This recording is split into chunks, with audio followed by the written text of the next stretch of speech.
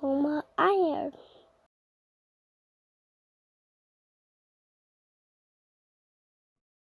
Oops. There we go. There we go. There we go. So, hope all is well. Hope everything is fantastic. Effin' General Norman, thank you again for continuing the subscription to this delightful slice of the internet I have here.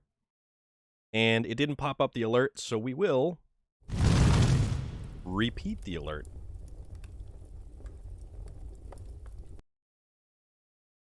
Because it is appreciated. So you are putting in your 2-week notice because the day job is getting in the way of the growth of your side gig. Which, it's a hell of a side gig you got you get going there. But yes, thank you very much, sir. I do greatly appreciate it because every little bit helps continue this this weird little corner of the world that I have going here. This infinitesimally small little sliver of the internet I claim as my own to bring this wonderful goofiness to you. And today's wonderful goofiness is a continuation of yesterday's wonderful goofiness, where we're going to play some more SnowRunner. Because I am, in fact, Storm of Iron, and this is SnowRunner, Phase 4, Oblast, Omar, Russia. And we didn't make a whole hell of a lot of progress yesterday. We opened up some of the map, and by some of the map, I mean we opened up a good portion of the map only because we were able to get to 3 out of the 4 watchtowers. Currently, we have virtually no supplies available to us. Let me just check one thing here. What does this warehouse have for stuff? If I can get to it. There is so many metal rolls. Okay. So that place has metal rolls. This is the steel mill. So I got to get stuff from there over to there. Yeah. General Norman, you missed quite a bit. It's entirely worth it. There are a lot of new content or new truck content available to you, especially if you bought the season pass. So if you have the year 1 season pass, you get a ton of trucks. I believe 4, actually. If you get the season or year 2 pass, which they just released the other day, you will also get a whole bunch of truck skins. And this is Phase 4. This is the 4th giant chunk of DLC that they have released for this game. And it's pretty cool. It's pretty cool. There's a lot of neat stuff that's available. I am currently trying to figure out sort of how we're kind of getting things to work here, because there's a lot of new stuff, and bridge to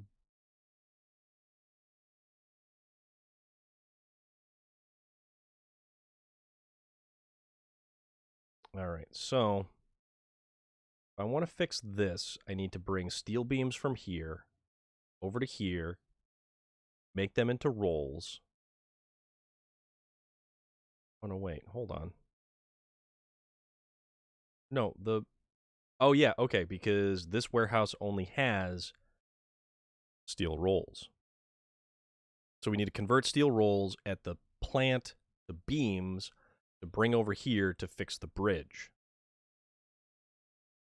But we also want to landslide on the path. See, there is so much that we need to do in this game now, because we're on a whole new map, and we don't even gain access to the entirety of Omar or Amor, Russia, because it is closed off to us. This guy right here. So gateway to the Cosmodrome. It is closed off. So we need to figure out how to do some of this stuff. Bridge to island. What is bridge to island?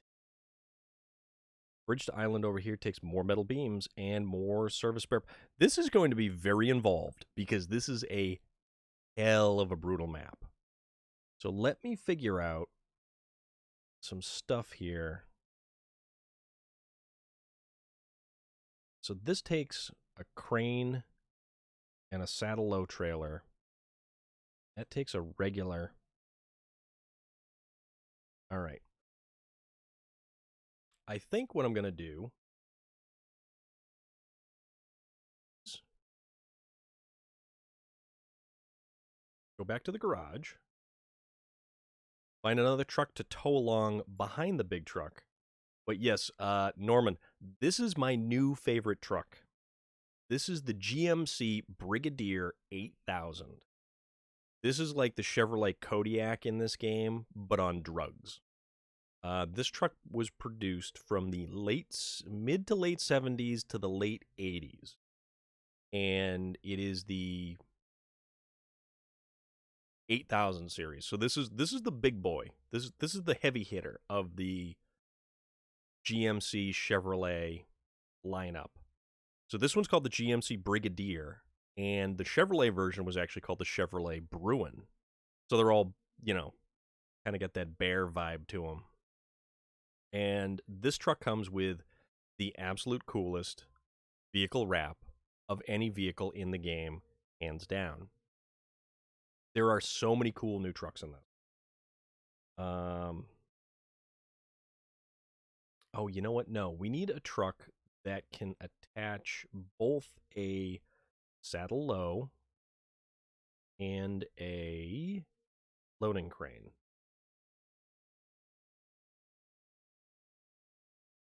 Okay. So this one can do both.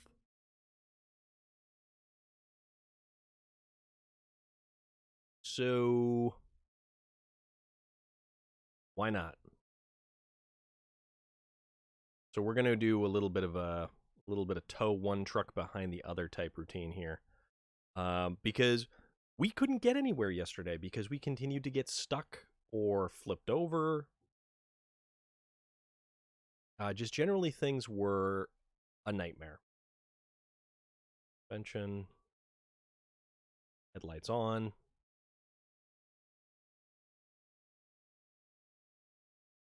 So let's try to do, or at least kill like two birds with one stone here. We've also been given the option to turn on the engine of a winched truck. It's kind of cool. Let's see. All right. So now let's plot the course because we need to figure out how we're doing this and where we're going from here.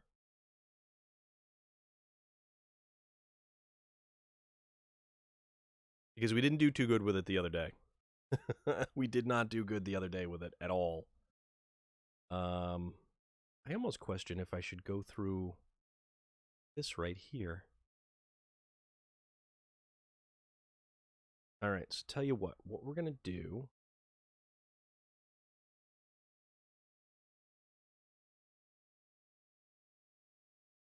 Because it really is super helpful lately to plot the course with these vehicles. Because these maps are just atrocious.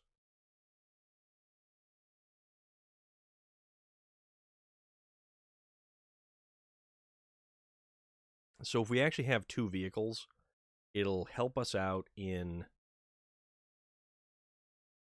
any situation where we may get stuck. Also, I should go check out how to unblock this landslide because it would be beneficial to be able to get through there.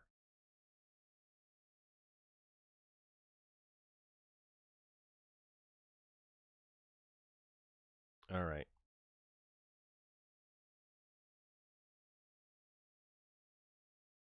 And then we have to try to make sure that we don't actually pick any place that has thin ice that we can fall through.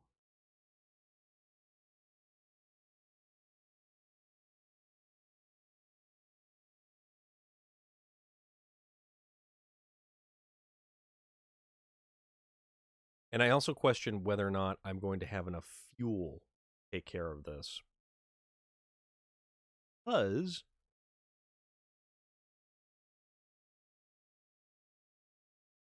this is a long way. This is actually a considerable distance in this. So what we're going to do... Gotcha. So what we're going to do is we're going to try to get here to get this trailer. This trailer needs to go all the way over here. But we also need to take another truck over to here to flip this trailer over, gather these pieces, which is 1, 2, 3, 4, 5 pieces over there. So that's a full trailer load. So currently we've got we've got a hell of a route ahead of us. This is impressive. So also, as I was saying, I'm not sure if you caught it, but this truck right here, the GMC Brigadier 8000.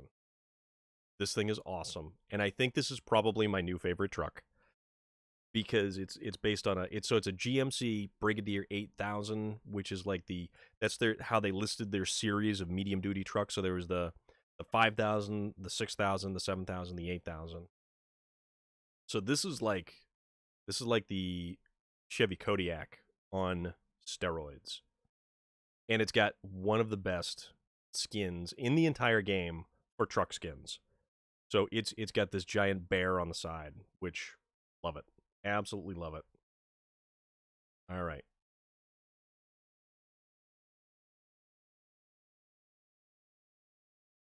So let us get on the way here.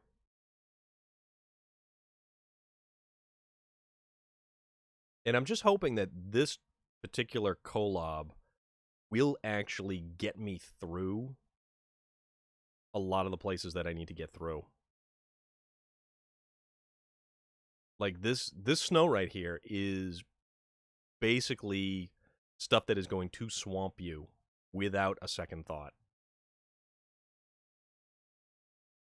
And this collab being one of the biggest trucks in the game, usually is pretty unstoppable. And I'm kind of hoping for that as I make my way through some of the stuff that I was having a significant issue with yesterday.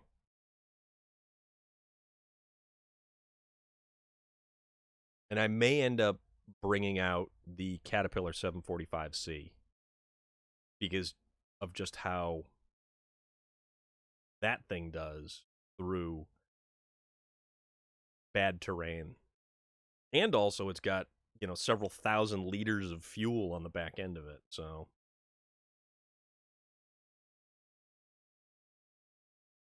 also I just had a bagel.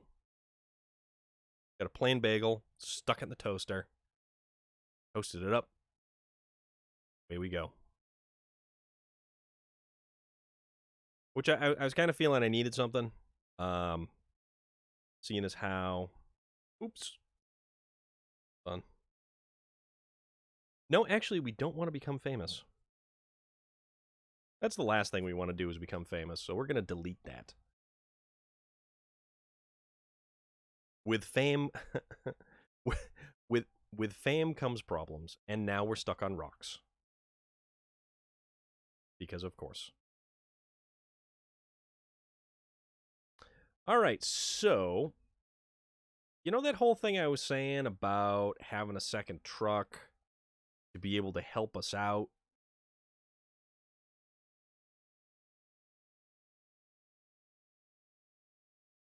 This is where, yeah, this truck right here is probably one of the coolest.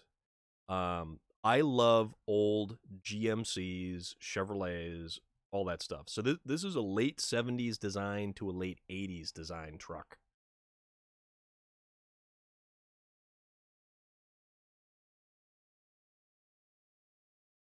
Come on now. There we go. There we go. See, this is where the tandem truck thing actually kind of comes into play. Having a spare truck right behind you, so if you were to perchance get stuck on a rock, exactly like I just did, you can get out of that situation. Or else you can have a lot of what we did yesterday, and that was flop around like a fish trying to make it through. So we've actually got 3 American trucks that they added to the game. We have the GMC Brigadier 8000. We've got the International Harvester HX 580 and a Caterpillar CT 681, which is the industrial supersized version of the Caterpillar CT 680. Sasquatch 39. We are giving things another go this evening. So we've decided to bring out the big guns.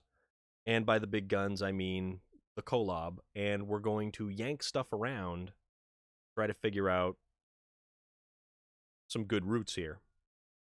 So I decided to grab the Kolob with the GMC Brigadier. So even though the Kolob only has the high saddle, we will be using this to try to get the regular trailer for the quid pro quo task. And in that same area is the cobbler task, which requires a low saddle and a truck with a crane arm to lift the spare parts.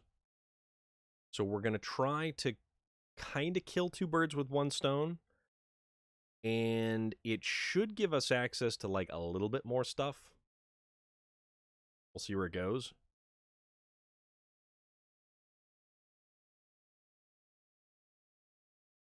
So in regular maps, like Alaska, the Brigadier and the...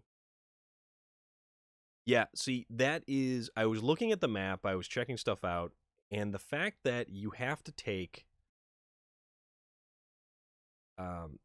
coiled steel or the steel rolls from the warehouse to bring them over to turn them into steel beams. So you've got a lot of back and forth and logistical nonsense to really take care of. So there's that. All right, so I'm going to release this winch because I want to go over here and get the other task for the landslide, which I thought I had, but apparently I don't. And I don't know if I will be able to get it because that looks icy, and I probably should have used the GMC Brigadier. Oh, that's very icy.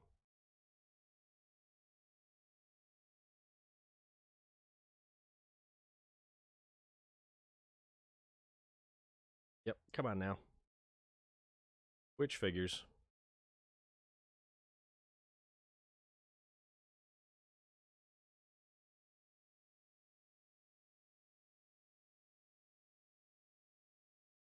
There we go. All right, I wanted to get this task before I continued on to kind of loop around that whole other area.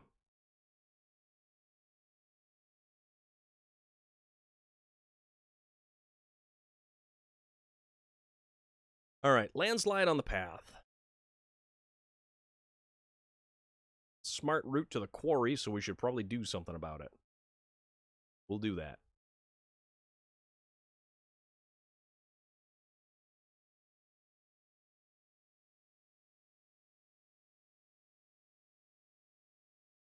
Oh, come on.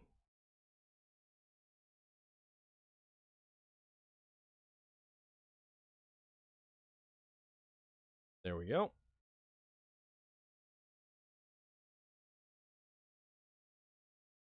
All right, that's not good. Nope, nope, nope, nope, nope, nope. Winch that, winch this. There we go.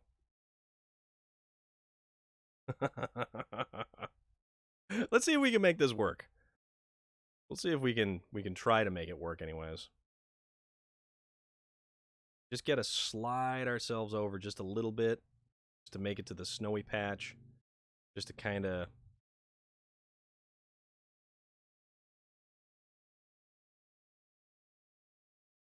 little bit further.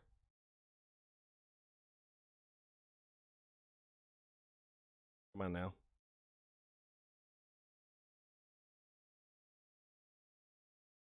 Seriously?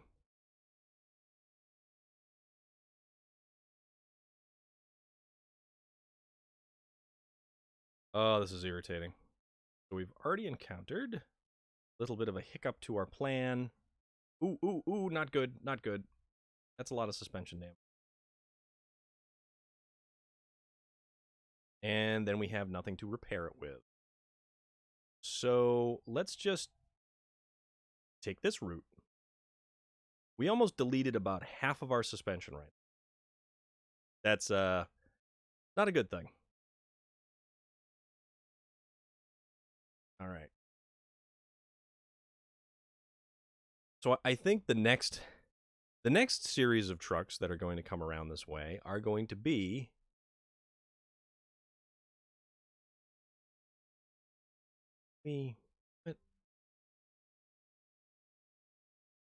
Yeah, so the next series of trucks, who needs suspension? So when your suspension is completely damaged and completely finished, your truck goes from having a lift to the axles riding on the frame. And it gets kind of an interesting ride depending on what truck it is. How does one even get up there? Huh. No, you can't even really...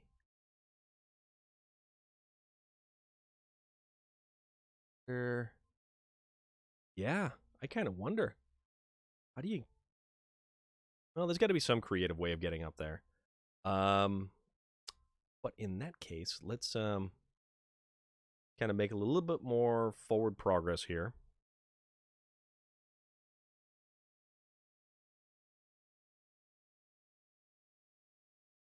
Get this truck back down, form up our little convoy again, and continue to move forward.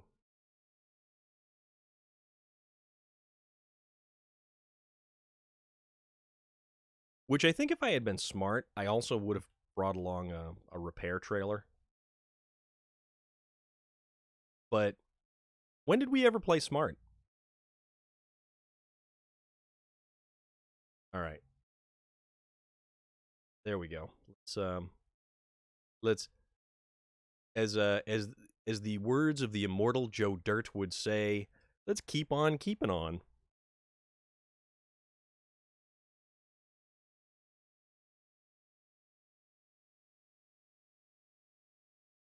So I'm going to try taking a different route around the small little pond, and I'm going to cut in sooner as opposed to later and not go around the direction that I went before.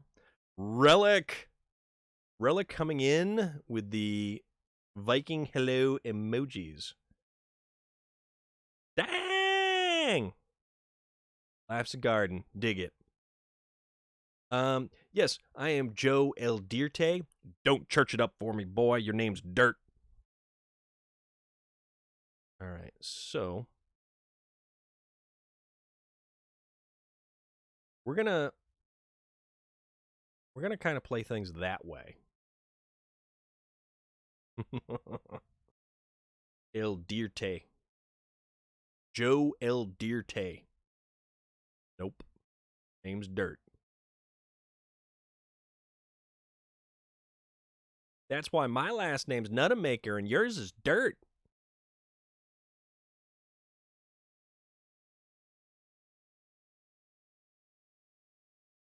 I'm only helping you out, son, on account of what that Buffalo Bob character did.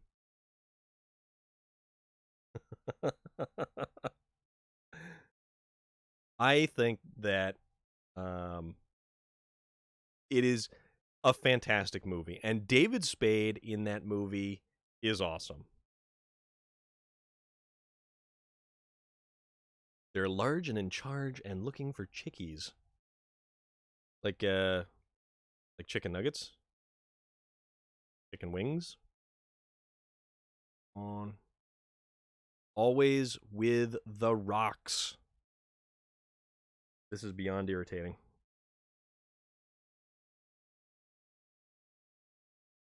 The second one wasn't nearly as good as the first one was.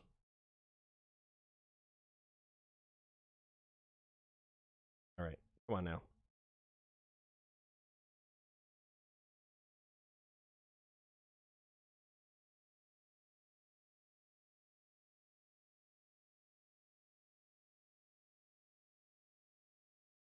Are we going to play this game again? You know what? No. No. Not going to play this game.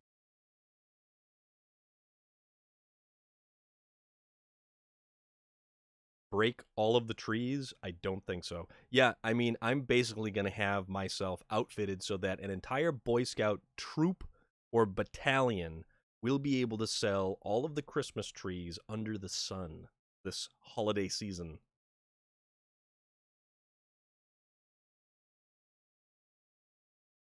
Really?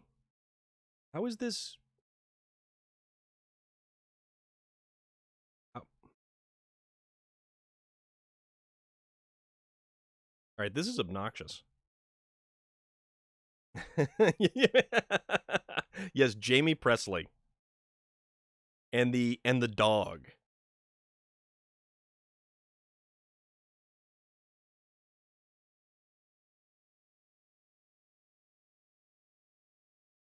And then whoever could forget the you're talking to my guy all wrong.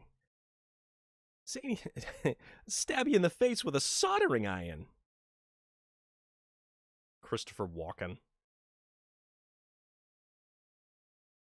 All right, come on now. Oh, you know what? Maybe it's because we didn't have the differential lock on. Let's give it another little shove and not move it one bit.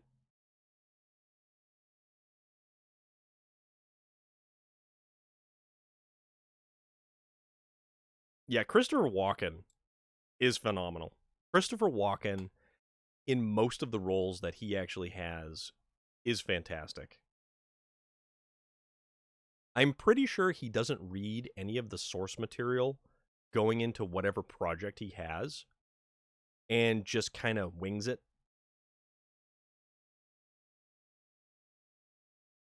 All right. Okay. So there we go.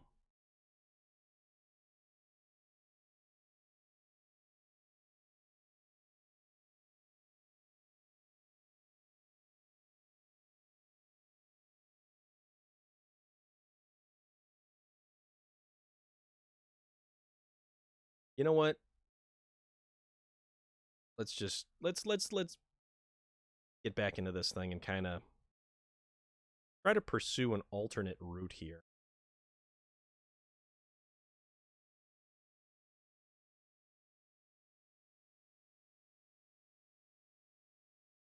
Why are we still on rocks? Why is it that these things are... This is insufferable.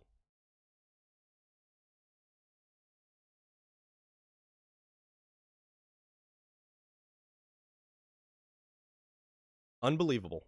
Unbelievable.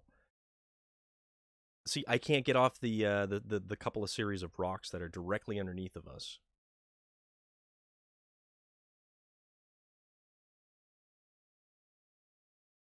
There we go. There we go. Come on, come on, come on, come on, come on. A little bit more. A little bit more. There we go.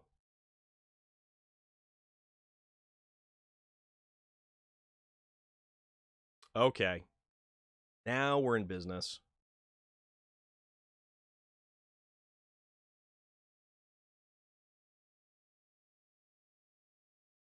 All right.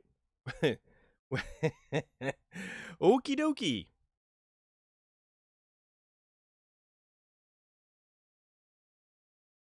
Oh, hey. Call of Duty Black Ops installed.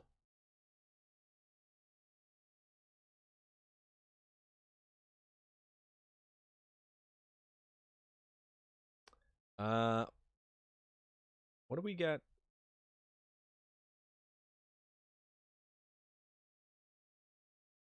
Why is this?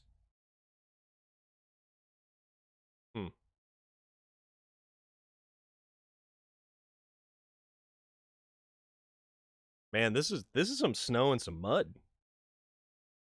This is some serious business over here. And we're already down to a half a tank of fuel, and we haven't even gotten anywhere close to our particular destination that we're trying to go for.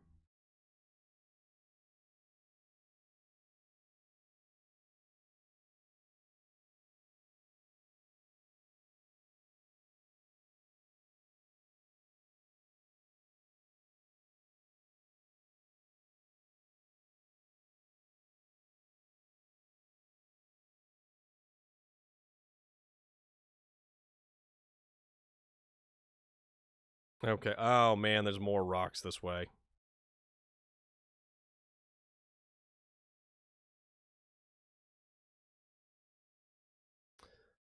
Okay. Maybe this was not the best direction to go in, but we're committed now. So let's roll with it.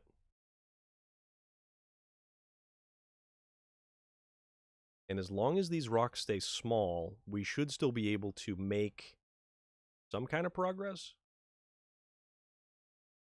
albeit laughably slow.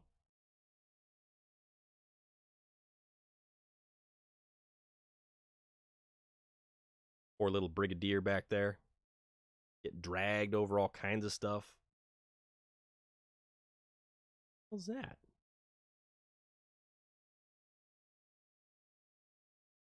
That is. All right. Which way are we going now? Ooh. This is why plotting a route will be helpful.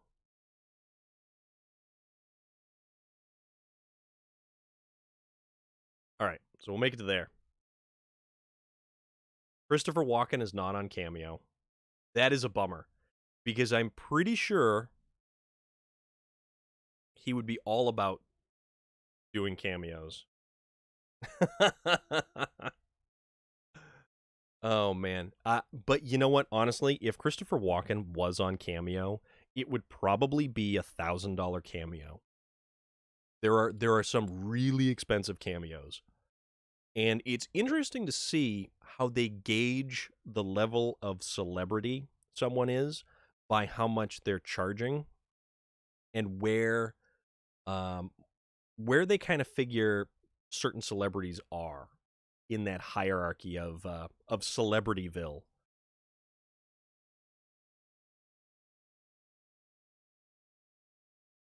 I'm telling you, man, that Ricky Berwick cameo for um for Puma, that thing was cool. That thing turned out better than I could have possibly imagined a cameo turning out. Like that was beyond hysterical. Like everything about it was perfect. And that's more mud.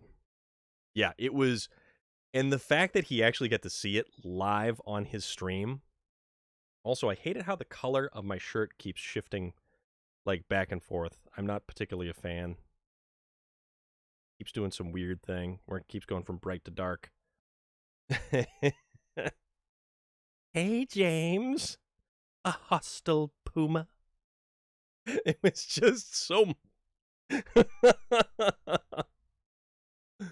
And now we have those as sound clips on his channel. So that is a thing. Wait a minute. I think we want to go. Yeah, this is unfortunate because we don't have the fuel to finish this. Oh, no, dude. No, don't. No, no, no, no. Well, I knocked over my own truck. So let's see if it'll right itself. Oh, it's already righted itself. What do you know?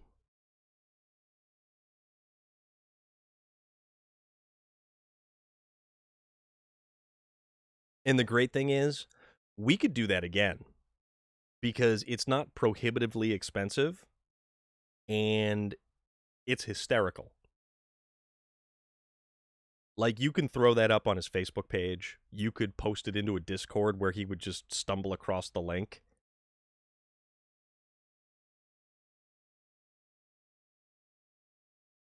Oh, what do we got going on? Why is this?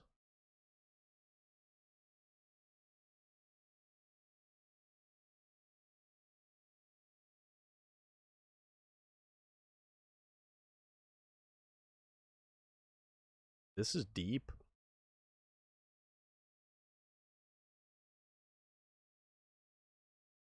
Kind of thinking we might need to run some fuel and a repair trailer out to us. So we'll see how far we can get. And we might end up breaking out the 745C Caterpillar to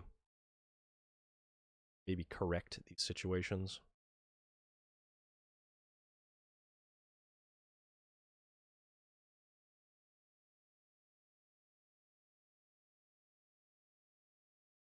But we have actually gotten further than we did originally, and that is a huge plus. That is a step in the right direction, marginally. Because ultimately, I would really like to.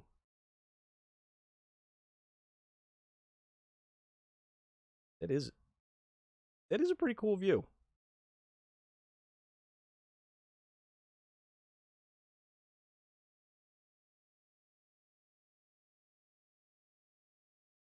I mean that is pretty awesome.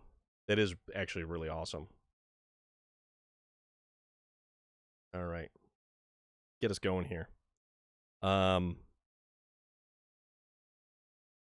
I really like the new GMC. So I was saying earlier, I jumped into a public game after the stream last night, and after I had goofed about and did all the stuff that I needed to do. I had basically gone around and recovered trucks in Alaska for someone, and the Brigadier, the GMC Brigadier 8000, was a monster. The new International was a monster. These new trucks in the old maps are just monstrosities. So I truly cannot wait for the new Zix that they have tucked away or hidden in one of these next maps somewhere. Also headlights.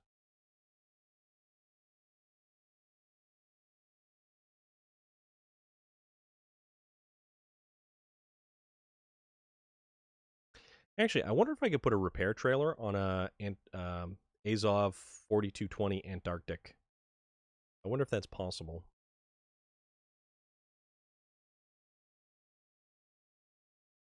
This is cool. And I like the snow falling. And just the lack of anything around here is so great.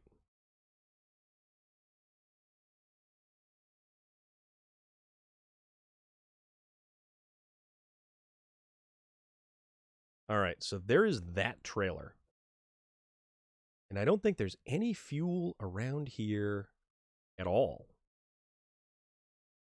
Sideboard semi. The ramp flatbed is that one. And that is the one that I need to bring all the way down here. And we're going to try to use the Kolob for this, but I also kind of figure we need fuel. And then I'm going to use the GMC to hook up to this trailer here. What do we want to do? Yeah, it's funny about that. Like, I understand that it's trying to make it seem like you're not alone and there's actually other people here, but it is terrifyingly lonely.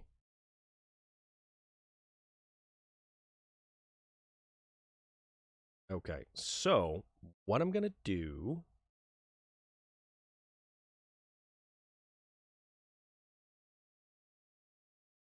Show task, okay. I'm going to hook up to this trailer with this truck. So I'm going to try to get... crap. I've got, like, next to nothing for fuel now.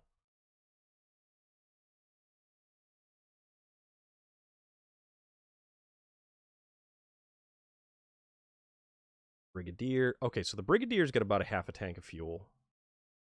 Where do I got to go with this one? I need to head straight and then our first left, which is this guy here, up to here. So we can try to start recovering some of this stuff up there. We'll see how far we can get with this, and then we'll see... Wow, you know, night actually gets here really quickly.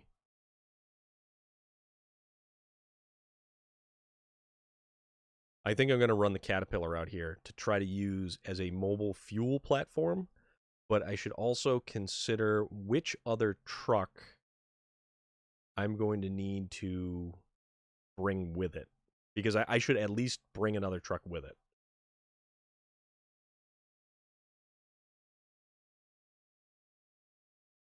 Also, what's that down there? Oh, it's the log zone. Okay, the log station is right there.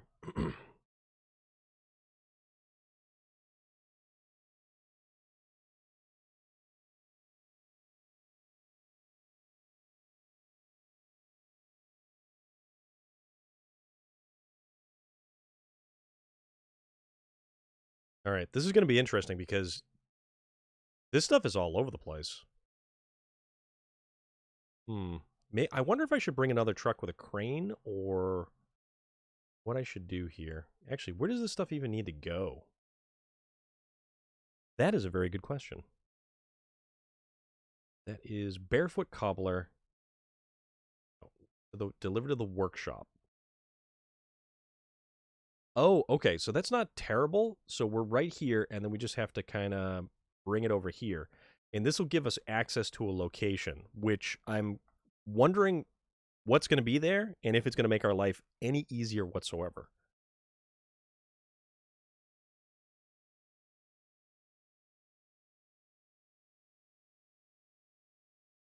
I don't even see. Where the hell is this trailer?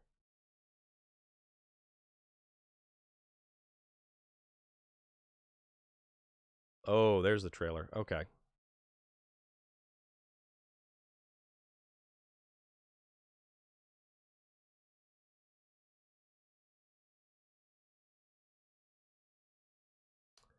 Oh, boy. All right. This is going to be long, but only due to the fact that. Oh, crap.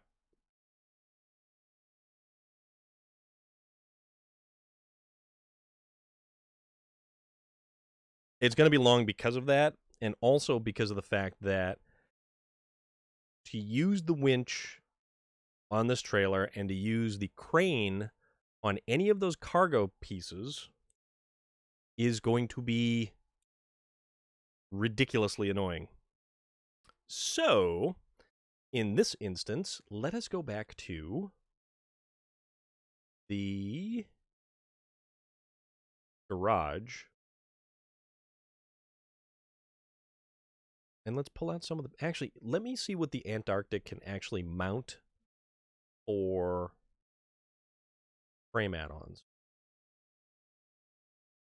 Flatbed. So nothing useful in this instance. Okay.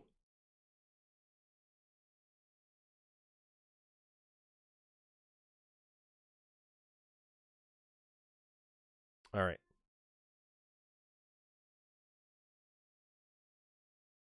We're going to want this guy. We're going to give this. So our fuel is. So we have 1,600 liters of fuel in this truck. And we're primarily going to use this truck to pull basically anything else that needs to get dragged around. And hopefully we get it to where we need to get it to. And now for the next truck, I think. Let's see. We might want to load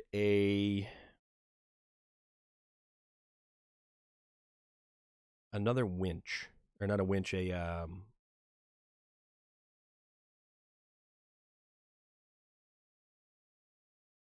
know, wait a minute. No. We need something that can take a lot of different stuff.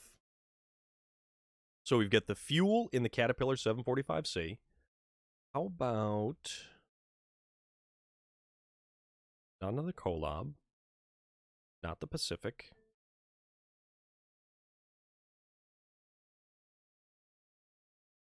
Let's see something here.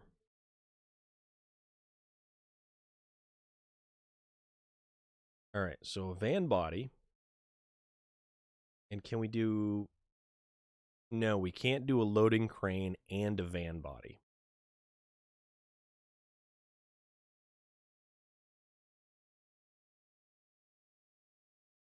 But we could do a van body and a saddle low.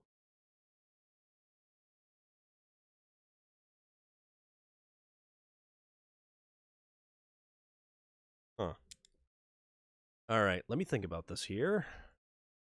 Because I don't think we're going to get... You think the Dan?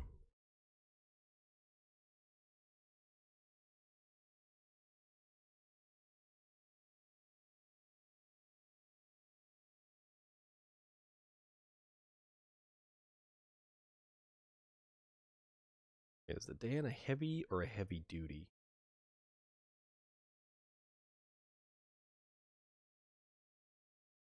I love that front push bumper. Okay, so the Dan is a heavy.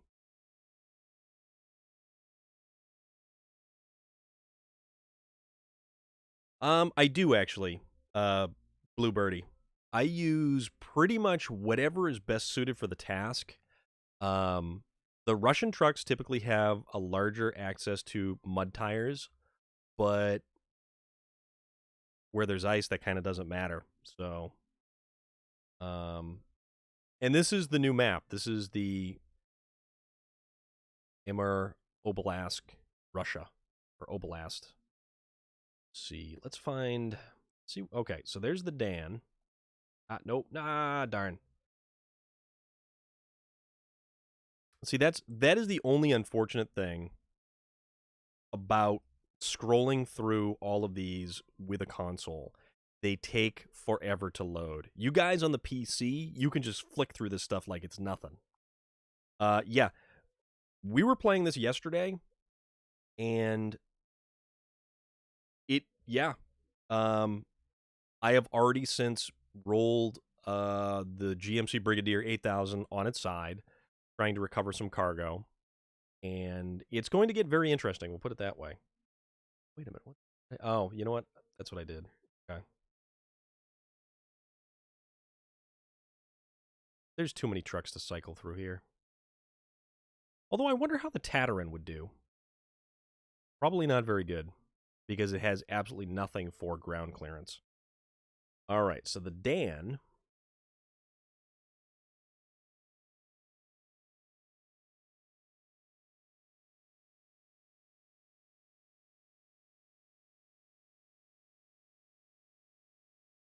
We get the big crane, or we simply... Our Kolob took a pretty solid shot, so maybe let's bring some repair points out there with this thing. Although I will need something... Yeah, I had my F-750 on its... Was it the F-750? There was a bunch of trucks that I rolled over. But I will tell you, the new trucks, the new American trucks, the International, the the new Caterpillar, and the GMC Brigadier are all incredible trucks. And if you take any of the new trucks and bring them to the old maps, they are fantastic. And it is so cool.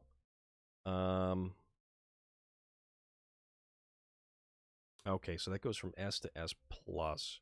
But that'll at least cover our repair points on this thing, because we do actually really need repair points. We've got, like, nothing.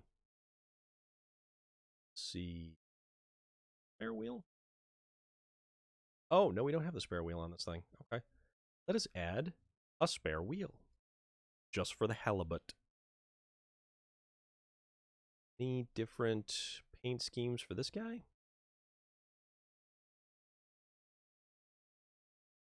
This makes me think that it's like a municipal vehicle going ready to round up some dumpsters. That is true. That is true. A service trailer. Yep. I really like the Brigadier. I really, really enjoy the Brigadier, and I enjoy the newest skin that they have for the Brigadier. Yeah, I could. Well, see, here's the thing. I could pull a service trailer, but then I would have to. Well, I've got fuel on the Caterpillar, but then I would have to. Well, I should actually have a flatbed. I should have a flatbed. So that, yeah, it'll be something extra to pull along, but we'll make do on this, I guess. We'll give it a shot. So, oh yeah, we can't. Yeah, I was going to show you the Brigadier and the new skin on the Brigadier, but we're in Russia, so I can't purchase one at the moment. Okay.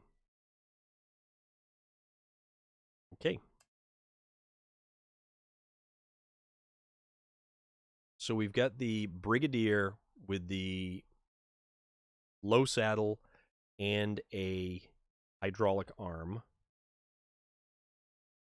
And then we've got the Kolob out there. Oh wait, no, we got to get a trailer. Almost forgot.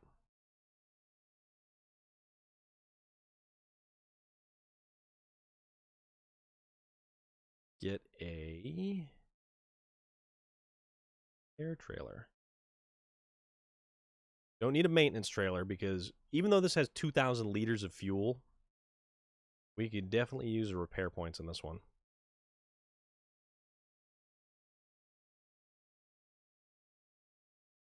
All right. Swap trucks.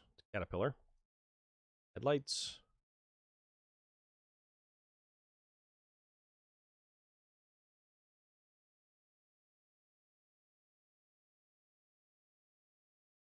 Okay. Now let's get this show on the road.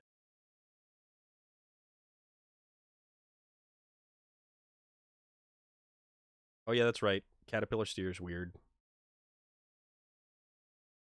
Forgot about that. I really wish the Caterpillar 770 was useful for more than just the giant rock trailers in the Yukon.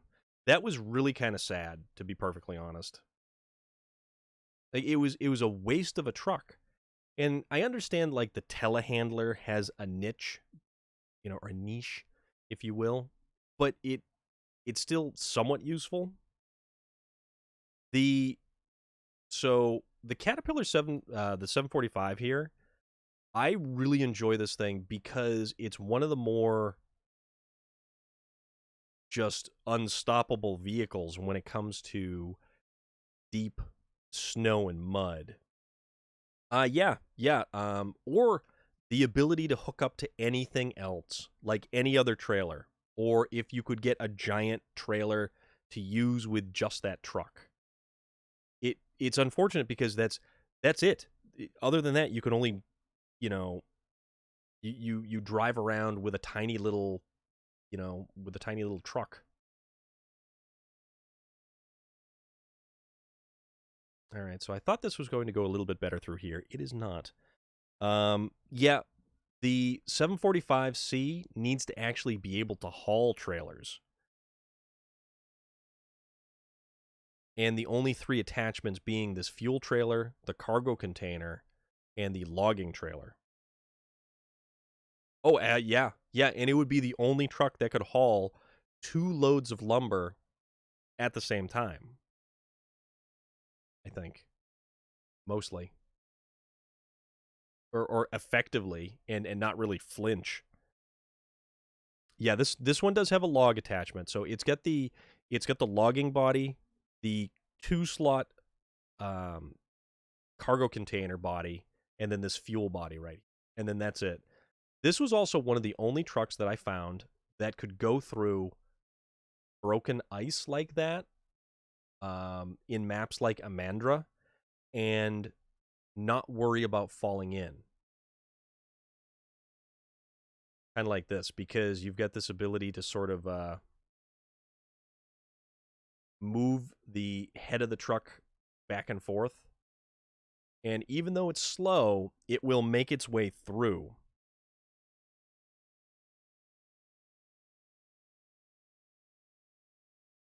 I think we ventured a little bit too far into the breakable ice right here.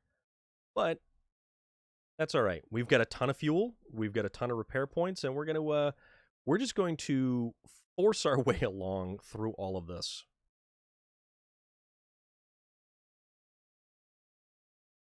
There we go.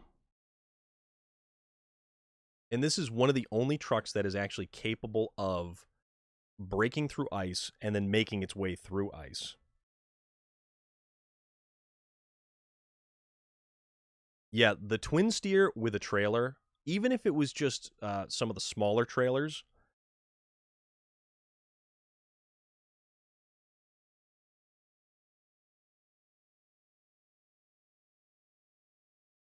Also, I didn't realize that there was this much breakable ice over here.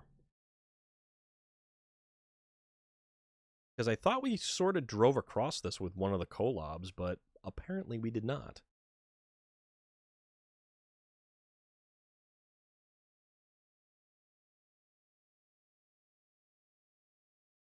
Just going to carve ourselves a channel right here.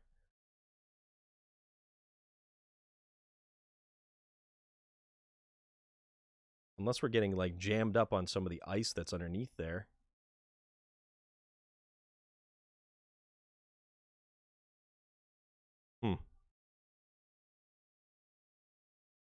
Pull all the bumper pull trailers, and yeah. So here's the thing. Because I am on the PlayStation, I don't use any mods. Because I don't want to deal with mods and issues with mods. Alright. For some reason, now we're kind of stuck here. Tell you what. Let's fire up the truck. And I like, with the newest patch, that they allow the ability to turn on and off the vehicle behind you. So, like, fire it up and...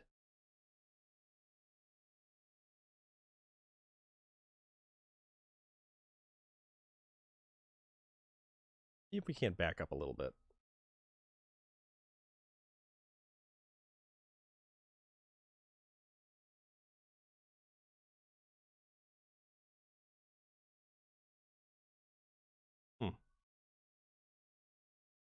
You know, I guess this ice is a little bit different than Amandra.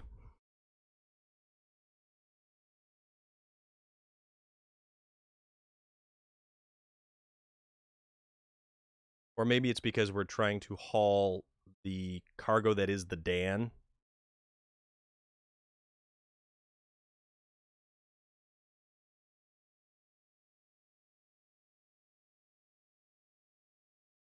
Yeah. You're right on that one. I don't like I just don't like having to deal with the mods and any issues that may arise from them. Yeah, Bethesda games you kind of have to actually get a completely different experience. Okay, are we almost out? We're almost out. There we go. There we go. Now we we have to go back for the Dan.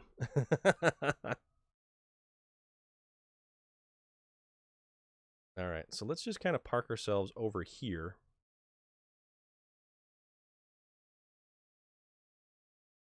Close enough? There we go. And pull.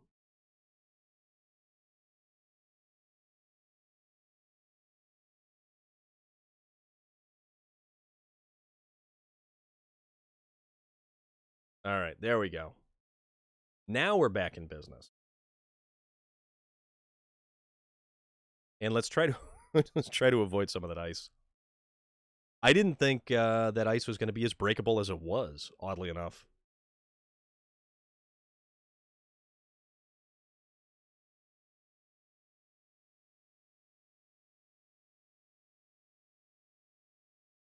Let us go around the big rocks because we want to avoid them.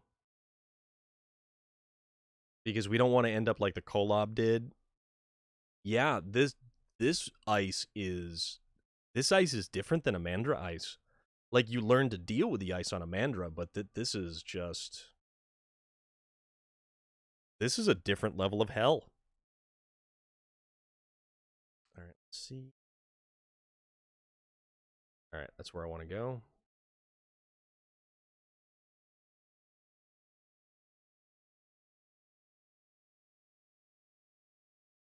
I really want to get the Zix. Yeah, you might be right. I didn't expect this thing to break through like that because I had a Kolob roll through towing the Brigadier and there was no issues. But now, not so much.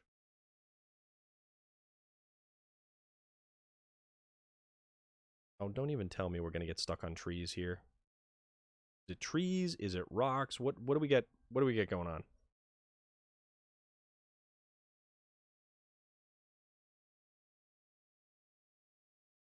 There we go. Use the Dan to just give us a little bit of a nudge. Yeah. The new Con, I took it out for a spin and instantly sunk it in the mud and realized why I don't use scout vehicles at all. Scout vehicles for me are almost, unless you're in the base maps and you just have places to drive around, a lot of the scout vehicles, short of the F-750 and the International Lodestar 1700, are garbage. With the exception of possibly the Tatarin, the the 420, because that thing makes mud look dumb, and it almost feels like cheating.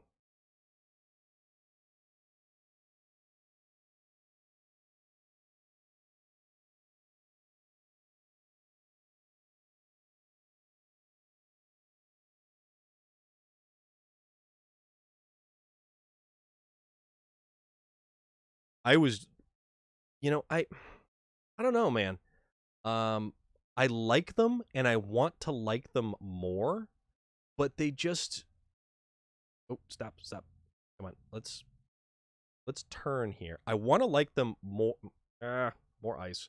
So I want to like the scout trucks more, but they just, yeah. The F-750. The F-750 is my go-to scout truck. Although it made pretty good progress through here, I still got it stuck really good and couldn't get it out to where I wanted to get it to go.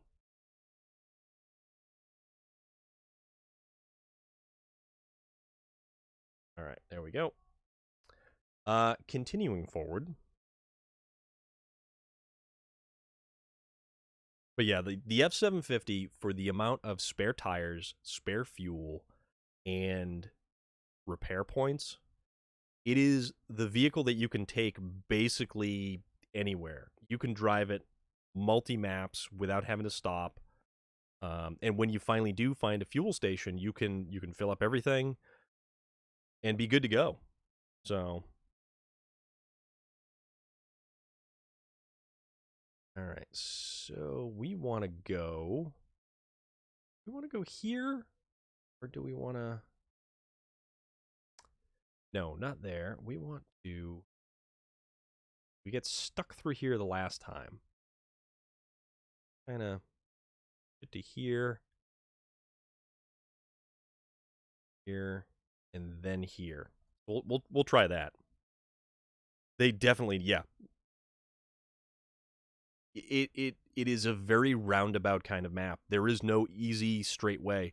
Even with Amandra and finally opening the garage there, you still had no straight access shot, but it wasn't so much like this that it was nightmarishly difficult. I mean, this is a whole different layer of hell that I have not seen yet in a game, in this game. But I love it. I think it's fantastic. I mean, this is a true, legitimate challenge to sit and figure out where you have to go, which task you have to complete, which vehicles you're going to take, because now things matter. Now you have to worry about where you're placing your fuel trucks, where you're placing your repair trucks. With so much of the map, almost taking full loads of fuel to get to just a small section, let alone not get back.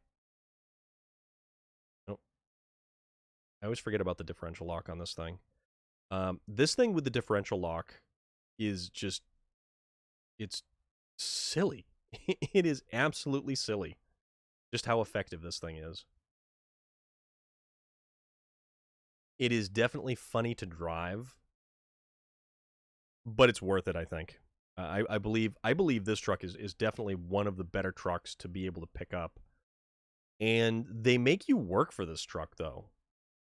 So in that second map on Alaska, you really do actually have to work for this thing.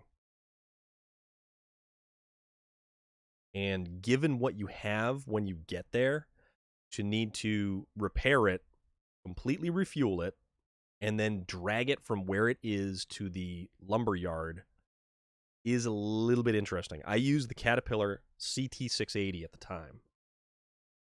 And I got to say, actually, I'm pretty impressed with the Caterpillar 681. I mean, it's a great truck. The new International, though, is also a great truck. And now they seem to be leaning towards that that whole tag axle, that retractable dead axle that gets in the way more often than not. Although I am glad that they finally did stuff like add the ability to lift and lower it. Like if anybody remembers early on, the Derry Longhorn 3145, where you could not go up a steep incline because the truck would beach itself and all of the tires would simply begin to spin.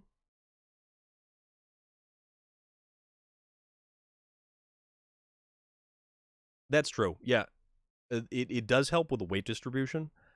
But the first truck to have it was the Derry Longhorn 3194. Then you get the DLC edition of the Western Star 49X, which was the one that you had to purchase, I believe. I think that was one of the few ones that you actually had to like put down money out of pocket for. And here's the thing though, with the DLC on this game, I bought the season 1 pass, or the year 1 pass is what they call it, and it was great. I had no problems with that, and I got a ton of content, and they still added additional vehicles outside of the season pass that you had to pay a couple of dollars for. I don't have any problem paying a couple of dollars for some of those trucks. They are just that good. And they're different. There's a variety of them. Although I will say I feel like I got a bit duped by the Chevy Apache, the 6x6, because that is a garbage vehicle. That has no purpose in this game whatsoever. It cannot tow a trailer. It has limited use and capability. We hung up on something? What do we got going on here? Turn on the winch truck. Yeah. All right, there we go. Even if we go slowly through all of this, we are still making more progress than we did last night. Which is to say, we didn't make a ton of progress last night. Like, much at all. We opened up a couple of the chunks of the map.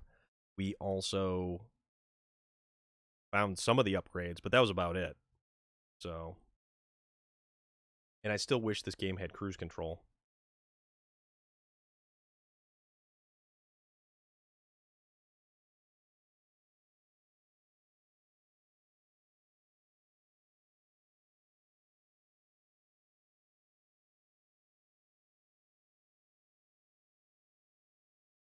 Too many emails come through.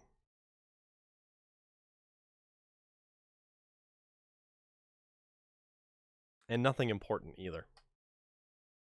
All right, so before the truck engine dies, you should probably refill it. Because if the truck engine dies, then the winch cable ceases to be functionable. Yeah, people complain about the out-of-pocket DLCs. Like, you get so much content with the pass, I just don't understand some people, and completely agree about the Chevy Apache. It's a solid turd. Yeah, Chevy Apache, not a good truck. And it doesn't feel like it fits the theme of SnowRunner. Like, I don't know. There's just something about that truck that doesn't fit in this game. It doesn't feel like it's supposed to be there, other than the fact that, oh look, it's a truck that's usually a pickup truck that's got 2 rear axles on it. Oh god, come on, let's go. All right, there we go. Up and over. Now let's get the trailer up and over. Oh, come on.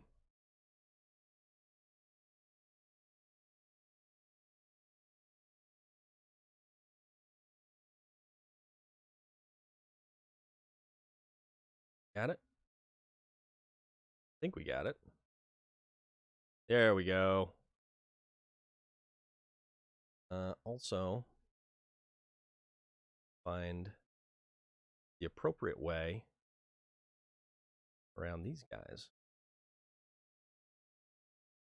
Because this is also where we got hung up before on the Chevy Brigadier. We high-sided ourselves on the rocks. Which was not a good thing. Not a good thing. But no, back to your point about people complaining of the out-of-pocket DLCs. They screamed about having to pay a couple of dollars for trucks that were not announced as part of the phased releases. So in this one, we got the International, the Sentinel, Con Sentinel, the Brigadier, and the International, in the Caterpillar, excuse me. So we got 4 trucks for free right out of the gate. And yet people are still going to complain about one truck that gets added outside of the DLC cycle for $2.99 or $3.99. I mean, granted, anything other than paying me to take the Chevy Apache, I really do. If it were something like a if it were something like a Dodge Power Wagon, like an old school military 3/4 ton Dodge Power Wagon, that would be one thing. That would be such a completely different animal, and make it be able to do something. Sure, put some supply points and some fuel in the bed of the truck, but make the truck be able to like hook up to a trailer or simply get from point A to point B without getting stuck on something.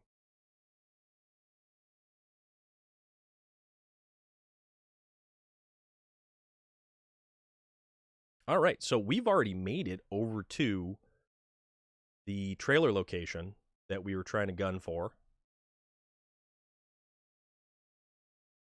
This is cool, man. I mean, I like the mist that settles in this valley, the snow-capped mountains and trees. This is awesome. This is awesome. And even though we are playing this today, most likely tomorrow or Friday we're going to bounce back to some more Assassin's Creed Valhalla, and we're going to continue to explore more of Ireland. Mostly because that game is beautiful to look at. Okay, so what I'm going to do now, I think, is simply refuel the Kolob.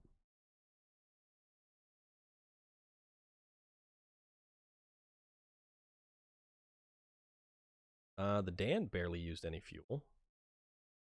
So we're going to try to finish this. Let's jump into the Kolob, and let's actually...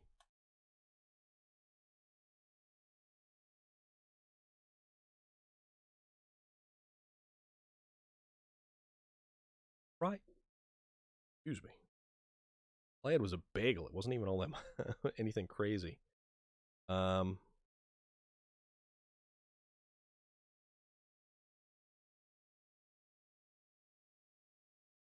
I don't know how this is going to go. So this is going to be...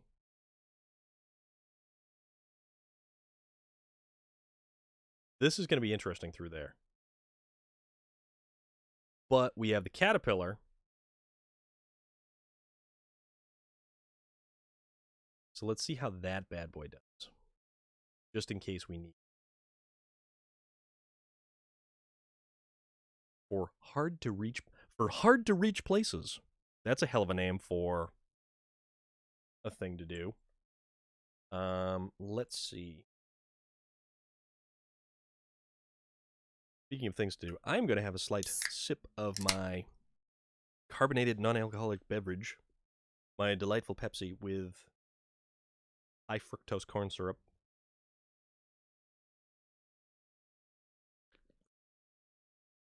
I was actually trying to get away from drinking soda, and I've been doing better, but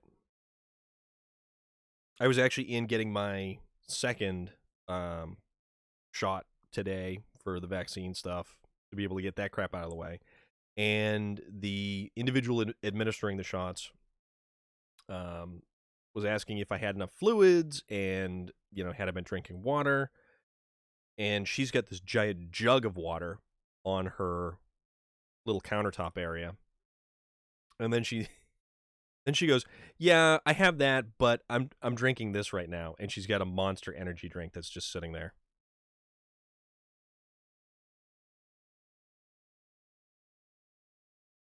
And those I have stopped drinking a long time ago. Absolutely, William Sterling. In fact, I will give you a bucket of high fructose corn syrup. But no, I stopped drinking energy drinks a long time ago. For one, they're ridiculously expensive. Also, William Sterling, how are you this evening? Yeah, it's 6:45 right now.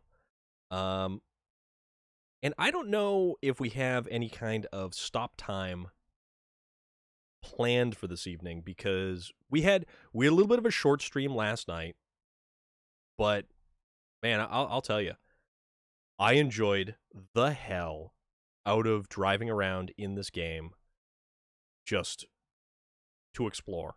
I mean, this was this was incredible. This map right here, and not knowing anything at all about this map, where any of the upgrade parts are, where anything is in this map.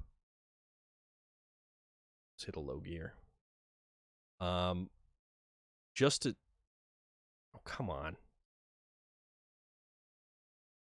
Off the rock, please. And thank you. So, just simply exploring this map in this game, this is great. I am having a blast.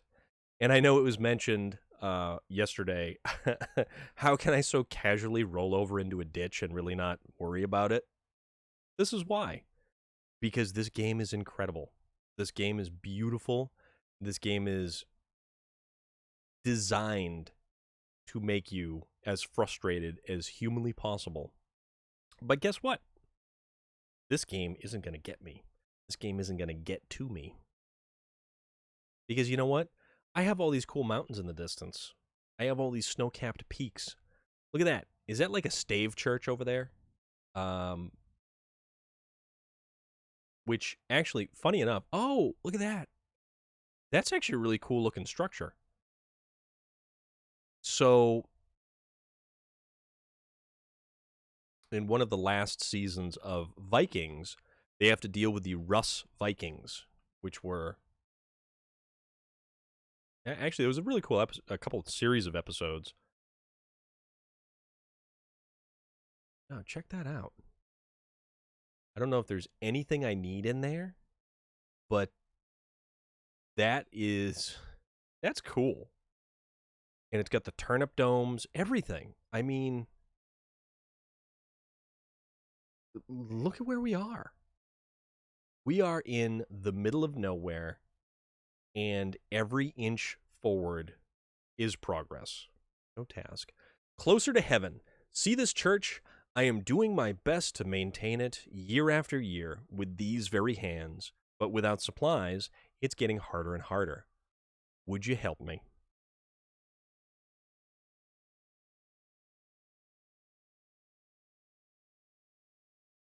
Lost a friend who was 21 years old, went into cardiac arrest. He drank monsters religiously.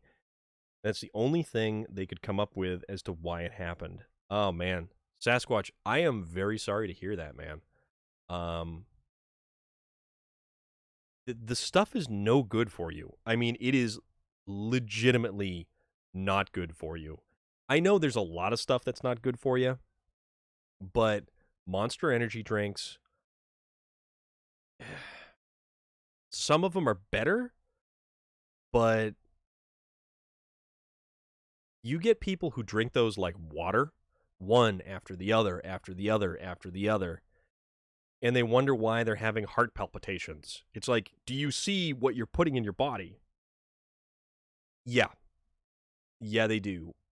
It's funny because my brother had insisted I try a new flavor, and the brand was called Bang, and they are, I think, sugar free is what it's what they're supposed to be is sugar free, and they're supposed to be slightly healthier for you, and they don't have nearly as many chemicals and stuff. So which way do we go? Do we go across this way? How do we do this? I don't know how this is going to work, or what the particular path through here is going to be. Also, I'm not towing anything, so I don't have to really worry about winching.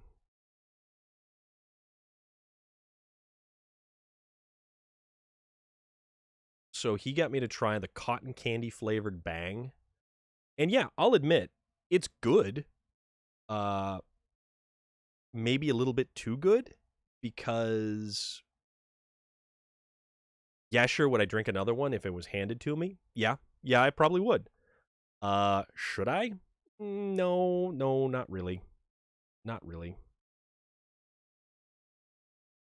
You know what? Don't even see. Let's let's just mark our final destination right there. It's just, it's got way too much stuff in it. My friend, actually, Sasquatch, who passed away about a month ago now. It's been about a month. My buddy was a large dude.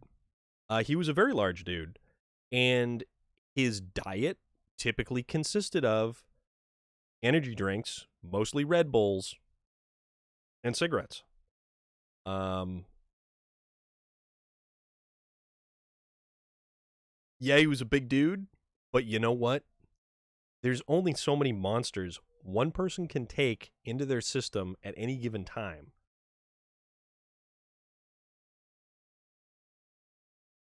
All right, so I think we're making the correct path through here.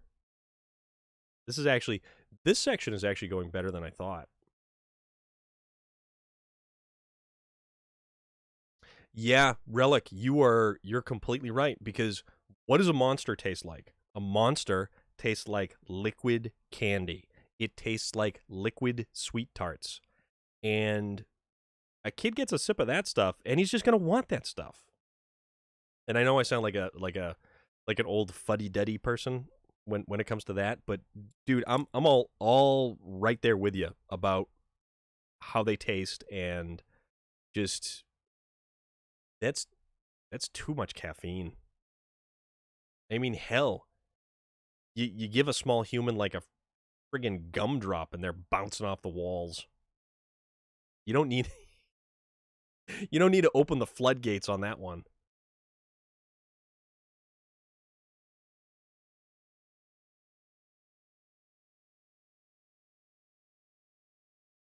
Then they're effectively moving through time.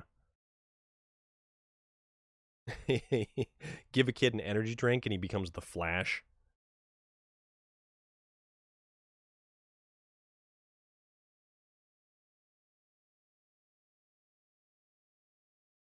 John Wesley Shipp, still one of the better Flash. Just saying.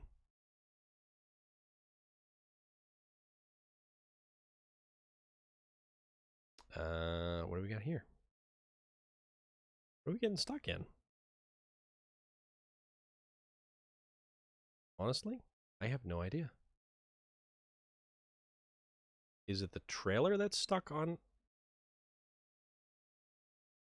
I think it's the trailer stuck on something.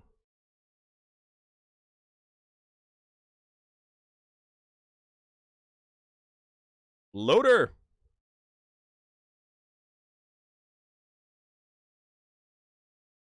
Even though it's sugar-free, yeah, what else are you ingesting? Never been a fan of energy drinks, have the occasional monster, but that's it. I mean, everything within moderation is fine, but you've got certain people who just simply, they are unable to moderate. We'll put it that way. All right, let's try shifting the trailer this way, and I just hope I don't dump the damn thing out. Tell you what, let's... Up.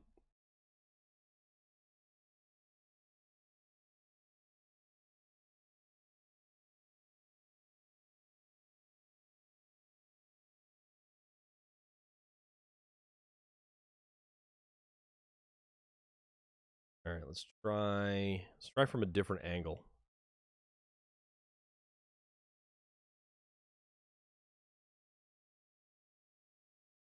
See, I hate this because I can never tell what I'm connecting to.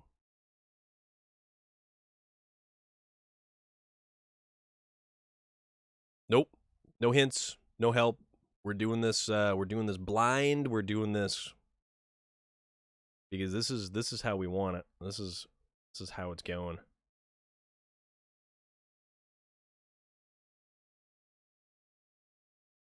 Let's try. All right, so we got a little bit of progress there. This is what I hate being on the console, is having to cycle through every conceivable winch point that there is.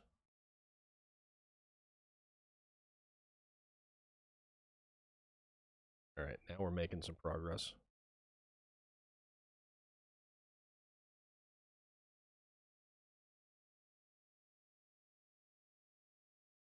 Just making sure that stuff's locked down. So I tried, and it kind of didn't really give me any...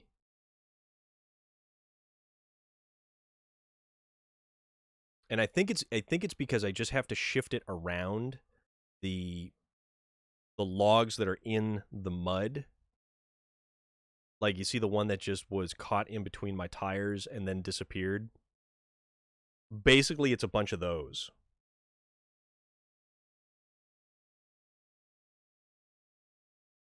Does anybody ever remember Jolt Cola?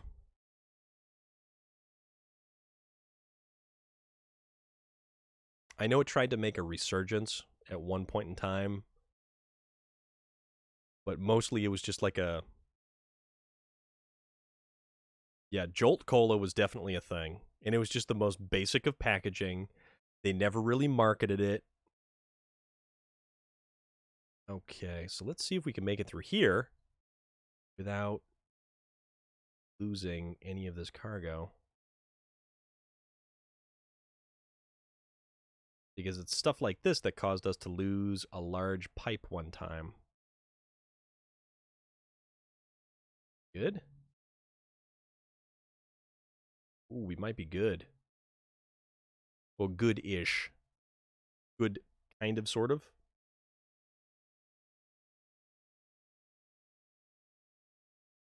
Jolt energy drink? Well, no, it was... There was a Jolt Cola, but they also had the... No, it's just Jolt Cola. They repackaged it. Let's see if it's still around. I have VT Outlaw. I have not found that truck yet. I haven't even made it out of the first map yet. Okay, Jolt Cola. All right, so Jolt Cola launched in 1985 as America's first carbonated energy drink. Jolt Cola. Let's see. You know what? There's still a website, so this stuff is still around. Yeah, they call it the original American energy drink. Where to buy? It's probably available at Oh, VT Outlaw. Totally okay. We're doing no spoilers, no hints, or no tips right now. So we are going through blind. So Amazon has Jolt Cola. Casey's General Store and Dollar General have Jolt Cola. All the sugar and twice the caffeine.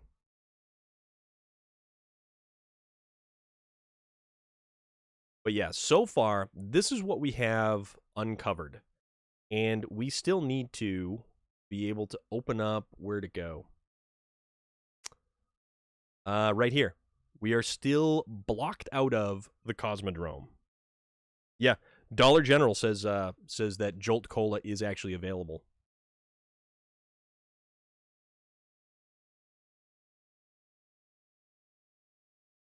I didn't realize it was like an 80s thing. Although now that I say an 80s thing, it kind of does make sense that Jolt Cola was a product of the 80s because, I mean, oh boy. And I swear to God, if this is where we come to an end,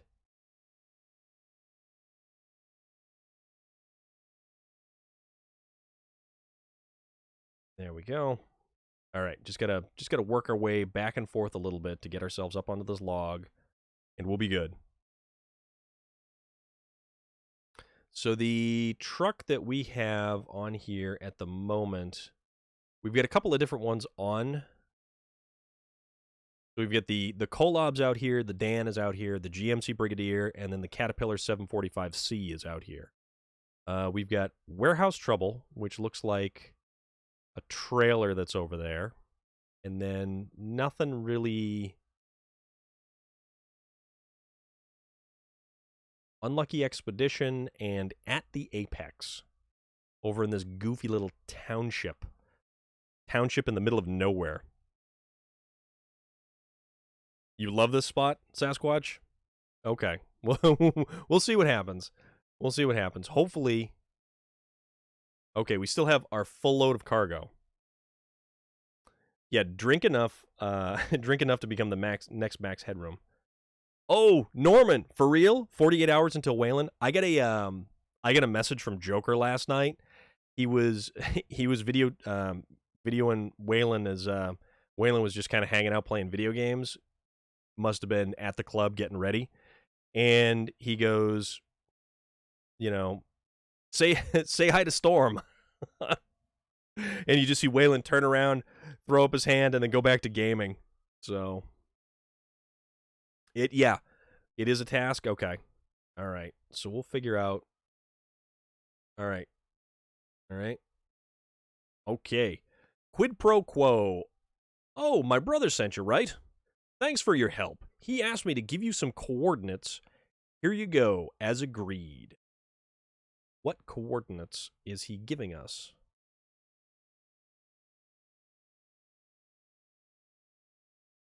No task. For hard-to-reach places, what should I do? I was making some deliveries, but everything is covered with ice, so the trailer slid into a ravine. How on earth can I deliver it now? Wait, can I ask you a favor? Of course you want to have me.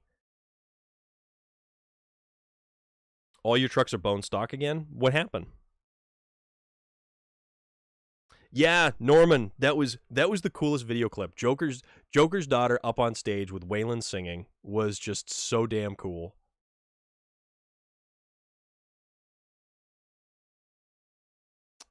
All right, so this is closer to heaven. So that's the stuff. Oh, medium logs, long logs, and metal beams from the log station, which we don't have anything to. So what the hell did this guy give us for... Oh, wait a minute. You know what we did? We also passed... Yeah, we're not going to be able to get in there with the Kolob. Maybe?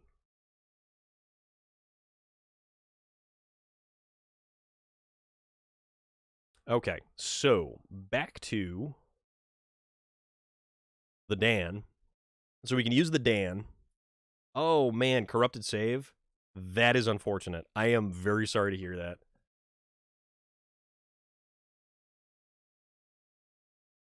All right, so move the Caterpillar out of the way.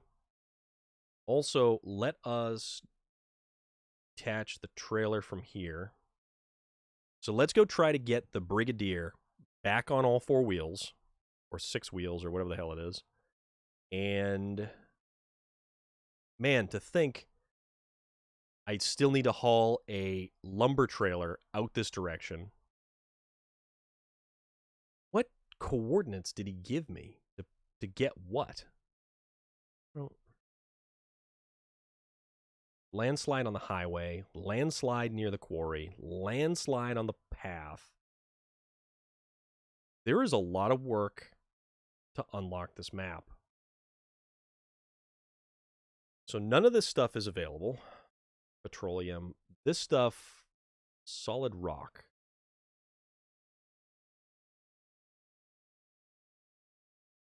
Oh, seismic vibrator. God damn. Evacuation point. Delivered to the evacuation point. Northern Aegis installation. Oh. Oh! Oh! Oh! You know, I haven't read up on that yet, William Sterling. That...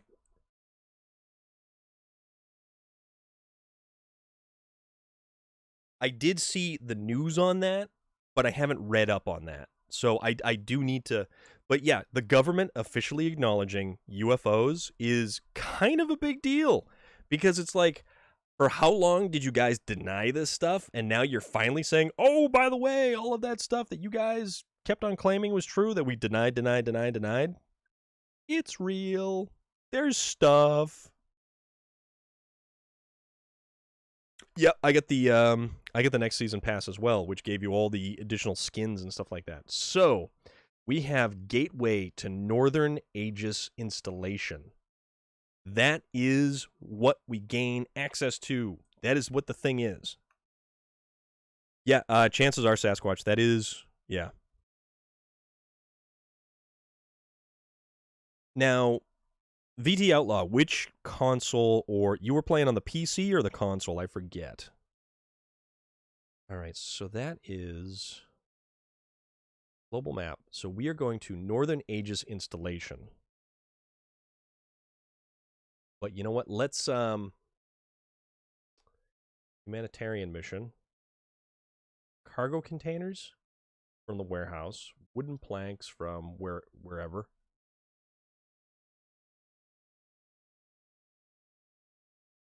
Power plant. Nothing there.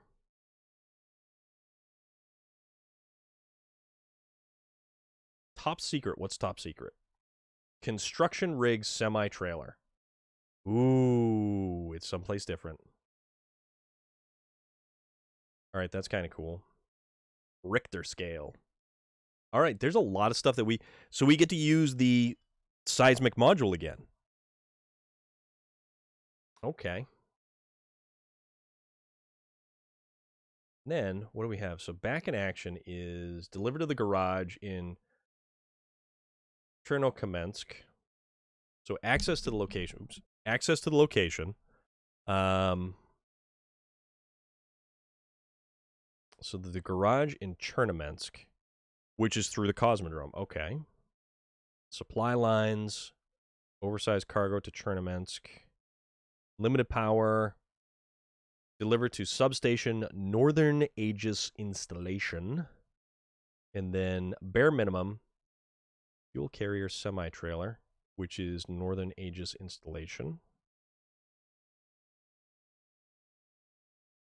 A heap of work. Oh. Okay, so this gives us... Okay, this is the one that gives us access to the gateway. So the landslide near the tunnel, which is this one. So this is going to clear the way to the Cosmodrome, which will...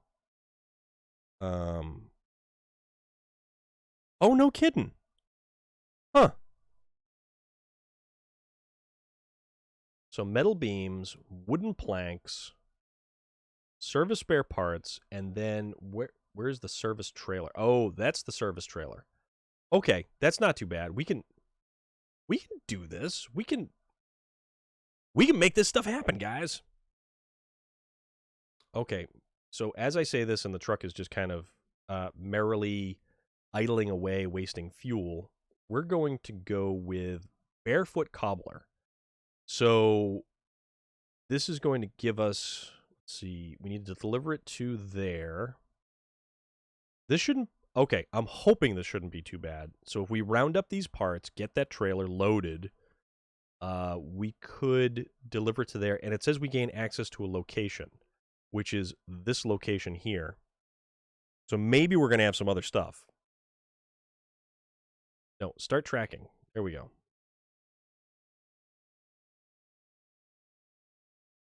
All right.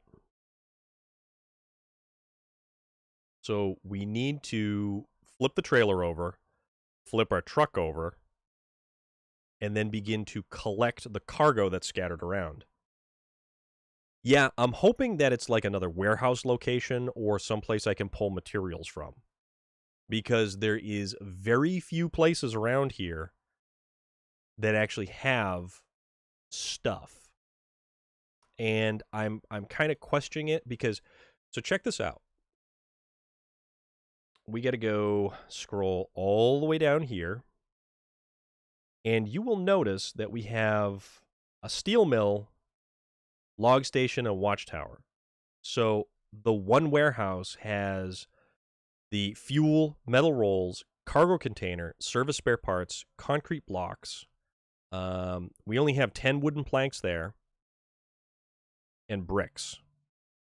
So we've got one location that has all of our stuff.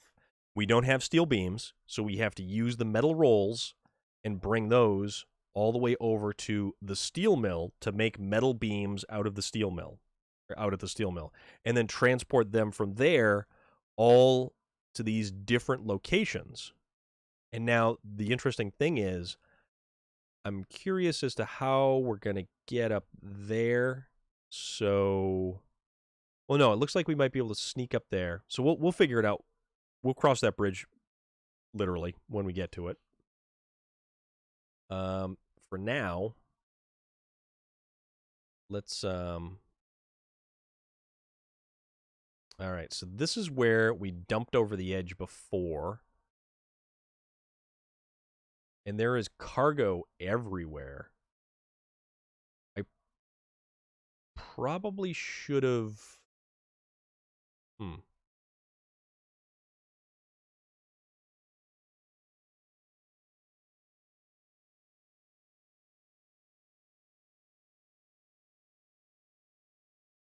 All right. Hatch winch. Do it to here. And we'll do that. And then casually...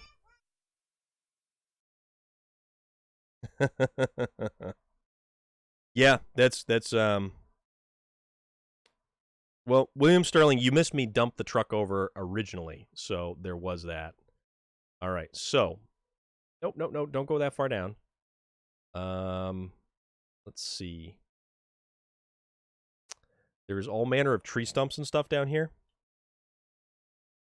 Yeah, there is a lot to this. There is, even though it may not seem like there's a lot, there is a lot to this. Okay, so that's a tree stump. Catch the winch here.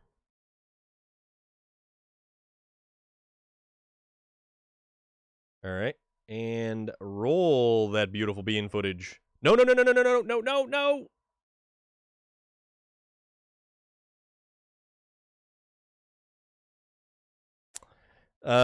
2 birds, 1 stone.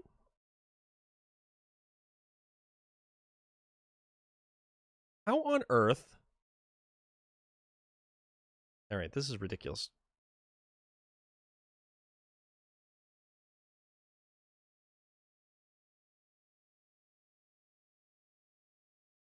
That's a tree stump there. All right, roll over. But don't play dead.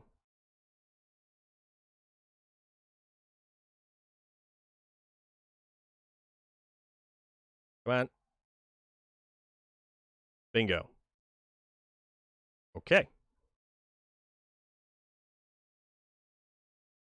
Okay. Release the winch. So that is 1. That's a tree stump. That is more tree stumps.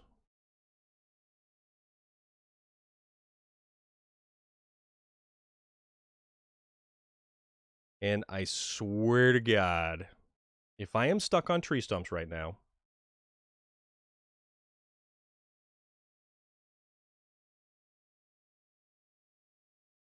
and the only thing that we have to actually get us unhooked, there we go. All right. Ouch. There is way too many tree stumps out here. And that's another one.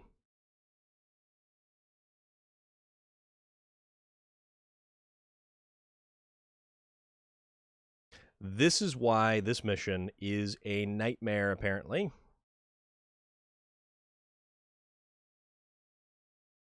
Is that another tree stump? And we're doing this in the dark.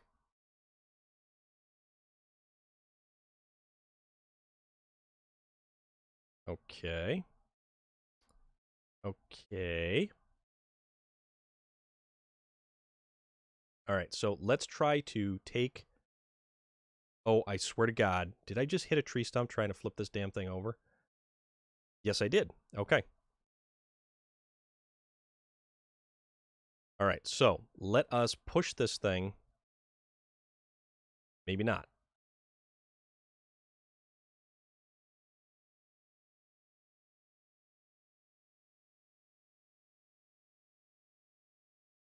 Don't go. Don't go. Nope, nope, nope, nope, nope. All right, this is going to get interesting. We'll just put it that way. So, casually, give it a gentle hug. No, no, no, no, no, no, no.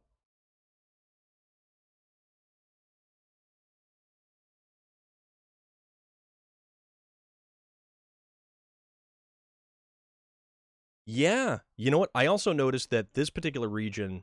oh, crap. No, stop, stop, stop, stop, stop, stop. This region actually gets really dark really quick, and there is less daylight hours to operate in. Or at least that's what it kind of feels like. All right, so we're sort of stuck between... All right, stop right there. Now, change trucks.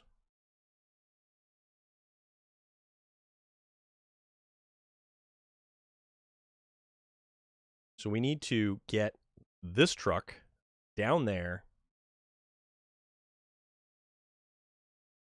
Oh, I swear to God, are we stuck on a log here too? Yeah, we are. Of course we are. Oh my God, we are wedged. Which is probably the only reason why this thing stopped rolling down the hill. Yeah, you're right. The nice thing about Lake Cove was the Northern Lights, and I feel that was probably one of the best visually appealing maps.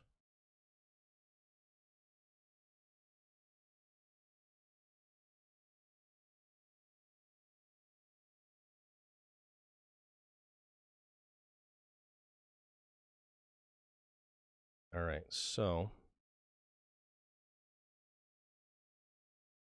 this isn't going to work with the configuration that I have right now.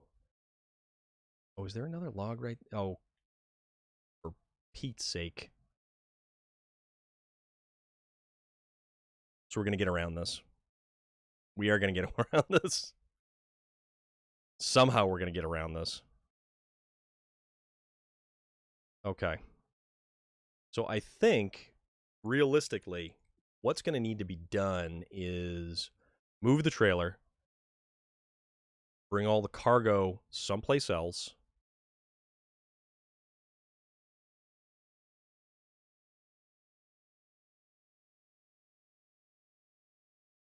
Bingo. Now,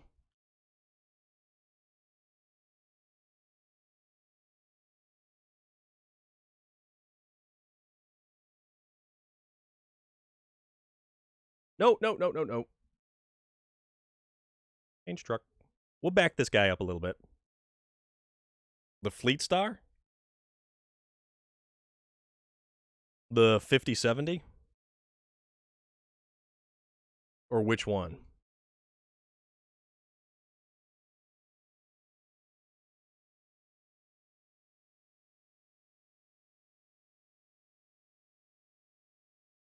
Oh, that's because there is a log right there.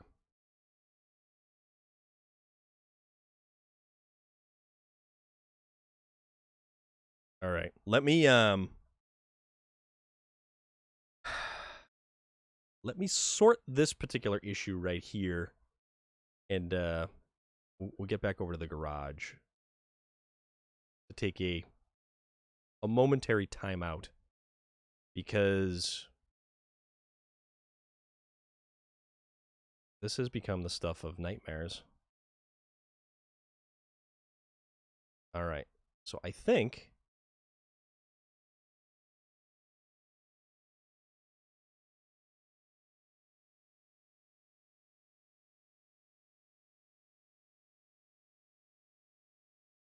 all right. So that's actually going to put us in a way better position right there.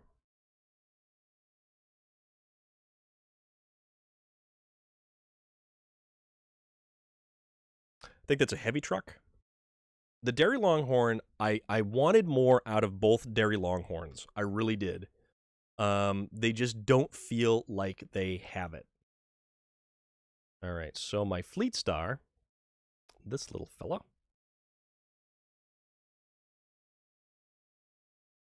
Use this one.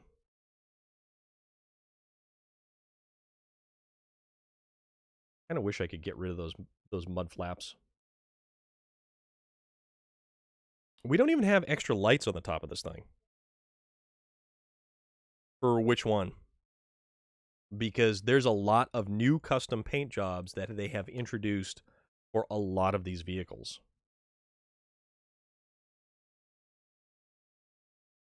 Snorkel, flatbed, winch, chain tires, race suspension, right engine. There we go. There's a lot for the...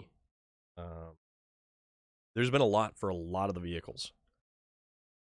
So I don't exactly know where I'm going to go with this truck, but... that's a fuel trailer. Semi.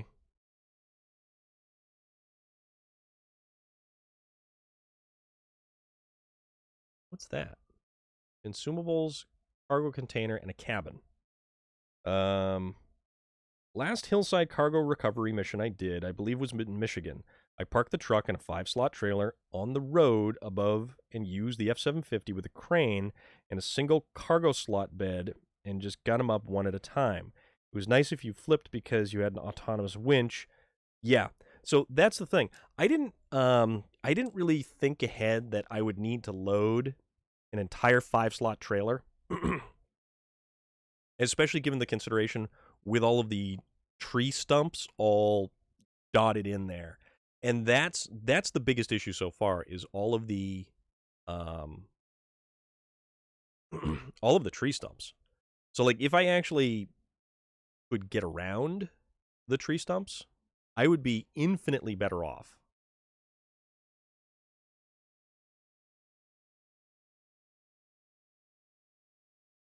I also kind of wish that there was some kind of crane attachment on a trailer. That would be cool, so that you could legitimately just park a crane anywhere.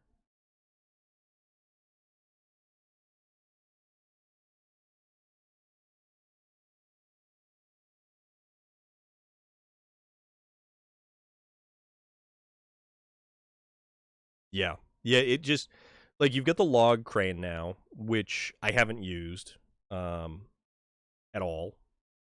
It's just kind of like an extra attachment.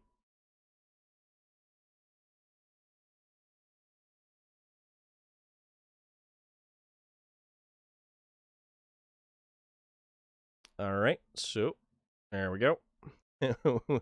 We went nose in right there. What's this? Oh, is this, what is this?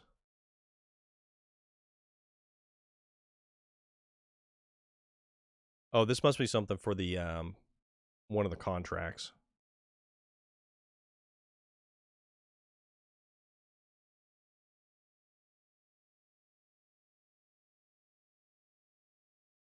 I do like this truck. This was one of my favorite earlier starting trucks as well.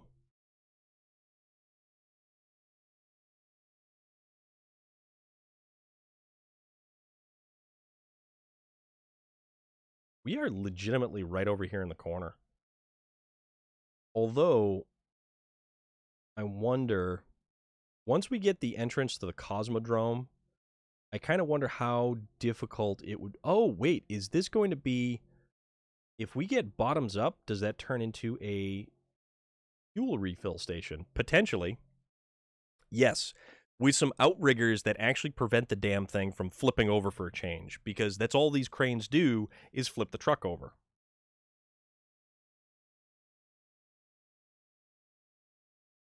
Which is irritating.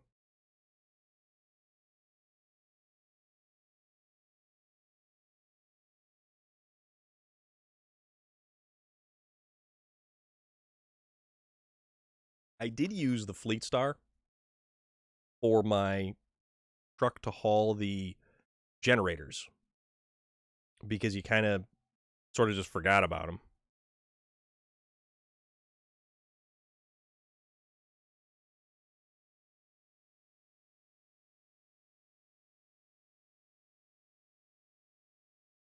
Like, the Fleet Star is a workhorse of a truck, but it is somewhat limited.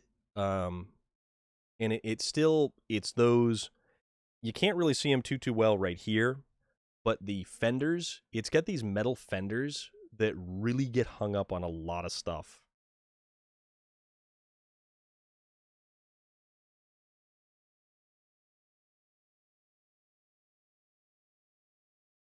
Let's see. Perhaps we can attempt to, well, I don't know if we can cross down there.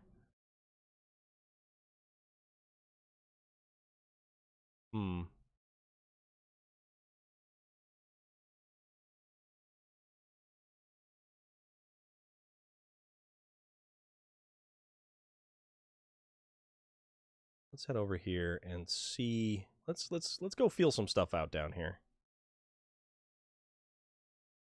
Although if we get stuck, if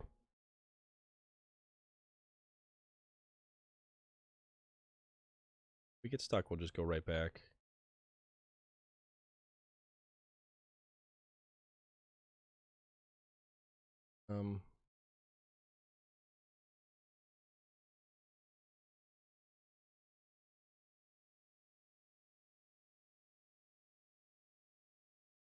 Bingo. See? That's how it rolls. Okay. I'm thinking that this flowing water, the White Western Star, yeah. One of your favorites is the White Western Star. Don't use it much because you personally think it's a little limited to what you can do, especially in the later regions. But see, yeah, you're absolutely right, and I feel that the White Western Star is definitely one of the classic truck styles for, truck architecture. That long hood. Oops. Differential damage there because we weren't paying attention. It's got that long, skinny hood that tapers down. But it does, I feel it has more of a ground clearance issue and a slight power issue. There's just some trucks that are just infinitely better suited for some of the stuff that they can do. You bought the Dragon shirt? Nice. Of the White Western Star VT Outlaw. I don't know if I can cross anywhere over here because I'm pretty sure it's most likely really deep. But let's go for a dip. And it's not only deep, there's a current.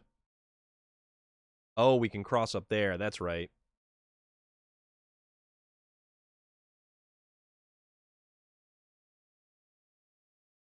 Okay, this might be a little bit deeper than I thought it was going to be. So we can gently drift downstream, listening to our radio as the water carries us away.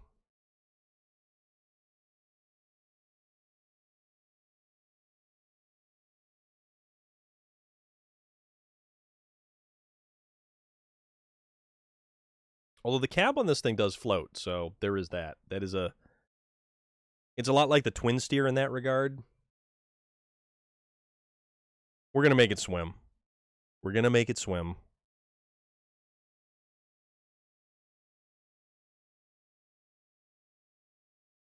But it gets no traction. So what we'll do is, all right, let's recover this guy. And then back to the GMC Brigadier. So let's disconnect the trailer from here. Right? And now let's start getting from high to low these bits and pieces of cargo. And just simply bringing this, oh man, the marks in the snow that that I've left are pretty quality.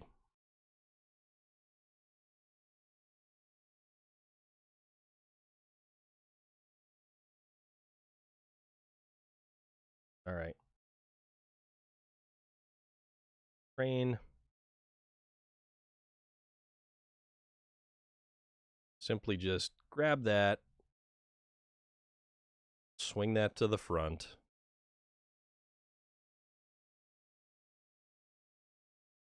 And pull it in taut, if you will. Exit out, and hopefully we can just simply descend slowly. And I say that now, and I say slowly, but I'm not really sure how well we're going to do with this.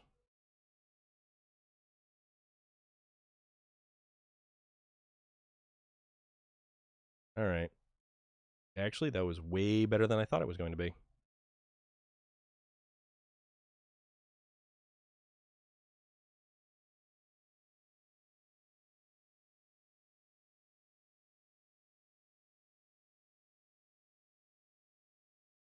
Okay. And as long as we just don't... Oh, we also have to take into consideration fuel for this thing, which I was not thinking of. But the Caterpillar is right around the corner, so that's not too bad.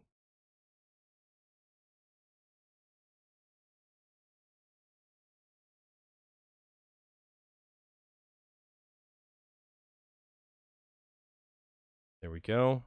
Hatch. Exit. Store crane. Okay.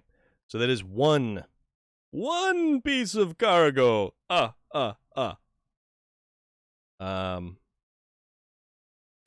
I want some Count Chocula.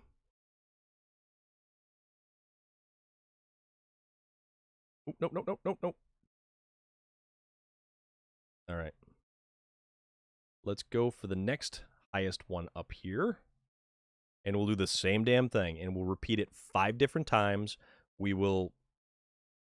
What do we...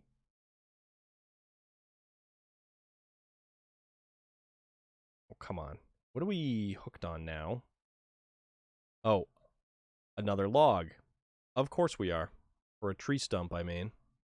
These things are awful. These things are awful here.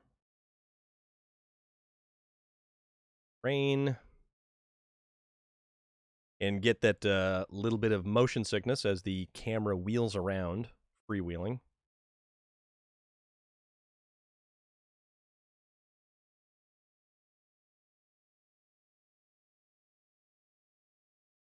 All right. Yeah, honestly, this truck, 100%. Yeah, without a doubt, this truck is actually, frighteningly. No.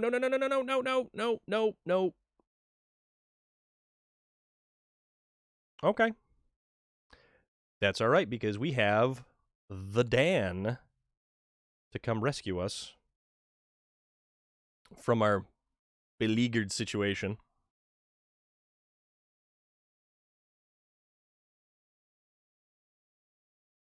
As long as we don't bump the trailer, we will be fine.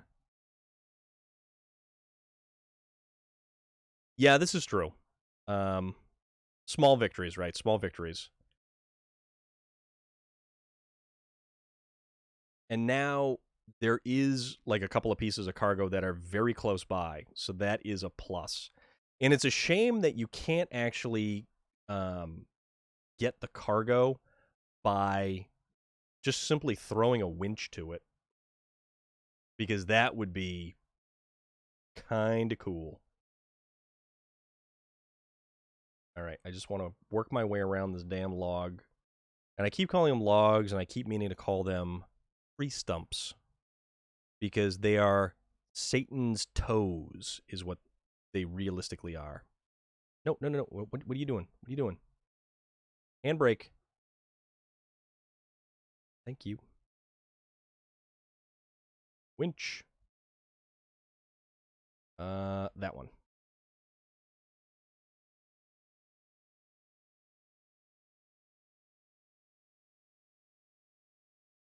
No.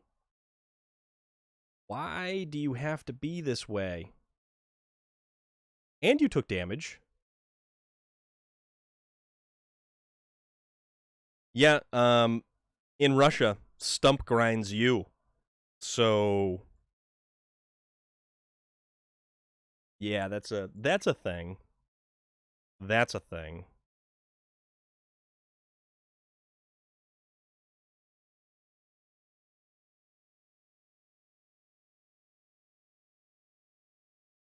Hmm.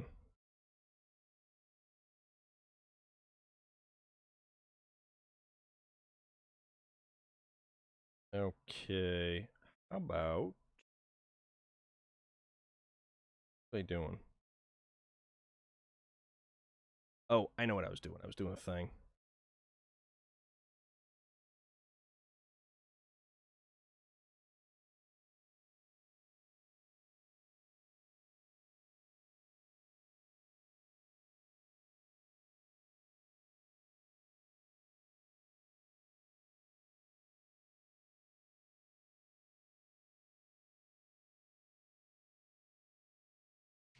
There we go.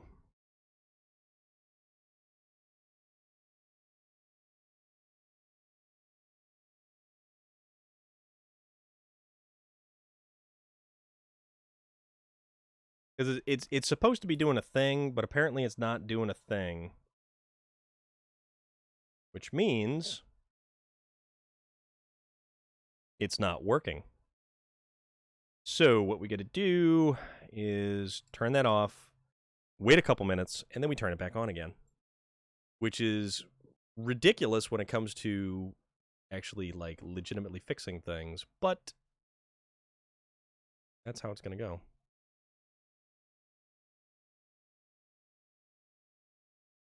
Come on, reverse, please.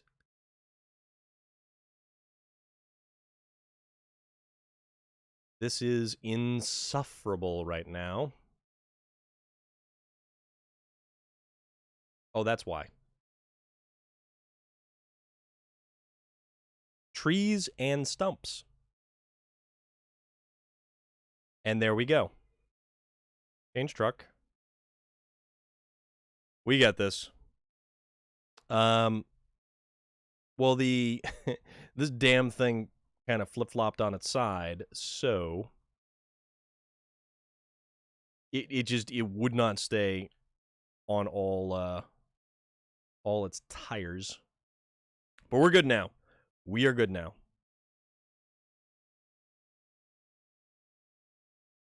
Well, no, the command line, it's supposed to, the timer is supposed to kick off various different things, which it's not doing. So now I'm going to try it again. There we go. There we go. Because every now and again, you know, I got to try to throw out the reminder that if you haven't followed, you should follow. because we're having a good time here. And even if you come by for the wonderful scenery and the snow falling in the background, you'll get notified when I go live. Train mode. Fishing for cargo.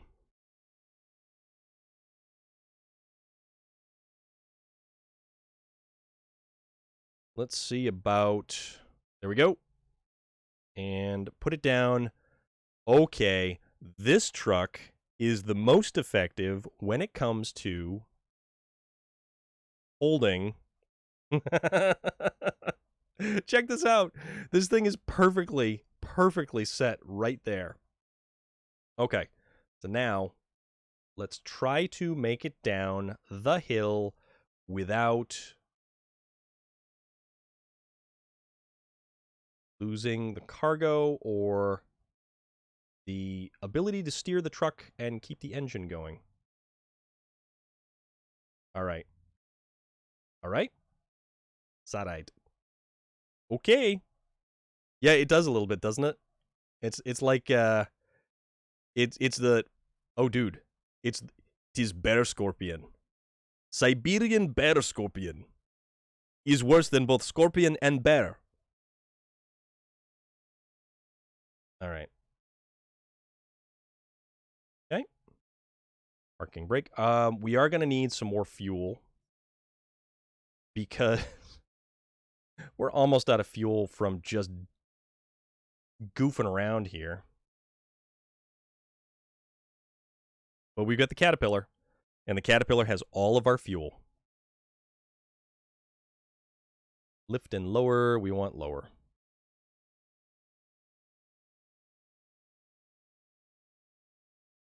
Store crane. Okay. Let's go get some more cargo. Like, this delightful little piece right there. We've got... All right.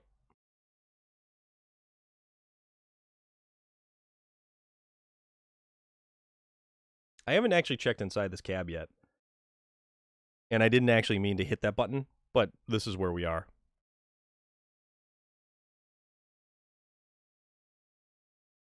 It's a good sound. Train mode.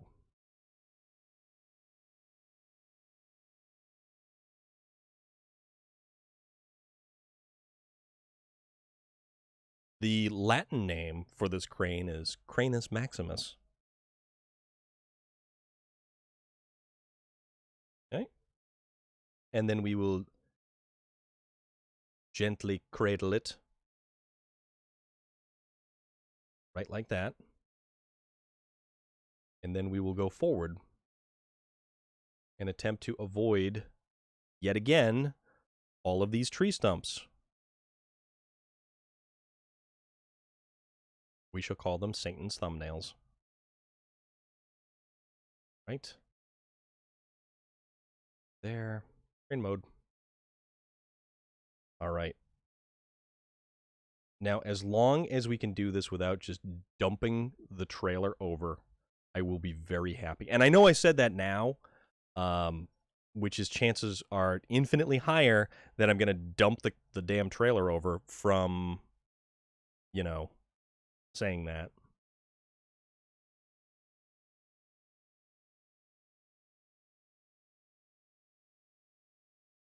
And then people can laugh, but that's all right.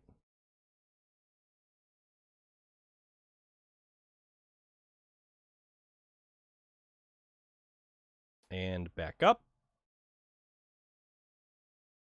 Let's get that one right there.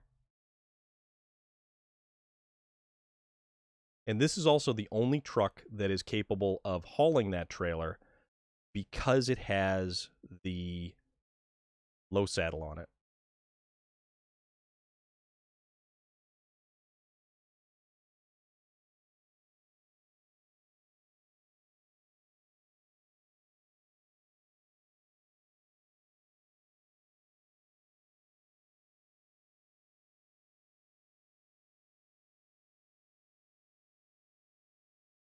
Okay.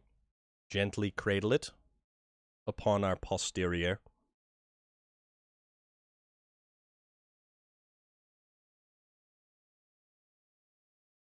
And then slowly make our way forward once again. You know, this truck is actually really economical on fuel, which is surprising.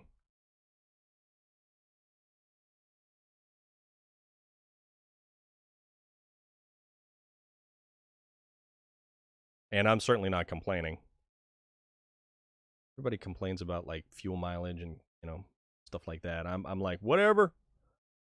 Digital fuel, it doesn't really matter.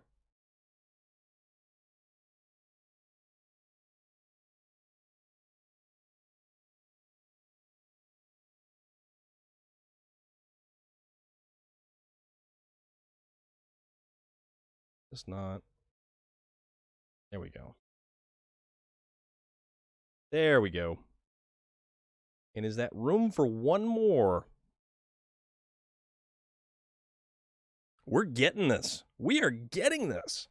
This is kind of awesome, actually. I'm rather excited about this. The 9500.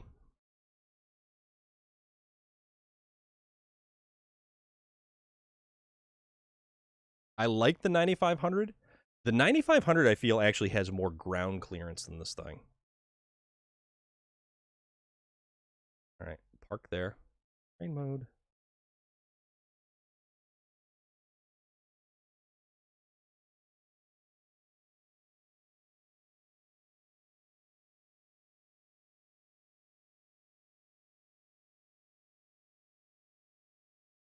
Yeah, I feel the 9500 does have a lot more ground clearance.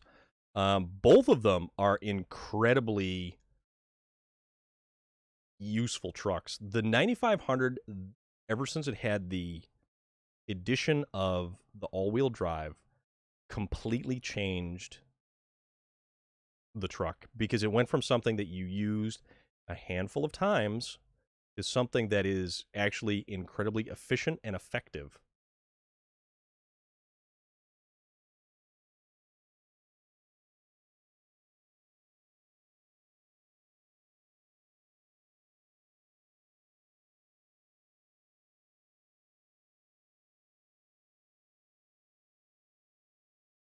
Okay. And I like the way that the 9500 sits. No, the original release of the game, the 9500 is a highway truck, and it only had two-wheel drive. They added it in Amandra. So before the advent of Amandra and that DLC, the GMC was only a highway truck. Which, if you go, and that's one of the only highway trucks that I have. Okay. Store crate. Now we just gotta kind of get back to getting underneath of this thing, which I probably won't be able to do with this amount of fuel left in it, because now it's doing the stutter stop.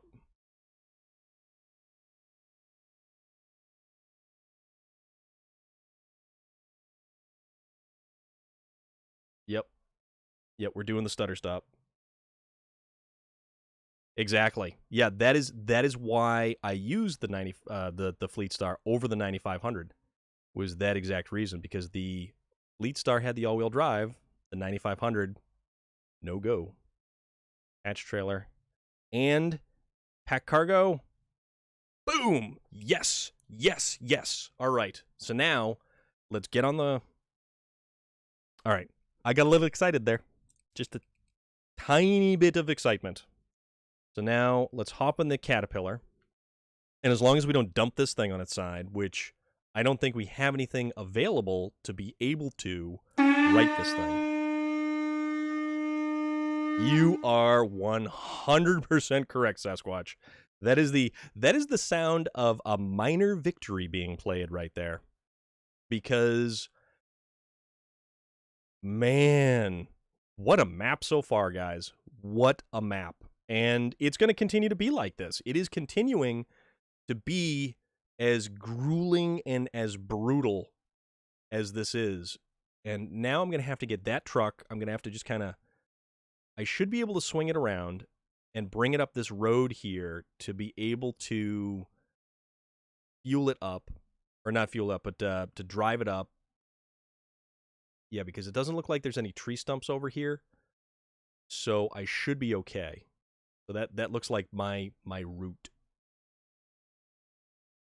And then I don't know, because we're close, so I don't know which truck we're going to try to use to bring to the Cosmodrome. All right, so we will just casually let you sit right there. Change truck. EMC Brigadier.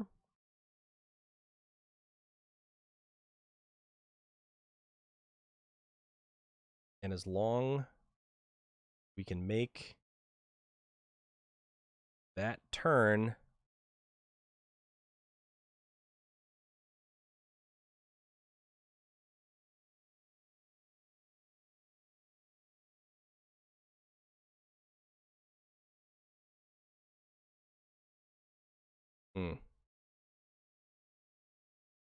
Well,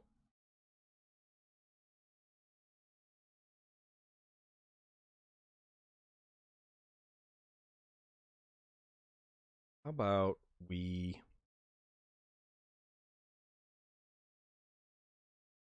just back up a little bit more? But not into... All right.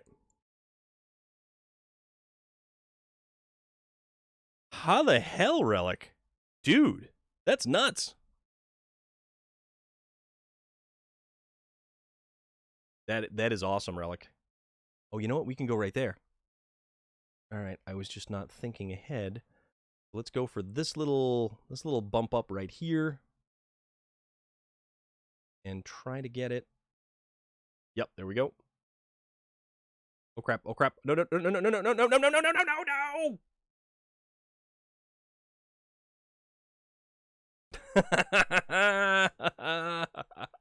So guys, about that small minor victory.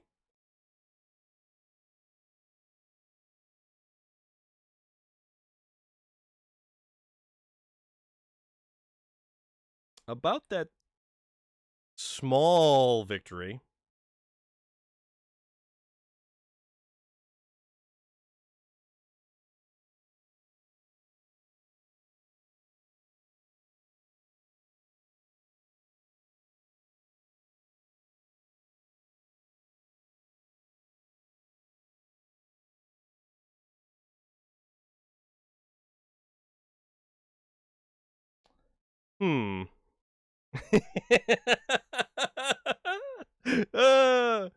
Yeah. Dispatch.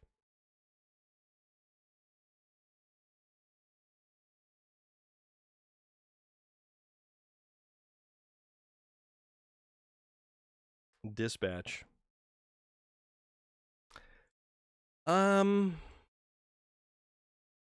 Yeah.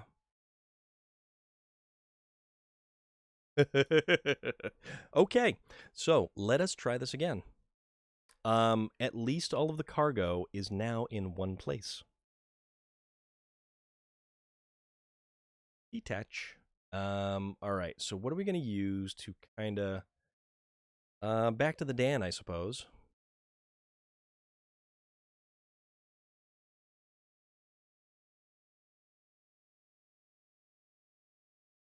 Okay, so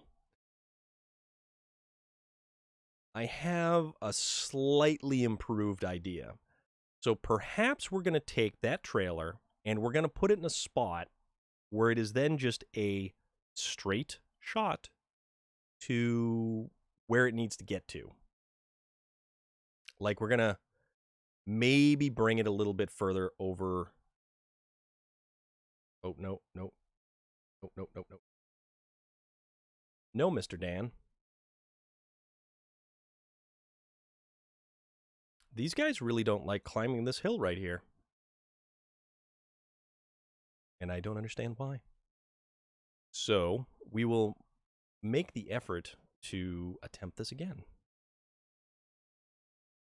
All right, there we go from here. And now I'm probably going to get down there and sort of rescue that thing from there. But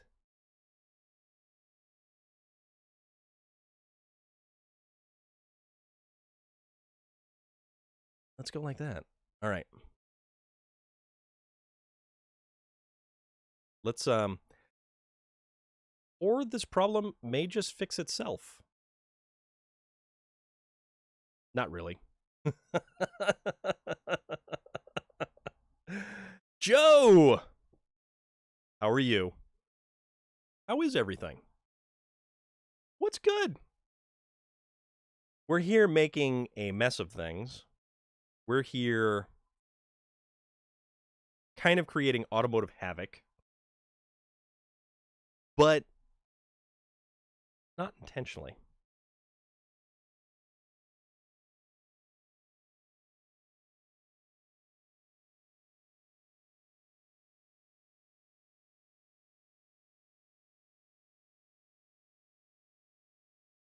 We're having a very interesting time.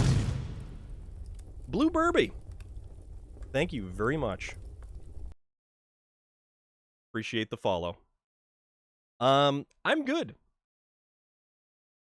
Yeah, see, that is one thing that I tried to not do, Loader. I actually came prepared with plenty of trucks, plenty of gear, plenty of equipment. But the thing is, we're just sort of making a mess of stuff right now. And even with the difficulties that we continue to sort of issue forth, we're going to keep going. We're going to see this through. And also, I want to get to the other map. I really want to see what the other map has because I'm excited. Okay.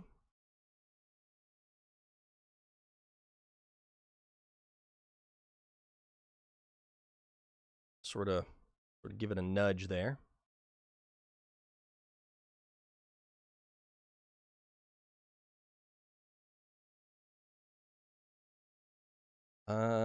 I am going to actually pull this trailer a little bit further down back there. And let's see.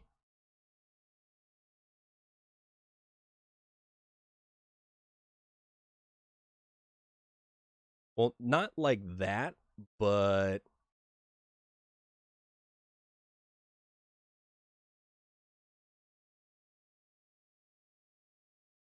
yet again, these rocks are making things interesting.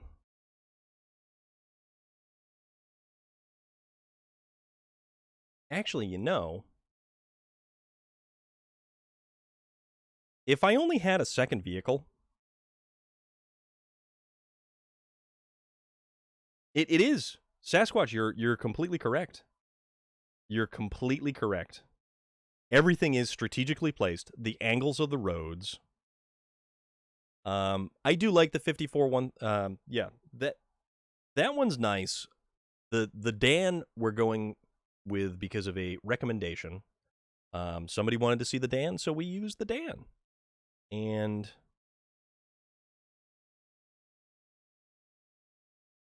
let's see. I think if I just kind of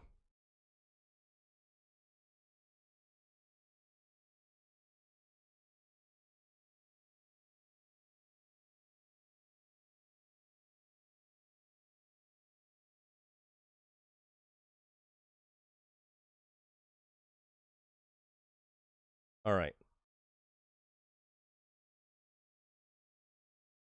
Actually, I have an idea. Although I don't know if it'll work.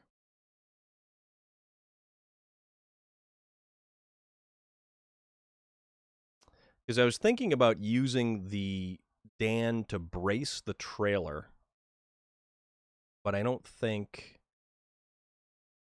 it's going to really work effectively for what I want it to do.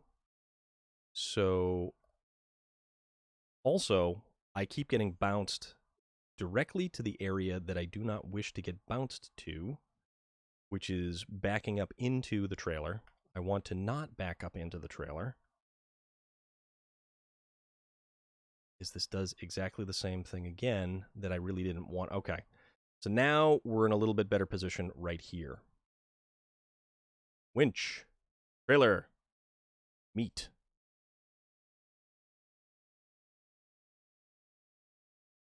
Okay. All right, we're making progress. Slow and steady progress. Caterpillar. Caterpillar.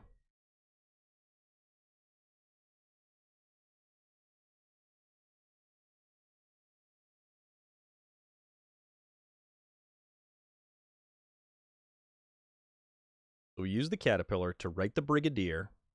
We'll then use the Brigadier to right the trailer and brace it against the Dan. You know what? The Dan is surprisingly decent in this. I was very pleasantly surprised at actually how well it did. I'm worried about the trucks like the Azov, the one with a really low overhang, and how something like that is going to do, because it is incredibly low. Okay, so now the winch.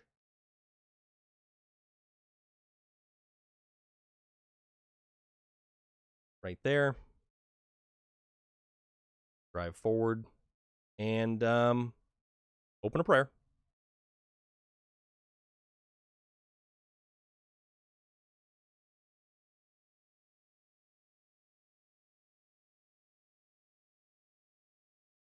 There we go. There we go. Okay. Yeah, Joe, this whole map is unbelievably difficult.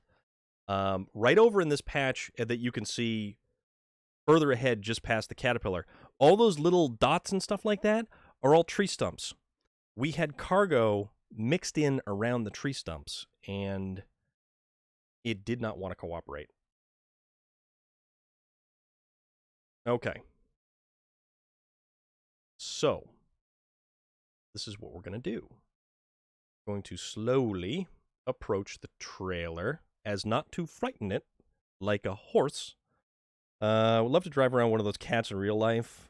It'd probably be like Pauly Shore's son-in-law when he gets in the combine. Yes. You know, it was very interesting reading an article about like Pauly Shore and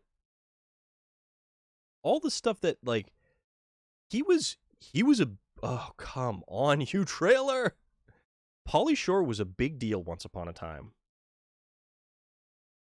Pauly Shore was the face of the 80s. All right, so let's try this. Let's try attaching it from the low spot right here and pulling. No, okay. So change trucks to the Dan. Attach. Start engine. Attach winch. Winch.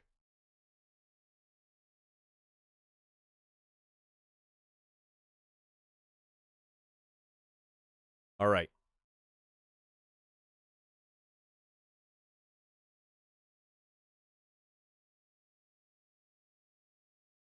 So I think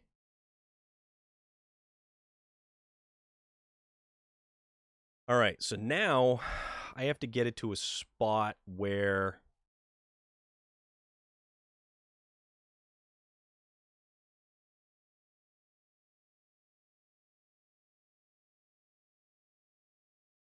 all right, we're going to get this. Biodome is a classic. I think Biodome is fantastic. Doesn't Pauly Shore have a famous daughter? I'm not sure.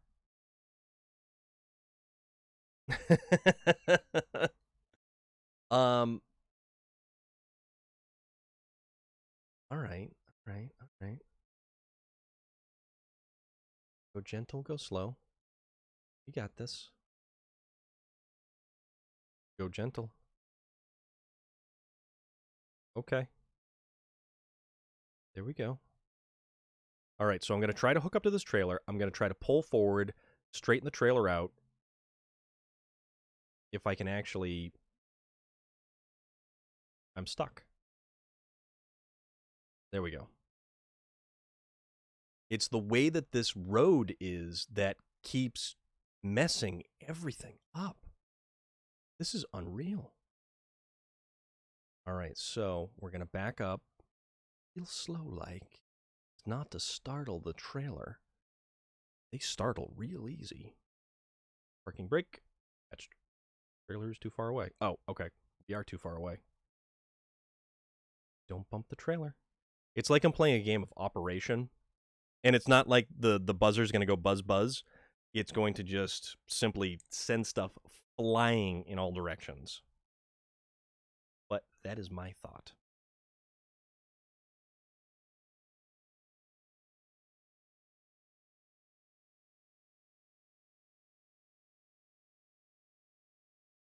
All right. So, go forward. Now, the idea here is because it's a semi-trailer, I should be able to... Oh, no, wait. You know what I can do? Hold on. Not attach winch. I want to change trucks. So if we hop into the Dan, attach the winch to there, and then just back up.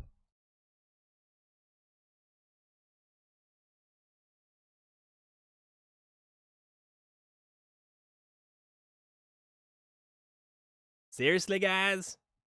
You're gonna fight me on this now?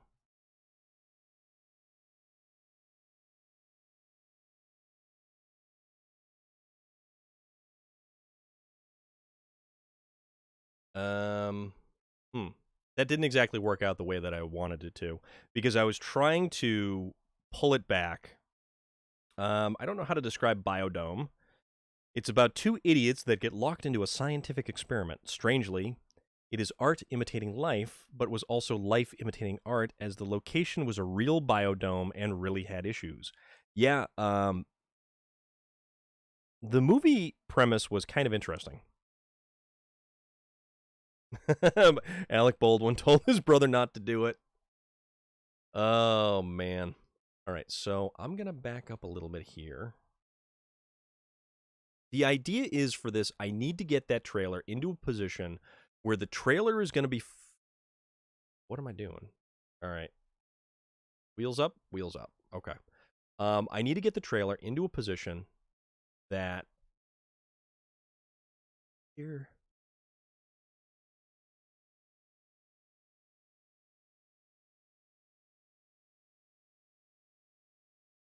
So if I back this down, and I need to be able to load the trailer, and then I need to be able to gain access to the trailer.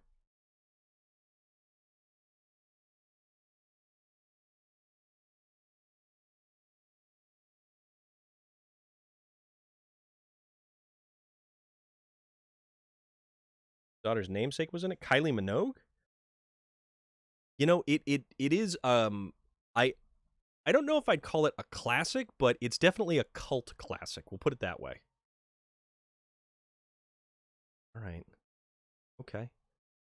All right. This is where I want the trailer. Okay. Detached trailer.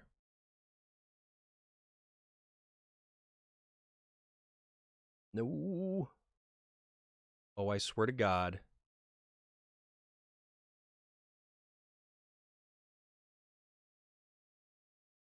All right, we're just gonna leave the trailer there. We're gonna leave the trailer there, and we're going to go over the cargo. We're gonna pick the cargo up. DNA Mad Scientist. Joe, you have fun. Enjoy the episode. We may still be on here, actually, because this is taking up an excessive amount of time, and I had no idea things were going to get as involved as they were. So we're fully committed right now. And I'm not going to lie to you, because this has been a different kind of gameplay. I mean, it's really, yeah. This has been a whole different experience with this map.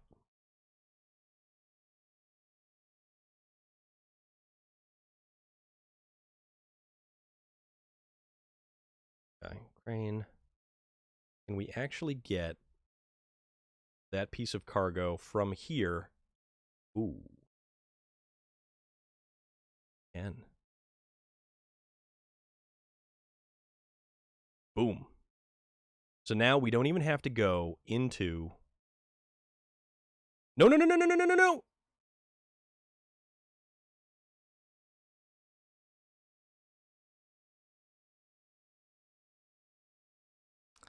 Yeah, I should have put those outriggers out.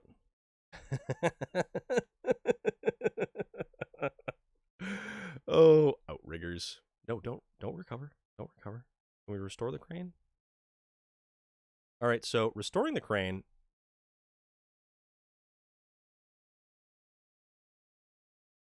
I meant to do that.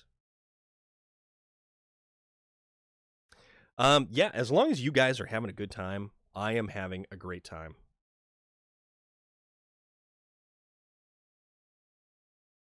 I'm actually, oddly enough, I'm having a very, very good time. This has been a blast, and I'm not gonna lie. Can we actually... Oh, yeah, look at that. All right.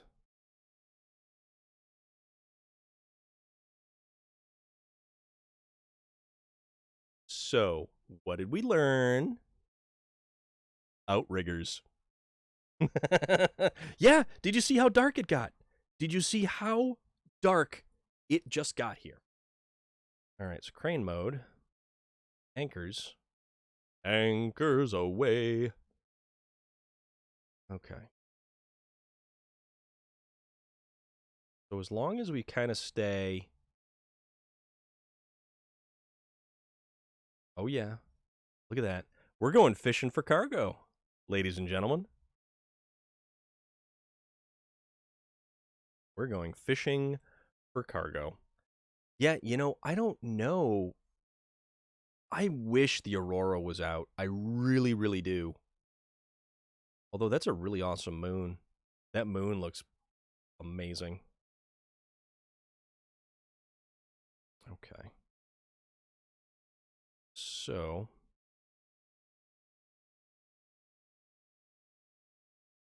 All right. Anchor.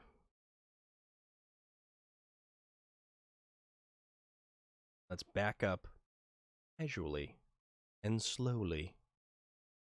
Very gingerly shall we back up, holding this precious cargo close to our bosom. And I have no idea if I'm going to be able to effectively load this cargo without dumping over this trailer. But let's find out.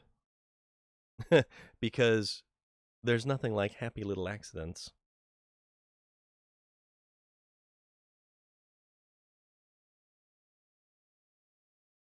Crane. Lift.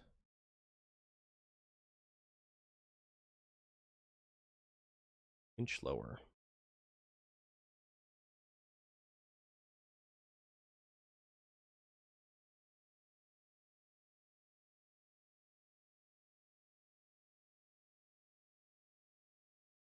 All right, let's try that again. Because we want to fit the stuff in here so we can simply back up to the trailer and pack the cargo after we've hopefully been able to attach the truck to the trailer.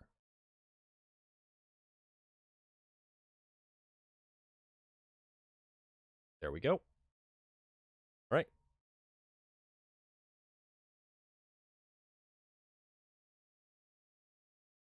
So now we got to do that 4 more times. Exciting and fun. Fun for the whole family.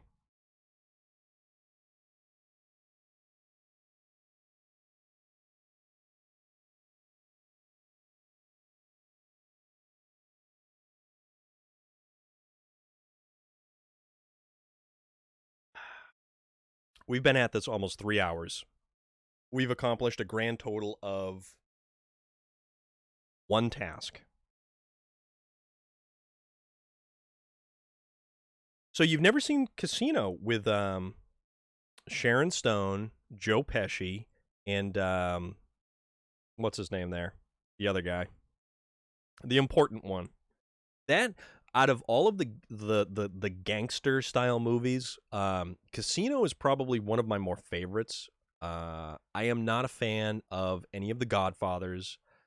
I couldn't be bothered with them.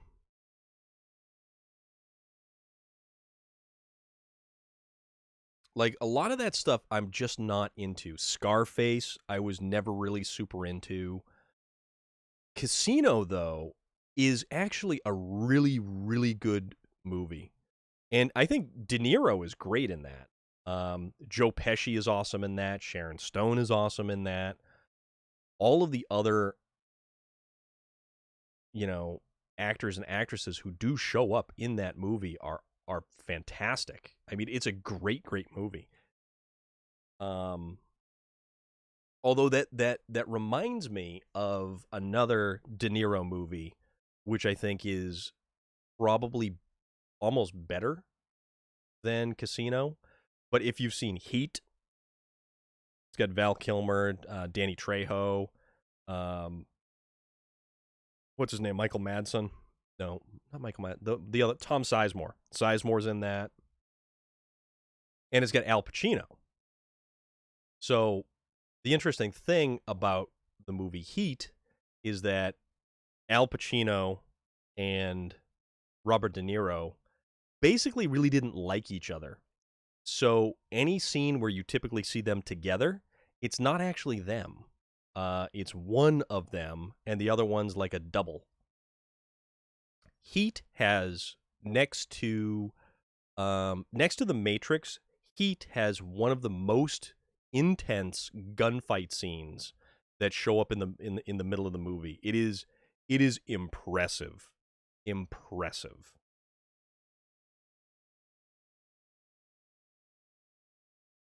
Okay. That's that. Anchor. Parking brake. And away we go for one more time. Goodfellas to Casino. Yeah, see, I could never really get into any of those old, or old, and not even old. A Bronx Tale, actually. A Bronx Tale was good. That had Chaz, what's his name? Chaz Palmieri, something like that. But the interesting thing about that, the kid that was in A Bronx Tale actually did time because he either like attacked somebody, or he got convicted on some serious charges.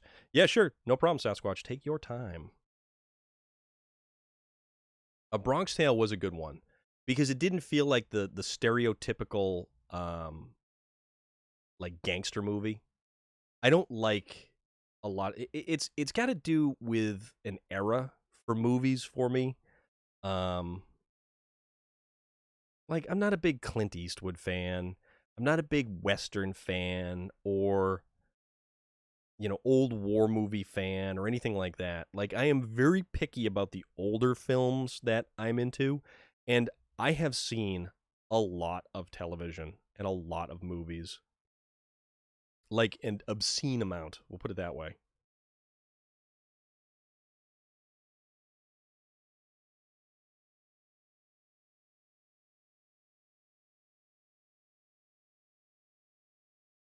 There we go. No. Police. Or crane. And back we go.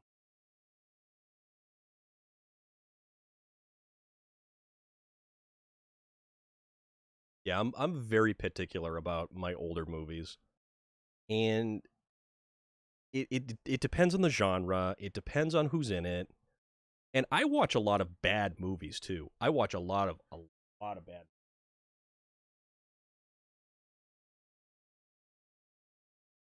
But just because they're a quote unquote bad movie doesn't mean they actually have to be without entertainment value.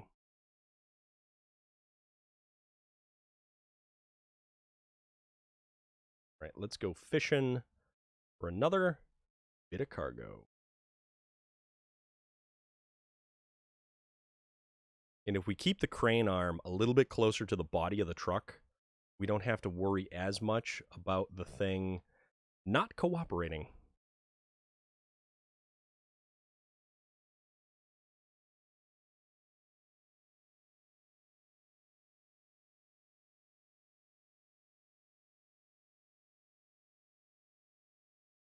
Right. And actually, it's kind of funny, now that you mention A Bronx Tale, the actor who played the kid, I forget his name, is available for cameos, believe it or not.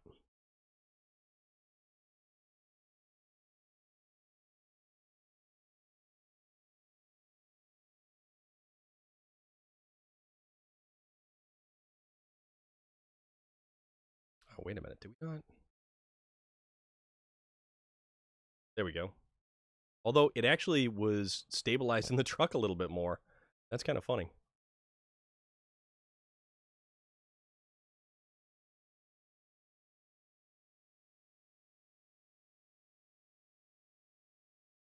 All right. Very careful here.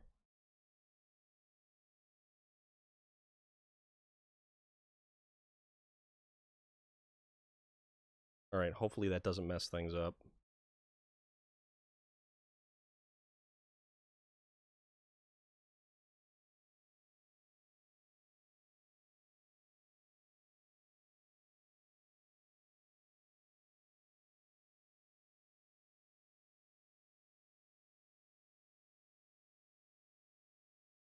Okay. Bingo. All right, so that's another piece of cargo. That is another piece of cargo. That's a good thing. So we get one more piece of cargo. So we get two more pieces of cargo to go. Then we have to connect. Then we have to actually...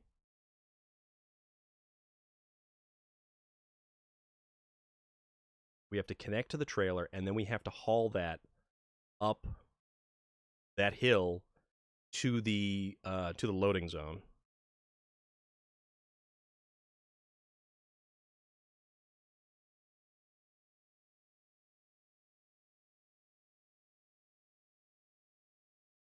All right. Actually, guys, it is starting to get to be about 1,000,000 degrees in here right now. I'm going to go throw a fan in the window, so give me just a second, and I'll be right back, because it's getting mighty toasty right now.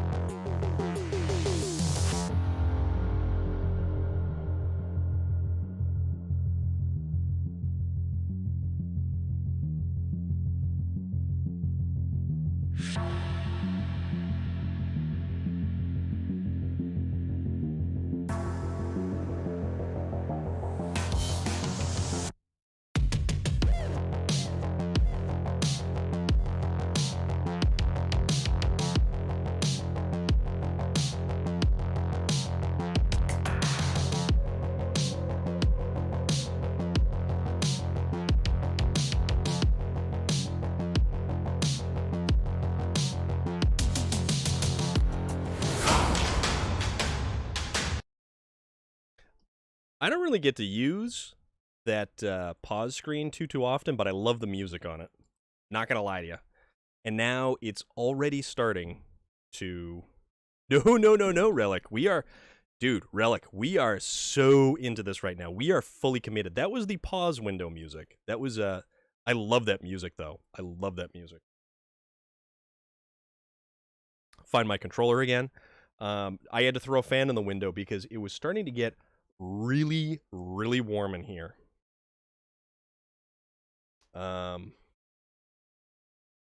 Yeah, nice and toasty. Wait a minute, what are we doing? We're getting another piece of cargo. So we get 2 more pieces of cargo to go. I hope if I can actually manage to get this done tonight, it's going to be a Christmas miracle.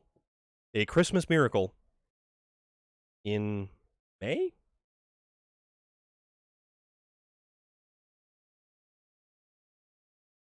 Well, that's the thing, though. It needs to be challenging. It needs to be different than any of the previous maps or seasons or phases. It needs to be its own. It has to stand on its own for a completely different chunk of gameplay, you know?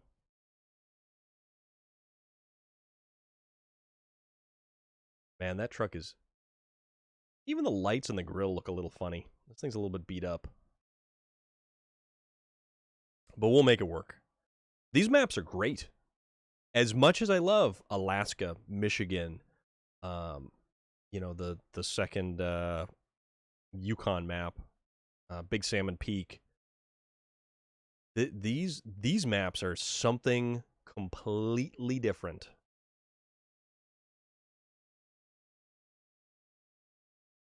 So, there, handbrake, anchor, train mode.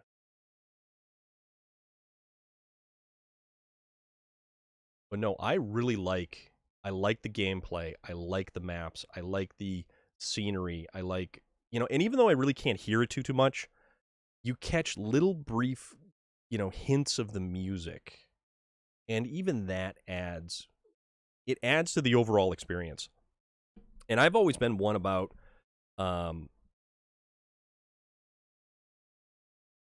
just how music adds to gameplay. Music definitely adds to gameplay, and when it's done well, it really adds infinitely to the gameplay. Right. Twist the cargo.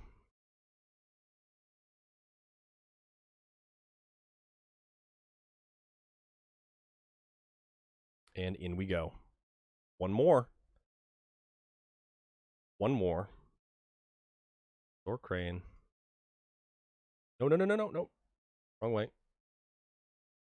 Little things like that could totally bone us. It could completely bone us. All right.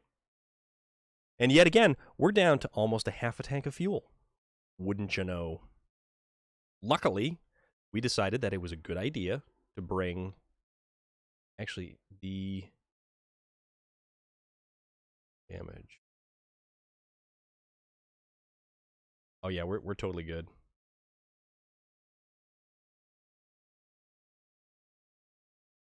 All right.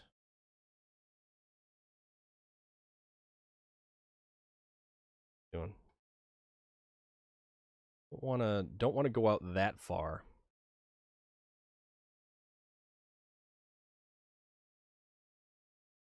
And I don't want to have this truck go rolling down the hill one more time either.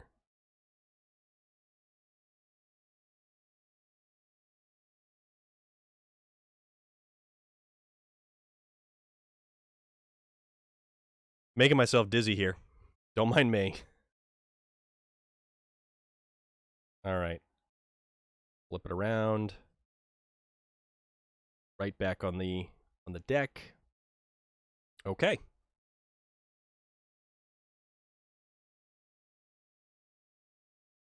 Anchor.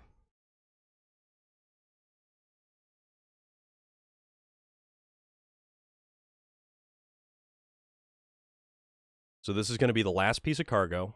We're going to have to try to slip underneath the tongue of the trailer, and then we're going to have to haul this thing up that hill to the steel mill, to the factory.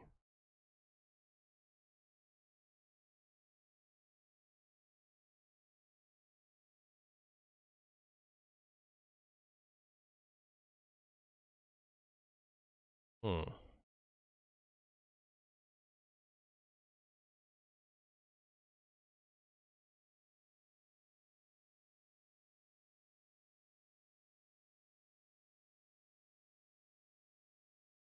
All right. Last piece of the puzzle right here.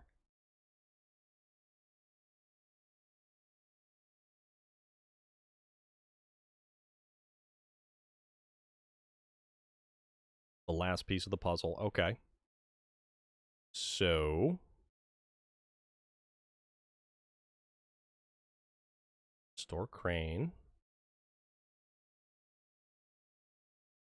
Going to back up ever so slightly. Try to then get around to the front. Gingerly.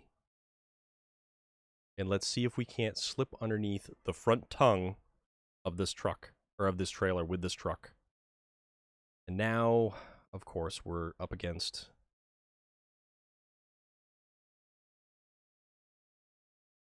Seriously? Of course it's going to do that.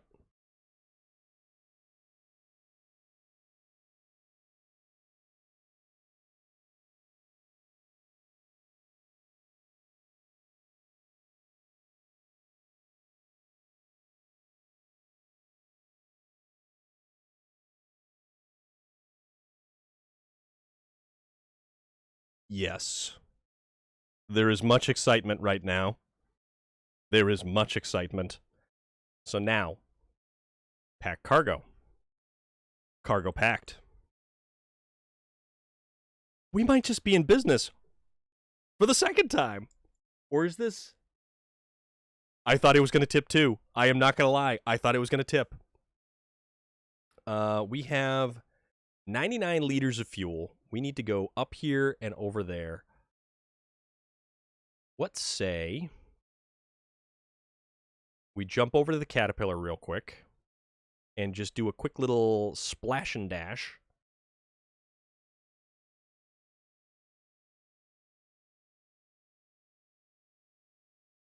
So we'll just top off. And we'll have the Caterpillar here just in case we need to help ourselves out. Refuel. So we want fuel carrier, Brigadier. We've used up a lot of fuel. A lot of fuel. All right. Let's see if we can do this. Let's see if we can make it up that hill. Let's see. Yeah. Yep. It's, oh boy, is it ever exposed to the elements. Okay. We've got our cargo. And we've got our destination. This has, you know, I think this was even more difficult than the star in the sky for Amandra. Also, I don't like how this thing is lurching and tipping. The star in the sky was a very involved mission, and that was getting the 3 pieces of the airplane, the fuselage, the wing, and another wing section, and recovering it to the airfield. Oh, no!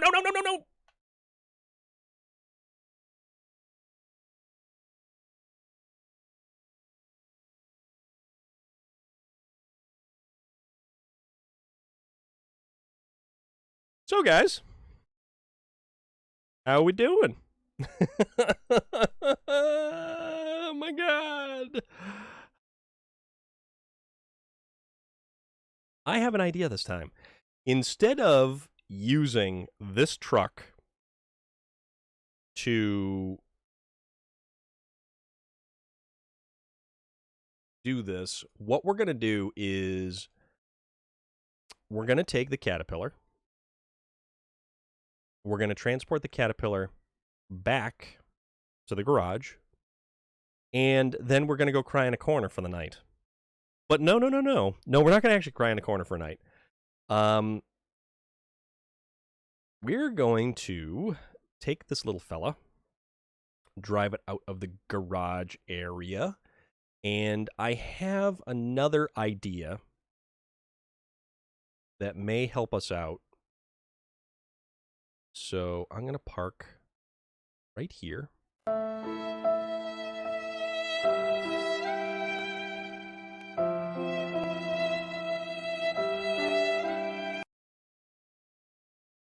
You're right, Relic. You are so right. Guys, if you can't laugh at this, I mean, it is nail-biting levels of stuff right now. No, wrong one. Why did it do that?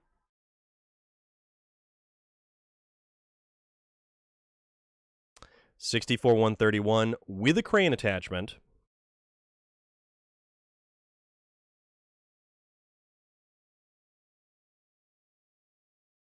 So this one's going to have mud tires on it. And hopefully this will assist us in some of these shenanigans and tomfoolery. Also, I wonder... Yeah, see, this is the only thing I don't like about the Russian trucks is how far the outriggers stick out. Also, there's the Dan, and there is a watchtower. Also, where's that exit on the map that they were showing us? There we go. That is. Wait a minute, where the hell is that? That's the buried thing right there. Gateway to the Cosmodrome.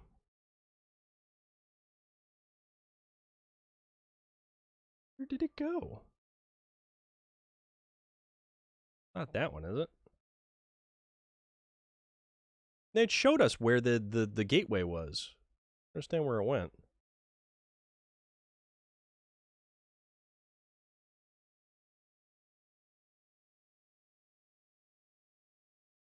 All right, this is bizarre.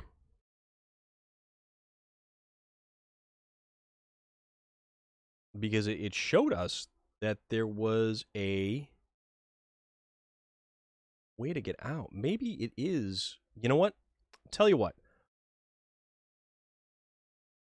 We're going to hop on the Dan, which has half a tank of fuel. We are going to... We're going to hit that watchtower. Let's go hit that watchtower because we have been... Yes, please don't give me a hint because that is intentionally implied every time I say no spoilers, no hints, no tips. Thank you very much, though. So what I'm going to do is I'm just going to go for a spin. And I want to hit that last watchtower on this map.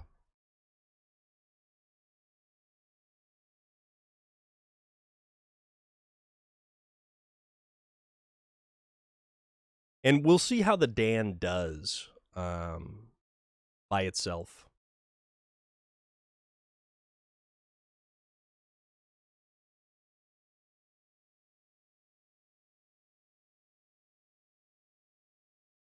Also, that fresh air is incredibly nice right now.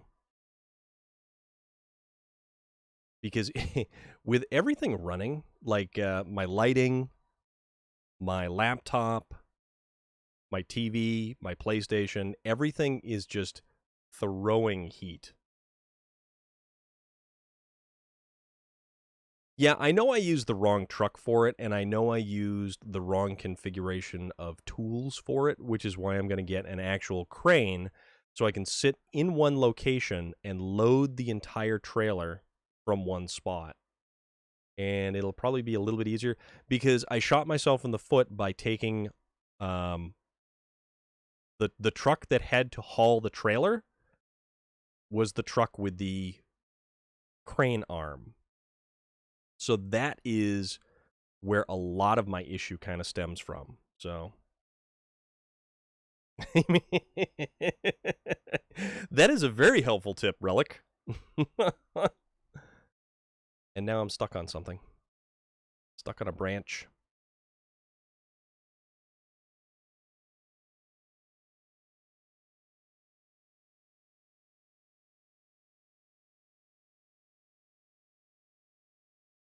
Oh, for real? Why isn't... There we go. This is some deep mud, and we have mud tires, so let's see what we can make this bad boy do.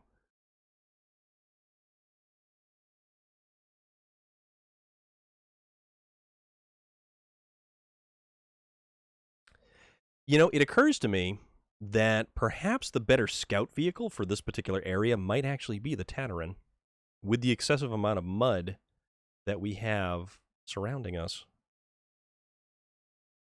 Potentially.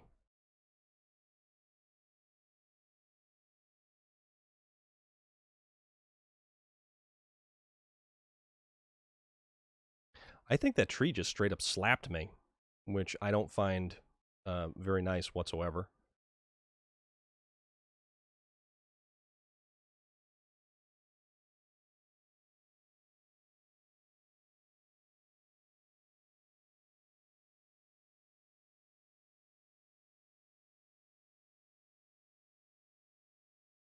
What? Right there.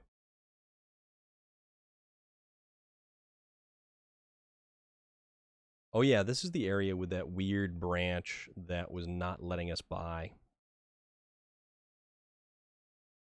So we'll give it a go again.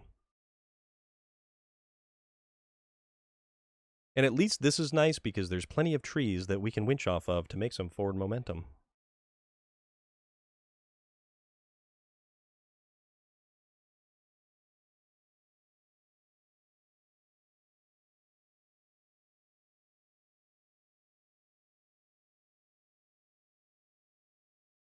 We got this though. We'll come back to the other one. We'll get the crane out there. And honestly, I think if I brought out another truck with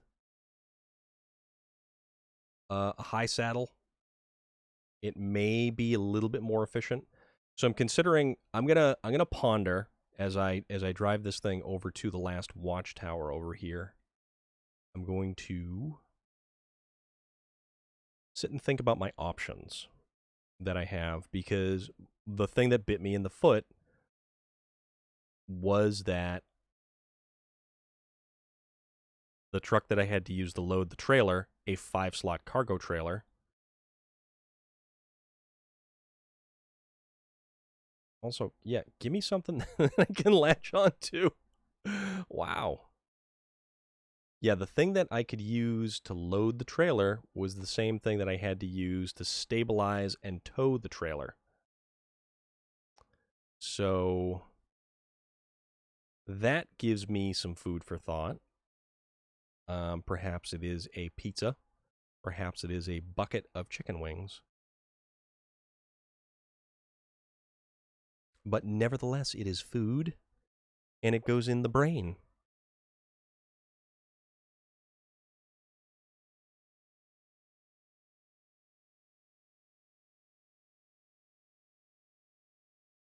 Catch winch. The winch. There we go. Yeah, that's some thick mud right there. But it's like icy, thick mud. Also, I really, really like the Dan and just how much flex the chassis has, because it allows all of the wheels to stay in contact with your driving surfaces, so you've got all the traction. You're able to put power to the ground. Oh, wait a minute. Ah, crap, it was back there. Okay. We'll back up. And we'll spin them tires in the mud.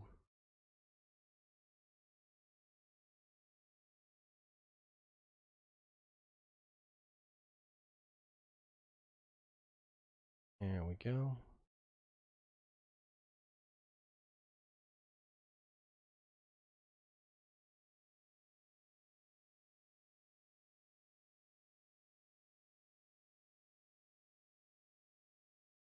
Kind of back this bad boy up this way. We'll get it around. You had ramming noodles? Those are brilliant noodles. Oh, good. We're ramen noodles. Ramens. All the ramens. That's fantastic.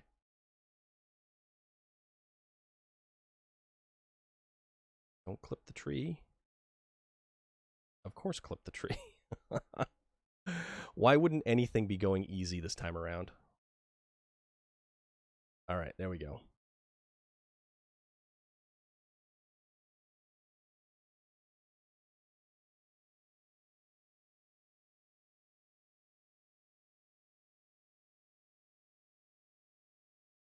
Yeah, the one thing this thing does not do is turn very effectively.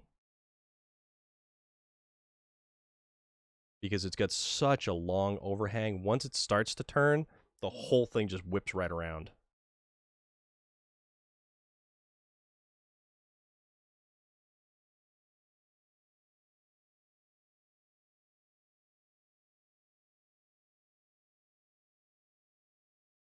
And this is a path made for a scout vehicle. And we're going to take... Oh, crap. Wish that wasn't in the way like that. Because I can't really see...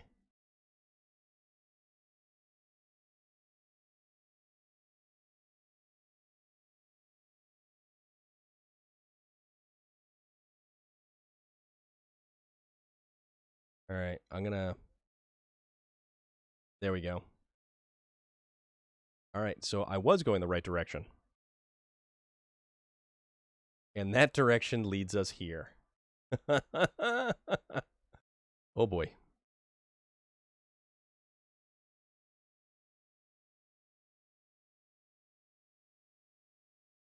I can't even see what we're doing.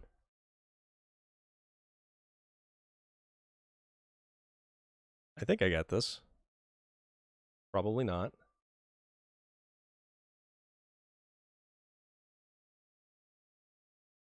But when in doubt, just drag yourself up the mountain.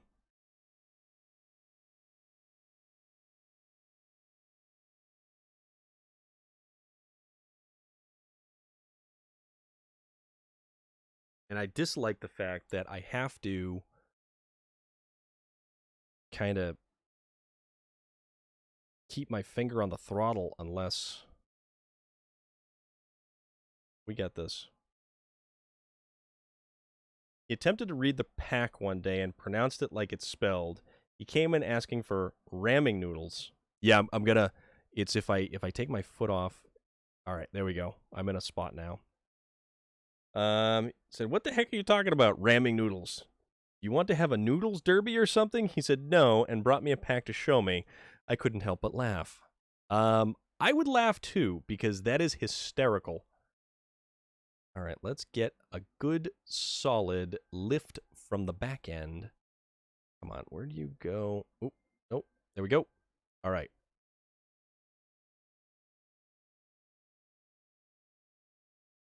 Yeah, see it.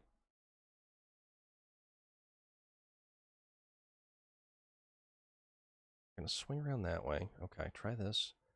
No, no, no, no, no, no, no, no, no, no, no, no, no, no, no, no, no, no. Because it does not go quickly.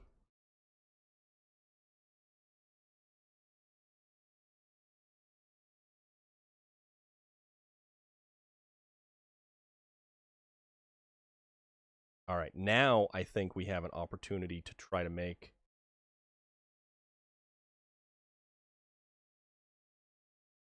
this to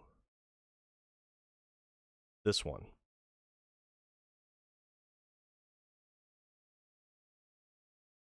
Because we got to get the head of the truck past, and then the bed, and then...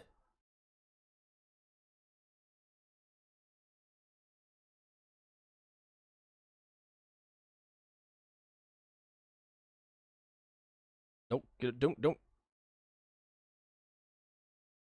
There we go. Oh boy. No more and then. No more and then. Okay. All right, we made it up. We made it up.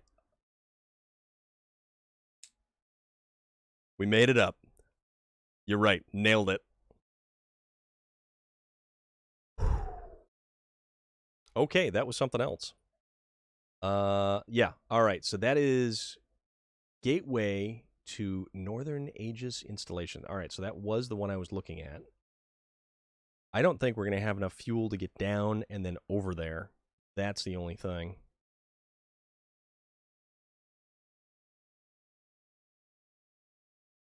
So let's get creative because we've only got 72 liters of fuel left. So let's see if we can't thread the needle, so to speak.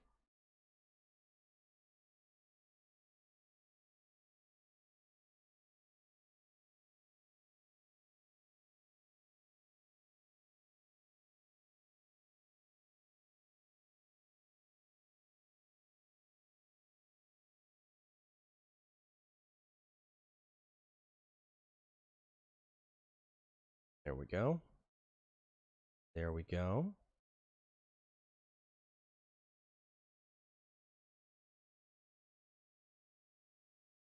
We will need to... Oh, we should have gone... Can we still make that side? Let's see if we can still make that side. We might still be able to make that side.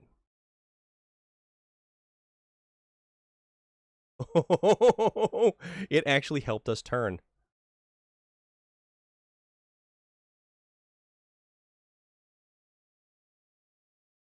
Come on. There we go.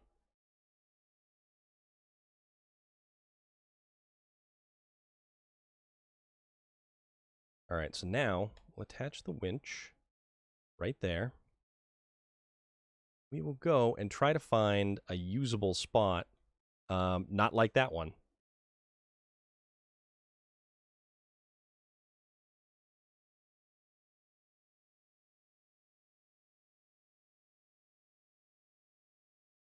You have seen they have a bunch of Pokemon emotes and fully intend to use the crap out of the Charizard. You have been warned.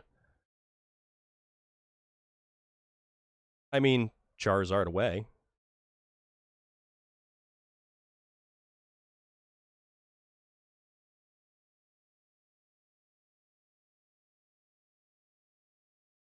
Now I'm going to get stuck. So maybe we should... Entirely acceptable. Entirely acceptable.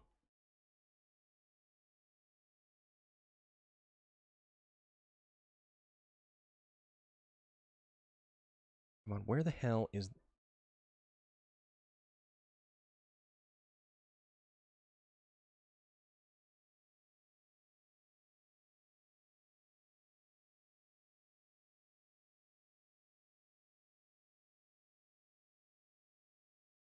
All right, so let's swing the front end over by means of the winch and try to... Oh, that's awesome. All right, you know what? There we go. We have 49 liters of fuel left. So we are in the let's get it done mode.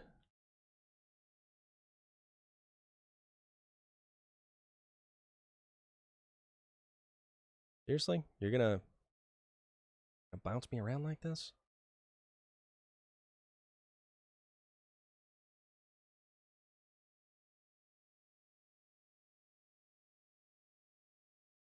Okay. Let's kind of aim a little bit more. Back end. We'll swing it around. All right. All right. Nope, nope, nope. Hold on.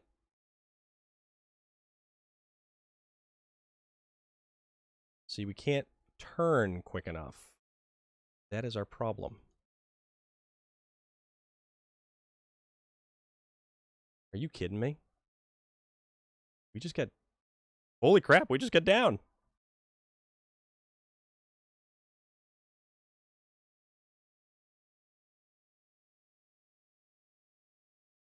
With 41 liters... Ah, come on a stump now. 41 liters of fuel left.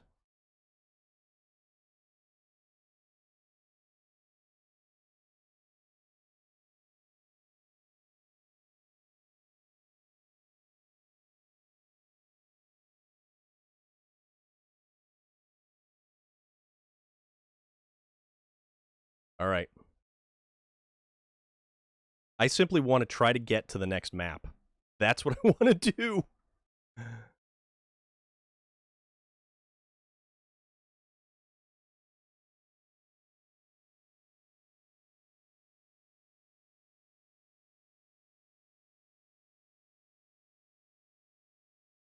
All right. Come on.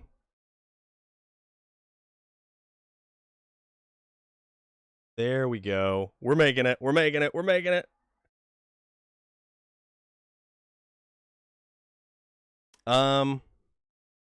I know that it is a thing, and it's like a pretty big thing.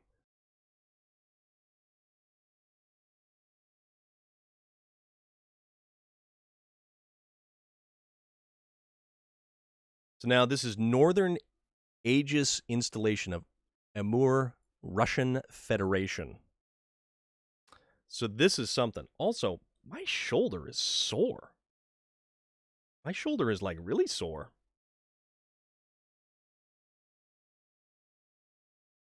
I mean, I guess that was expected.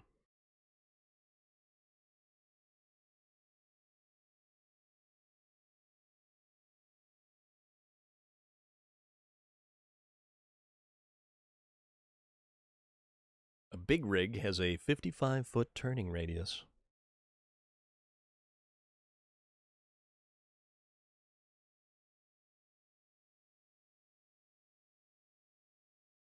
Also, this map is taking an awful long time. First documented use of the truck word was in 1611, and it referred to the heavy-duty wheels on the bottom of, I think it was cannon carriages, it said? Yeah, earlier today, loader. But it's more sore quicker this time around for some reason. You used to watch Bob Ross with your grandma when you were a kid, and now you pop in bedroom and catch the kids. You know what, Relic? That's pretty awesome. And Bob Ross, his legacy for just mellow painting, just he did his thing.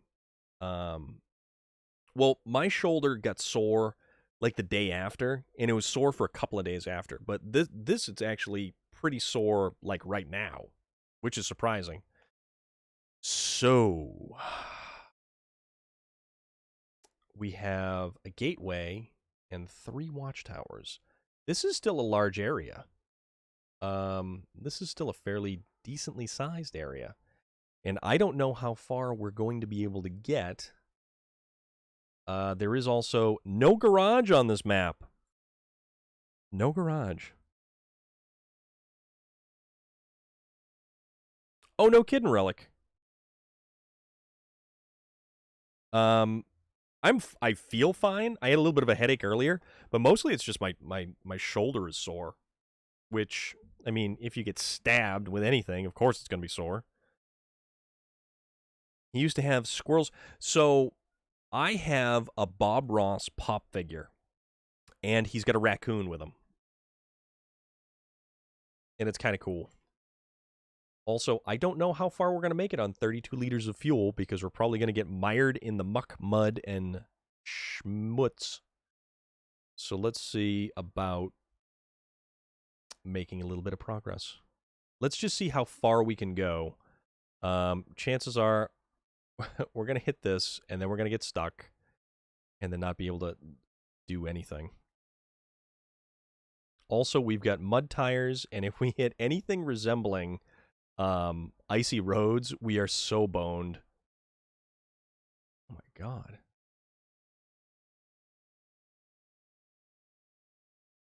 Big power lines. One of the coolest things about Amandra was when you went on that map and went down a little ways, you could see just all of these cool things. And I have no idea where I'm going to be and where I'm going to go.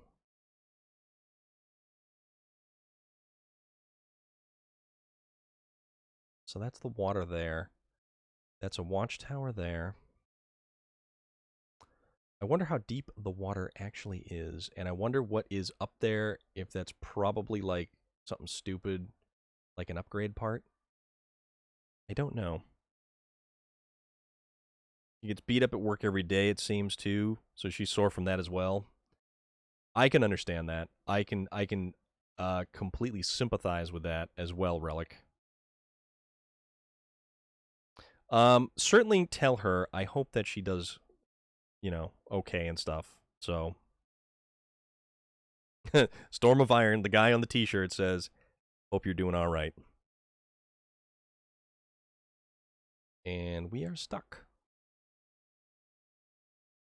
with 18 liters of fuel and counting.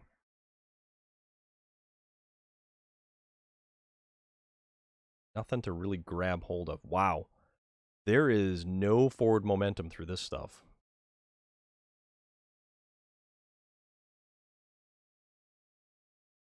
There we go. That's the tree I want. I really wish, and I know someone had mentioned it yesterday, that there should absolutely be an option to toggle for stronger trees or not stronger trees. 10 liters left, guys.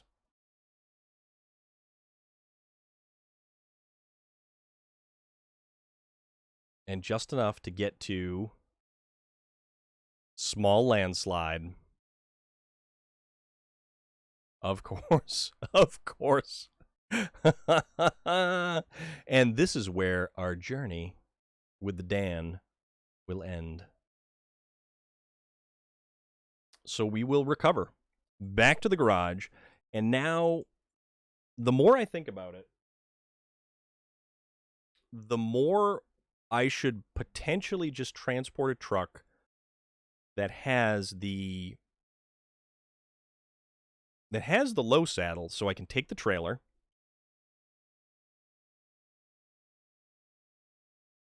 and use something else to load it with. Although potentially that's the same if I simply use the Brigadier and march out there with the Azov to load up the trailer. So why don't we continue with that plan, as skewed and as flawed of a plan as it may be?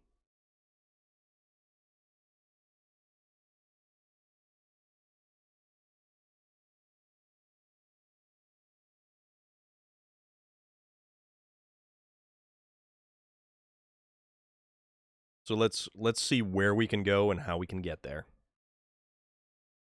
We got a long way to go and a short time to get there. And we're saying this is a job that can't be done. Oh my word. Lordy, lordy, lordy. Oh man. Has anybody ever watched the show Preacher? I think it was AMC. I'm not 100% sure. It's on Hulu right now. And I think it's 3 seasons. I finally got around to watching more of it because I had read a lot of the graphic novel once upon a time. I know VT Outlaw. Mostly it's because this damn game has been so involved, and I've been just I've been trying like hell with this game to really make some progress. And I've managed to get one watchtower and one task in almost 4 hours. So yeah, say 3.5 hours. We have done one watchtower and one task. That's what we've done. That's how this map is. That that is how crazy this map is. That when you sit down and think about it, one task, one watchtower. That's it. We have, for the better part of that time, fought with a 5-slot cargo trailer. Yes, Jackie Earle Haley was in the first season of that show, and what's his name? Dominic Cooper, I think Dominic Cooper, as the Reverend Jesse Custer. The graphic novel, I will say, is significantly better, but it's a very strange show. Well, see, here's the thing, Sasquatch, about this game and my feelings and thoughts on this game. This game makes you work for it. And all of the progress we've made on every single other map doesn't matter here. The only thing we have is the trucks that we got along the way. And the more difficult this becomes, the bigger the payoff at the end. And I don't care about experience points. I have, what the hell is it? I have $750,000 to spend on trucks and gear and equipment and anything else I may need.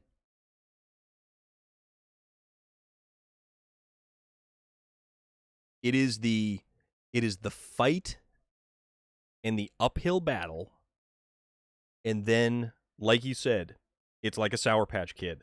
It's sour, then it's sour again, then it's still sour, and it's a whole hell of a lot more sour. But when it gets to that sweet part, man, does that taste great. Is everything about that phenomenal. Like, this is an absolute blast. I am having a blast with this. I don't care how stressful it may come across or how fruitless our attempts and endeavors may be. We've dumped that truck with cargo 3 separate times already. That Brigadier has rolled down that hill multiple times. We put it back on all its tires, even more. But you know what? This is a game of inches, and this is not a marathon.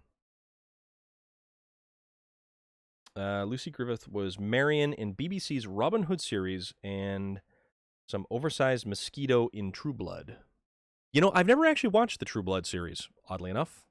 That is one of those that there was 2 competing vampire series, I believe. True Blood and what was the other one? It was True Blood and something else. But I believe that there was 2 competing vampire series on television. And we're not talking about Buffy the Vampire Slayer.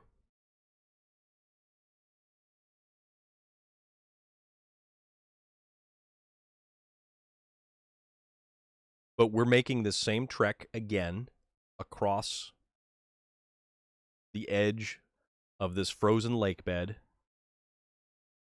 trying to not get hung up on rocks.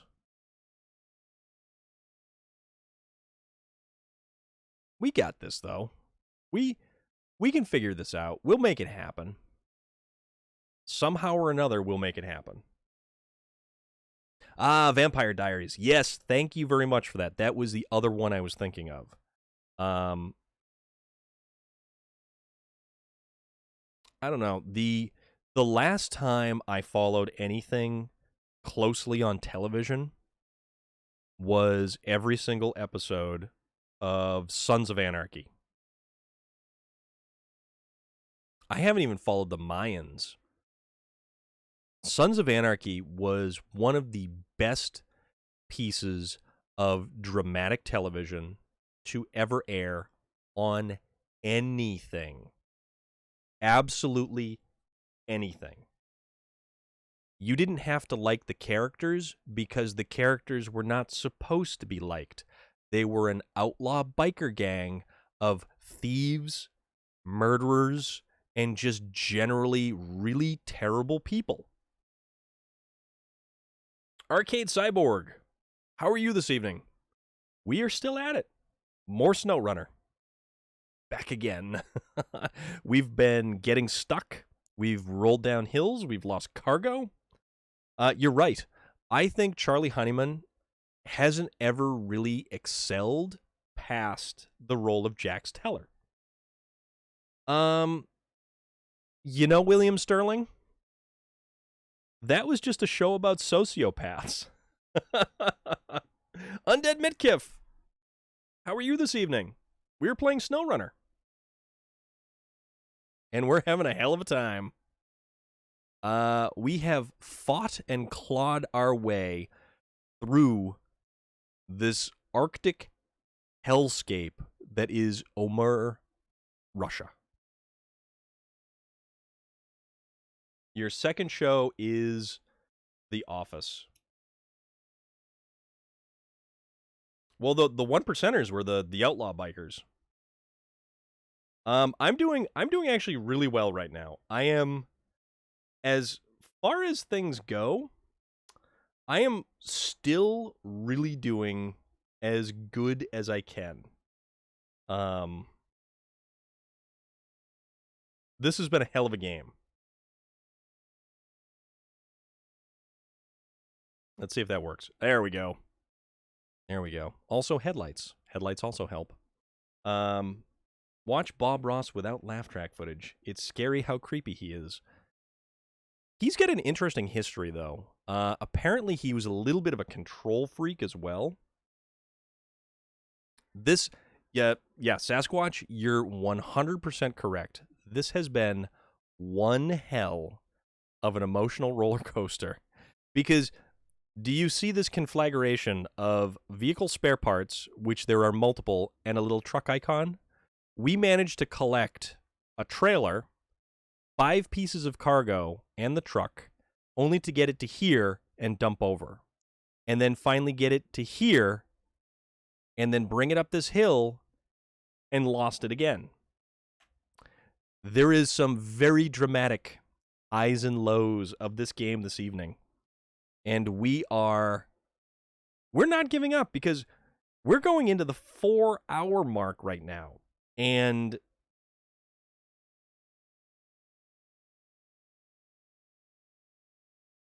But yeah, Ross, David Schwimmer, not a fan. He never really went on to do anything. I need all the luck and skill I can possibly muster right now, Undead. Spartacus, yes. Which one? Blood and Sand, or... Because there was a whole bunch of different Spartacus shows that were on TV. And wasn't that an HBO production? I can't recall.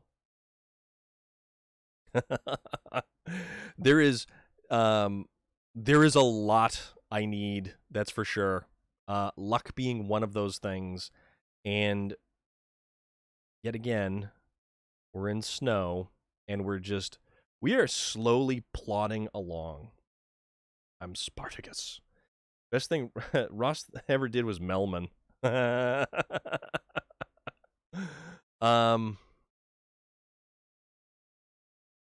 Oh, man. But no, I believe Friends is a show about a complete bunch of sociopaths. I mean, they were not very good people. It is night, and it fell to night very, very quickly.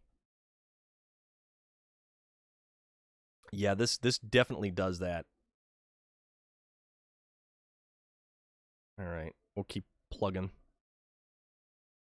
Ross was only good in Friends. You're right, VT Outlaw. You were completely right. He didn't really do anything beyond Friends that was any good or anything even remotely noticeable. Then you've got Matthew Perry, who had a whole host of his own personal issues. And I think if you read any of the interviews with Matthew Perry, he basically doesn't even remember most of his time spent on Friends because he was so out of his nut.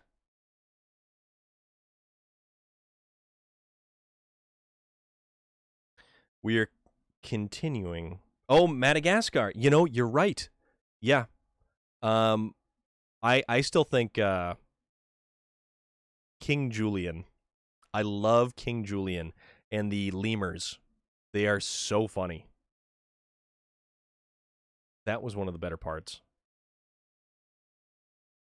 Physically fit, physically fit, physically fit. And who is the comedian? Was it Cedric? Oh, come on, we're stuck now. Don't be stuck. Don't be stuck.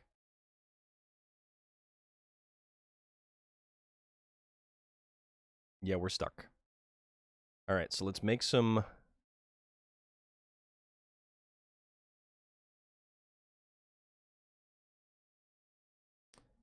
You know, I don't know. Yes, oops. Sacha Baron Cohen.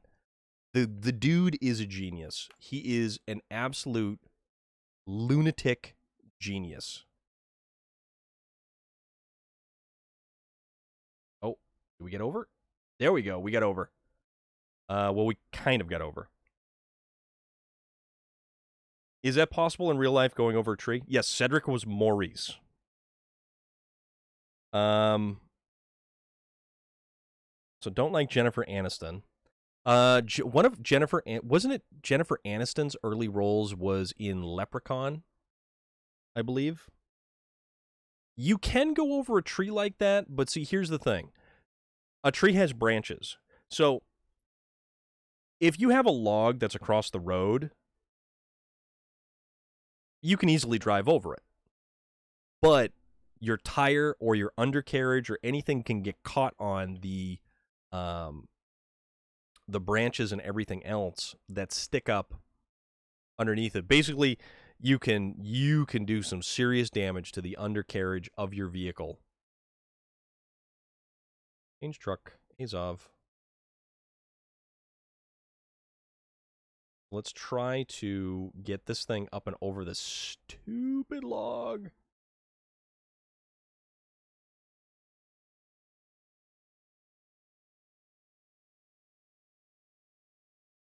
Yeah, this is a... You know what it is? It's because of the outrigger on the right-hand side. That's why. So let's try to spin it and then sort of work it.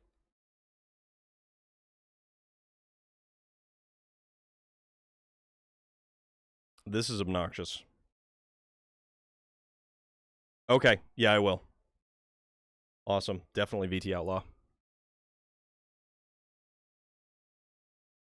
All right, come on now. Yeah, any of those branches that stick up underneath can easily puncture a fuel tank, puncture your oil pan, puncture a tire.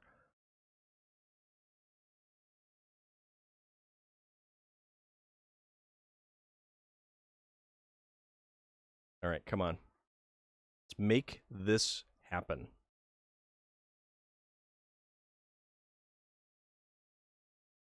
I don't even care if I end up dumping this thing on its side, which is probably what's going to happen.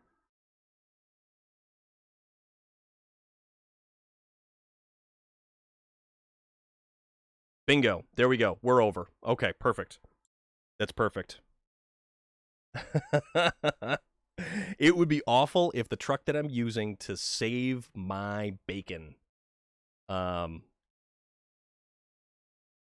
was permanently stuck right there. So, catch winch. Oh, gotta go back a little bit. So now, I don't care. I am just simply going to drag this truck. The only shows you remember watching when you were younger is The Nanny and CSI. Well, CSI was a great truck, and The Nanny with Fran Drescher. Also, yes, welcome back, Joe. Thank you very much for stopping back in. Because we're still here and we're still going, and we are still fighting like crazy to make this ridiculousness happen. So the blonde daughter that was on The Nanny, she actually showed up at a convention in 2019. I think it was November of 2019. That was the same year I met Dana De Lorenzo of Ash vs. Evil Dead, who, if you want a cameo from somebody cool, Dana De Lorenzo is actually really awesome. She's super cool. Super, super cool. All right. So this is not working. So let's try to...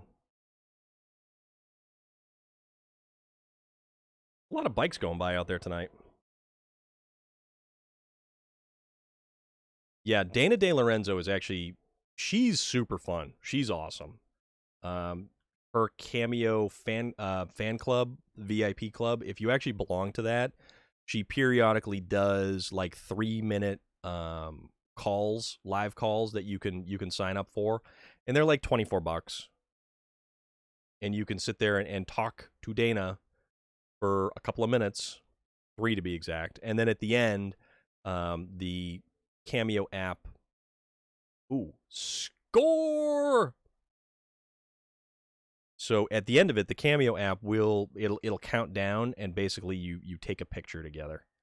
And I've got one, but I have a cool picture when she was at Boxborough, the New England Comic-Con. All right, we're going that way. When she was at the New England Comic-Con, turn on engine. Let's do that. And I get a picture with her. Oh, no kidding! I did not realize that, Relic. I actually have it's like a piece of art. It's supposed to be the cover of the Necronomicon.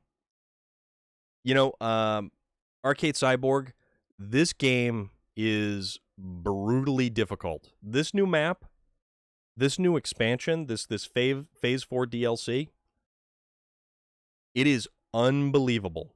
Unbelievable. It is difficult. It is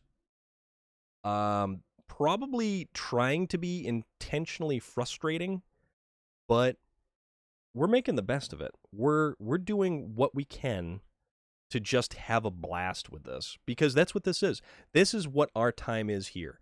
We are here to have fun. We are here to enjoy this. We are here to have a good time and talk about anything under the sun.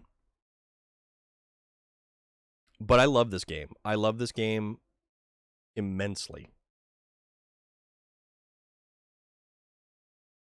Also, for anyone who is a Mick Foley fan, Mick Foley right now, if you are a member of his fan club on...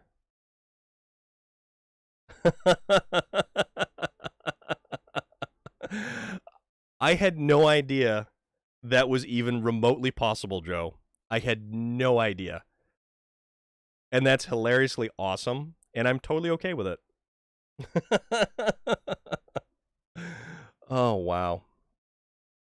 Never in my wildest imagination did I think that I would both, A, have my own Twitch channel and be doing this, and B, be on someone's Pinterest board with a celebrity such as Gigi Edgley, who, if you're not following on social media, you absolutely should, because she's currently right now working on funding a music video called Dragon. Arcade Cyborg, I really appreciate that. I really do appreciate that. That's awesome. Thank you very much. All right. Okay, so we're almost out of fuel with this thing, but conveniently enough, we carry Much like a turtle who carries his home on his back. Oh, no, wait, no, we don't want to do that.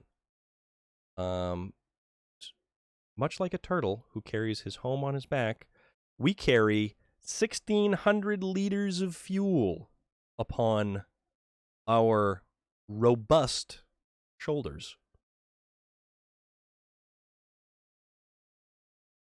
So,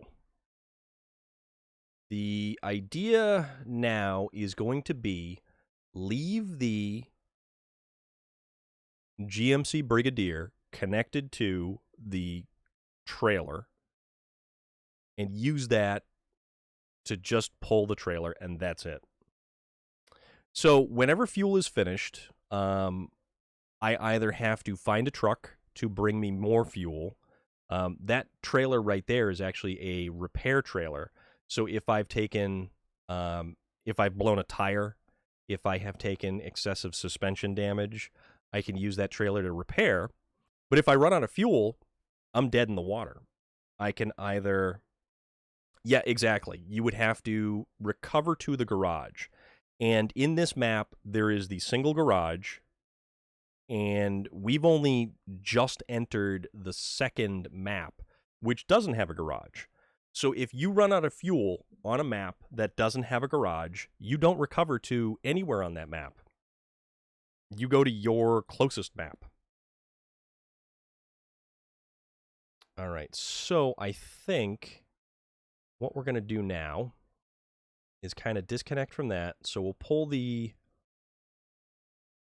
pull our giant lumbering behemoth off to the side here just a little bit. So he's within distance to kind of save our backside if we need it. And now let's run the Azov up the hill. And we'll see what we can do.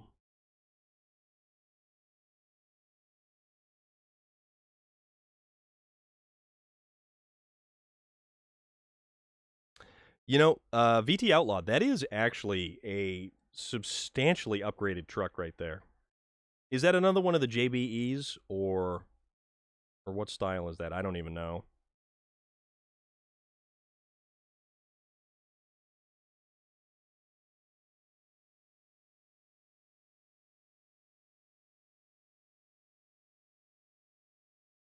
Well, the thing about this game is it is intentionally slow paced.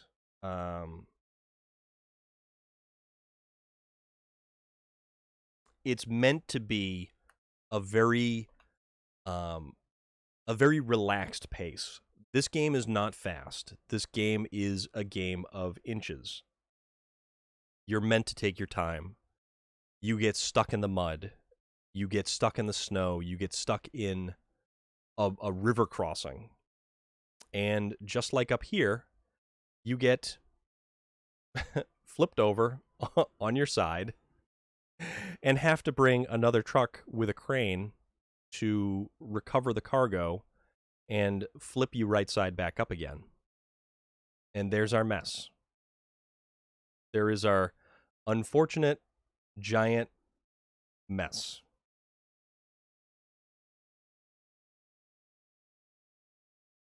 So what we're going to try to do is sort of park here, attach the winch, and we want to try to get a point on the truck that will allow us to sort of... Yeah, see?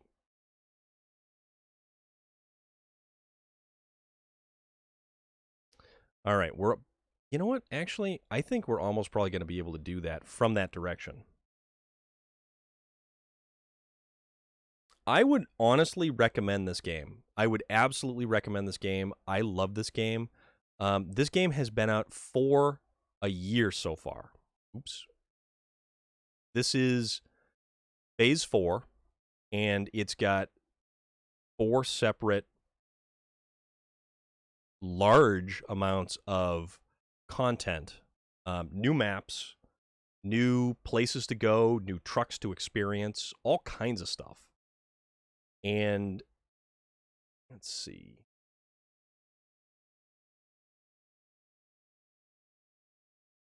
I think this might actually do this. All right. There we go. So now, change to this truck.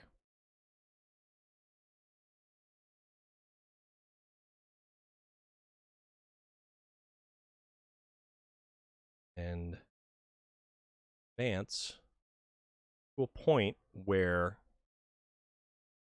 we can safely load the cargo that I have unfortunately thrown about so many different times. And there is a multiplayer aspect to this game as well. And basically, you just allow up to 4 players to come into your game, and it's a lot of fun. I really, really enjoy this game. This game is fantastic. Change truck to the other one. Turn on the lights. Now, oops. Now we have to be careful about not toppling this particular truck, because this has our crane. And this is how we will load all of that material into the back of the trailer. So let's select it so that actually makes it a little bit easier to discern. Oh, start tracking. Okay, so that is all the cargo that we need to put in that trailer.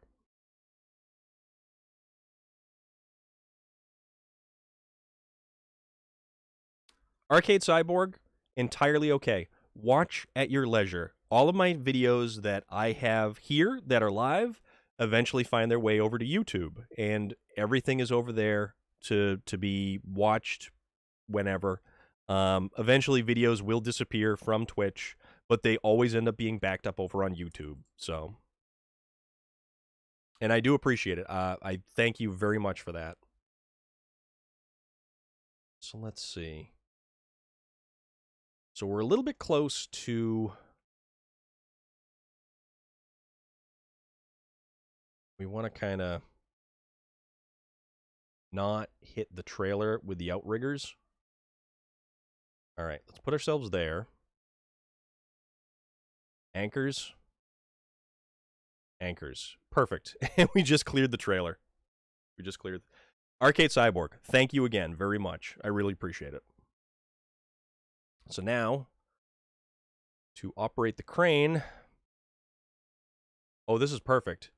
So we now have the ability to grab every single little piece of cargo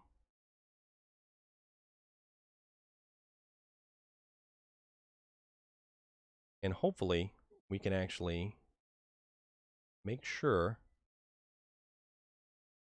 that this cargo gets all the way to the end. Oops.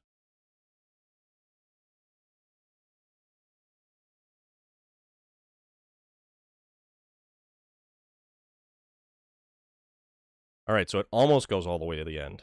So we'll load up most of this cargo, and actually, you know, we might be able to kind of shove one of the pieces of cargo with another piece of cargo. So that's always a possibility. Detach. Perfect.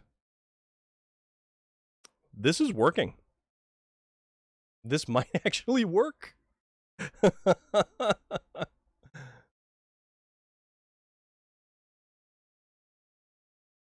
This might actually work.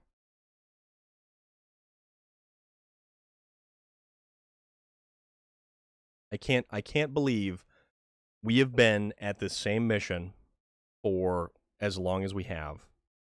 And I think honestly, if we complete this shortly, yeah, I want to try to make sure that they're lined up. It actually did change it a little bit, so if cargo is going to be destroyed, it'll tell you instead of just like disappearing.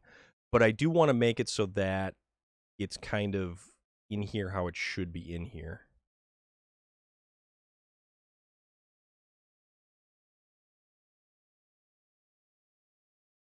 All right, so that's not gonna.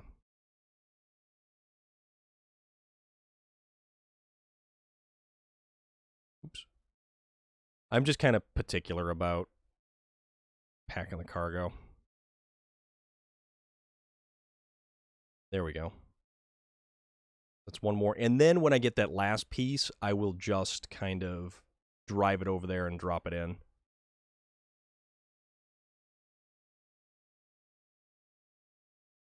I can't believe that this has taken as long as it has to do this. But I think the end point will be the end of this particular mission here.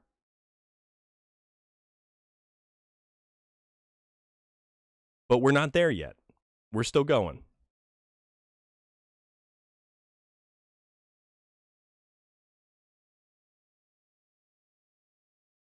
All right.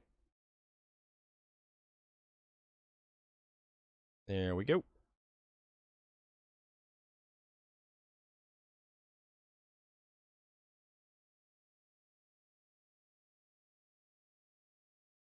There we are.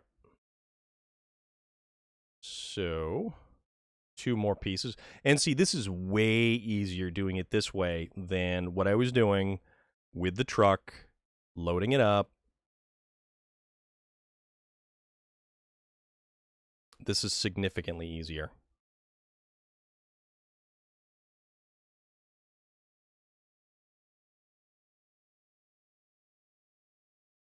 Yeah, tell you what, we will, because we won't have enough room to drop that last one in.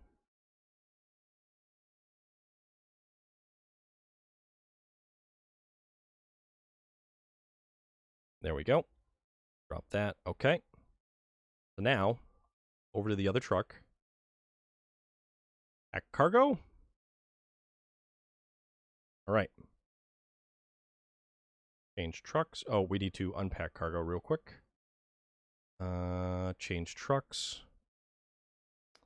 So then we get the last piece of cargo, and then we will engine shut off. Train mode.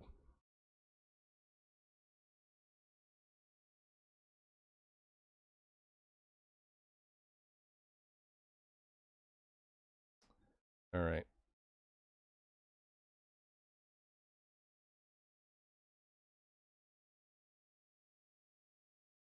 So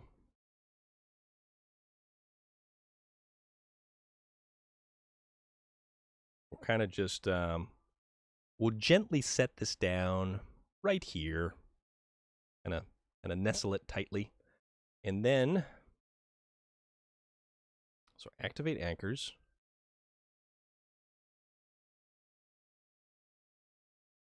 Then we just have to get up and around our trailer without knocking things over.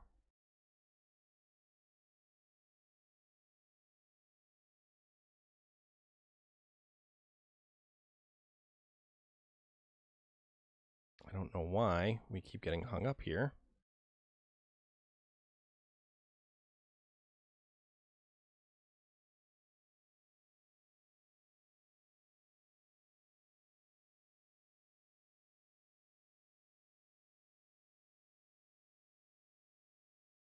Or are you kidding me? Are you absolutely kidding me? The anchor is hung up. Oh my god, the anchor is hung up.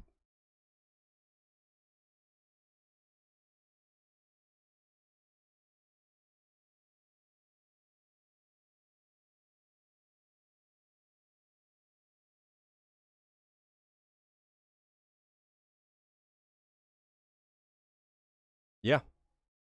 The anchor is hung up.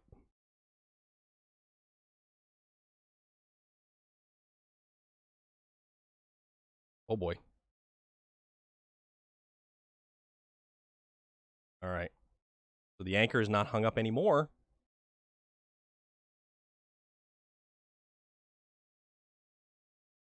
Well, it sort of wasn't.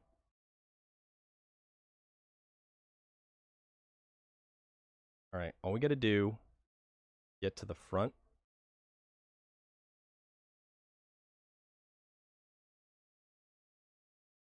Or at least just a little bit closer.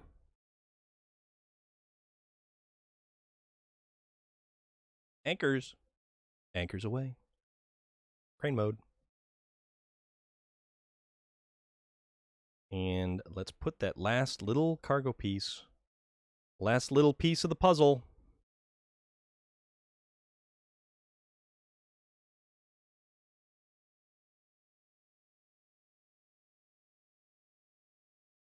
There we go. Okay. Change trucks over to this one. Pack the cargo. Okay. Let's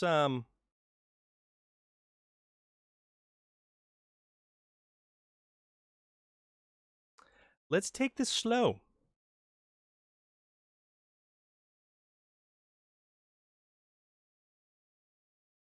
Let's yeah. I think it's way more than 4 at this point in time. I think it is way more than 4.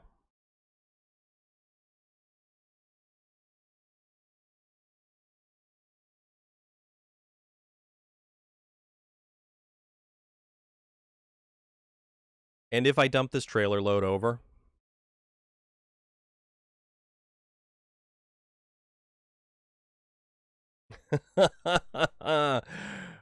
Herbert Laws. Oh, no. We are getting stuck in the mud here.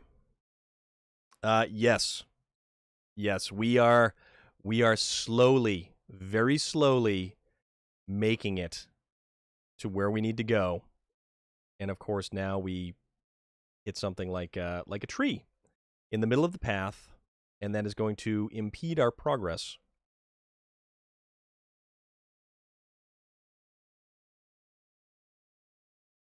There we go. All right, let's get this right there. Okay. Yes, that is what I got. That's where this truck actually came from, believe it or not. Oh, this is ridiculous. Why are we hung up as badly as we are?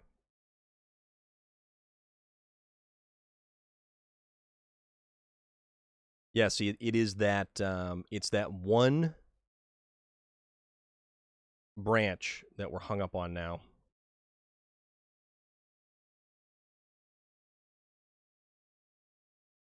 There we go. Just need a little bit of a helping hand. So we're gonna do this. We're gonna get there. I can't believe I've basically spent the better part of 4 hours doing this. This has been insane, guys.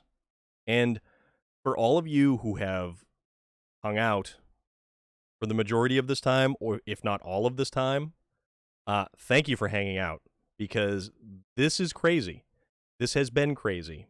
And I've never, ever in this game so far experienced a mission that has caused me so much grief and aggravation, and continues to cause me grief and aggravation. Attach winch right there.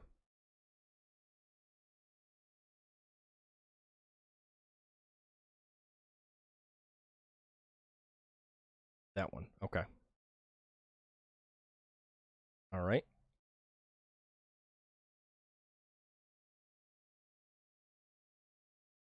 Oh. Yeah, we keep bottoming out and hitting all these branches that are actually buried in the mud. And it occurs to me I probably should have run the 745C up here first. Yeah, this is some serious anticipation right now. We can see the end goal right over there. That arrow is where we need to go with this truck and this trailer. We have 214 liters of fuel, and we are coming out of the woods. This is the final stretch.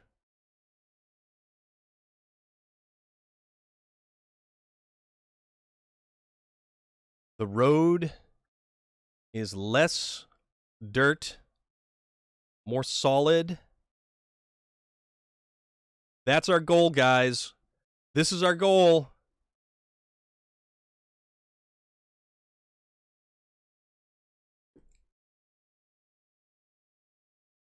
Yes. Yes, yes, yes, yes. So my iron. That was unbelievable. That was unbelievable. And wait a minute. What? That's what we gained access to. We gained access to a service plaza right there. So this is now a repair shop. So if our trucks get damaged, that is where we go.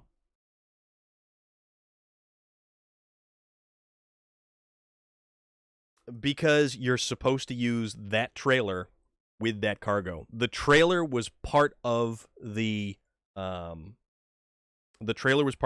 task.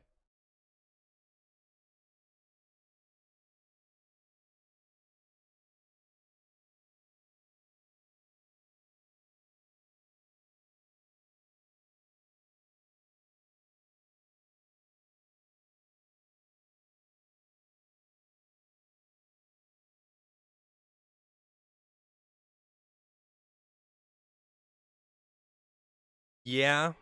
Sasquatch, guys, all of you who have watched this for the past 4 or however many hours you have put in, thank you for hanging out for that.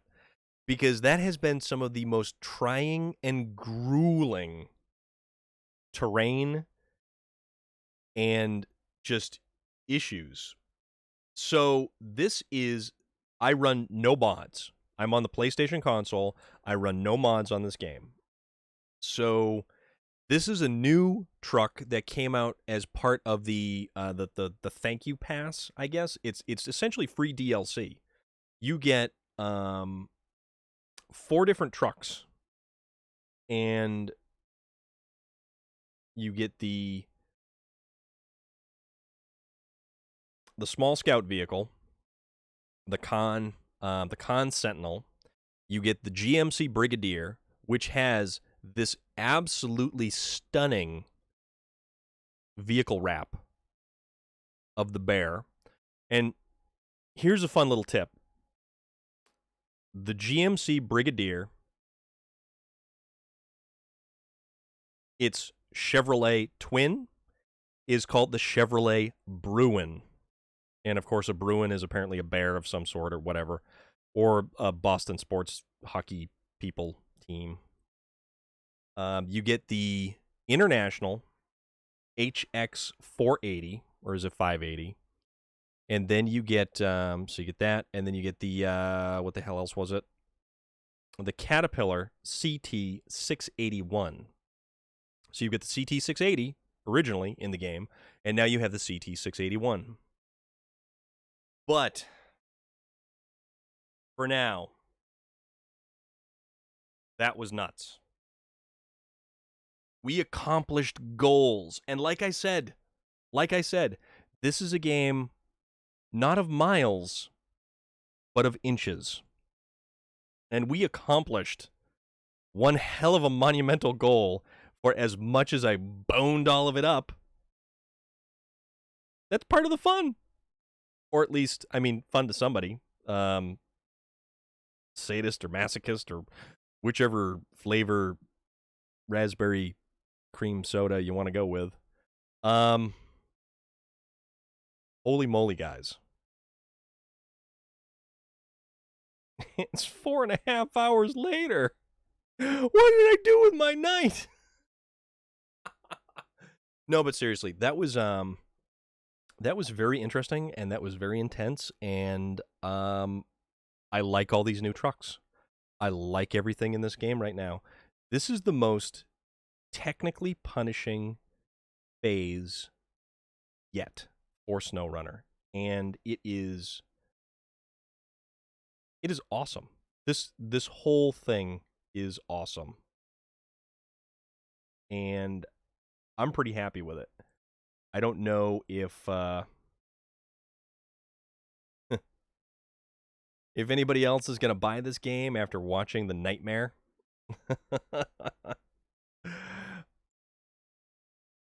yes, I did Relic. And, you know, honestly, that's part of it. That's part of what makes this whole thing better. I could be sitting here playing this game without all of you and not having nearly as much fun as bringing you all along with me. You get to see my trials and tribulations. You get to see my success and utter ridiculous failure. So that's appreciated. That is appreciated a lot. And I don't know what else to say right now because this is nuts. That is very convenient. One Mr. Dick Grayson. I still have to do that. That is the thing I have to do. So the timing is right. But yes, for all of you who have followed, for all of you who have joined, it's been a blast. Yeah, this is just scraping the surface. We still have to discover 2 more maps. There's another vehicle out there for us to find, the new Zix, which is supposed to be incredible. And we've got a rocket launch pad to build. So there's also that.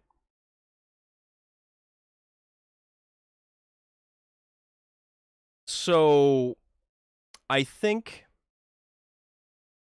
yeah, because this map is not a cakewalk. This map is not a cakewalk whatsoever. And I believe it comes a time that we must wrap things up for the night because it's like almost 10 o'clock here. Yeah, there is a rocket launch pad, and that is the overarching goal. So let me get to the map here. Where is it? Global map. So for the global map of Amur, Russia, one of the southernmost regions of Russia, Urska Oblast, is well known for warm summers and surprisingly harsh winters. In the early days of space exploration, some of the great minds of the time envisioned this place to become another vantage point for exploring the stars. And while these days, the decades-old cosmodromes serve as little more than a monument to its visitors' ambition, a freshly formed space agency has recently shown interest in giving this frontier a second life. So the regional progress is rocket's core section assembled.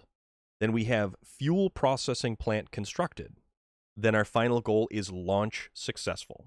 So those are the overarching goals of this whole series of maps. And you can see we've only unlocked just that second one. And in that second one, we've only just barely scraped the surface driving down this road right here. That's it. That's all we did.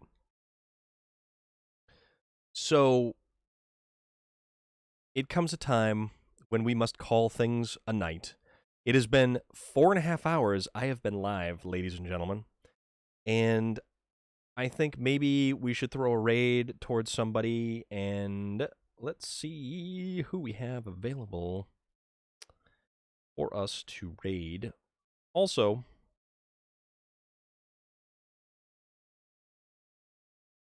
it appears that good old Ginger Snaps, who is a very large supporter of our awesome channel, she's a fantastic, exuberant, and very awesome supporter of this channel and everyone else's channel as well. So we will raid Ginger because you guys also demanded it. So that is what we are going to do.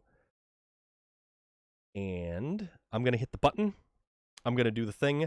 Guys, if you haven't hit the follow button, hit that follow button. You'll get notified when I go live. You can join us for stuff like this.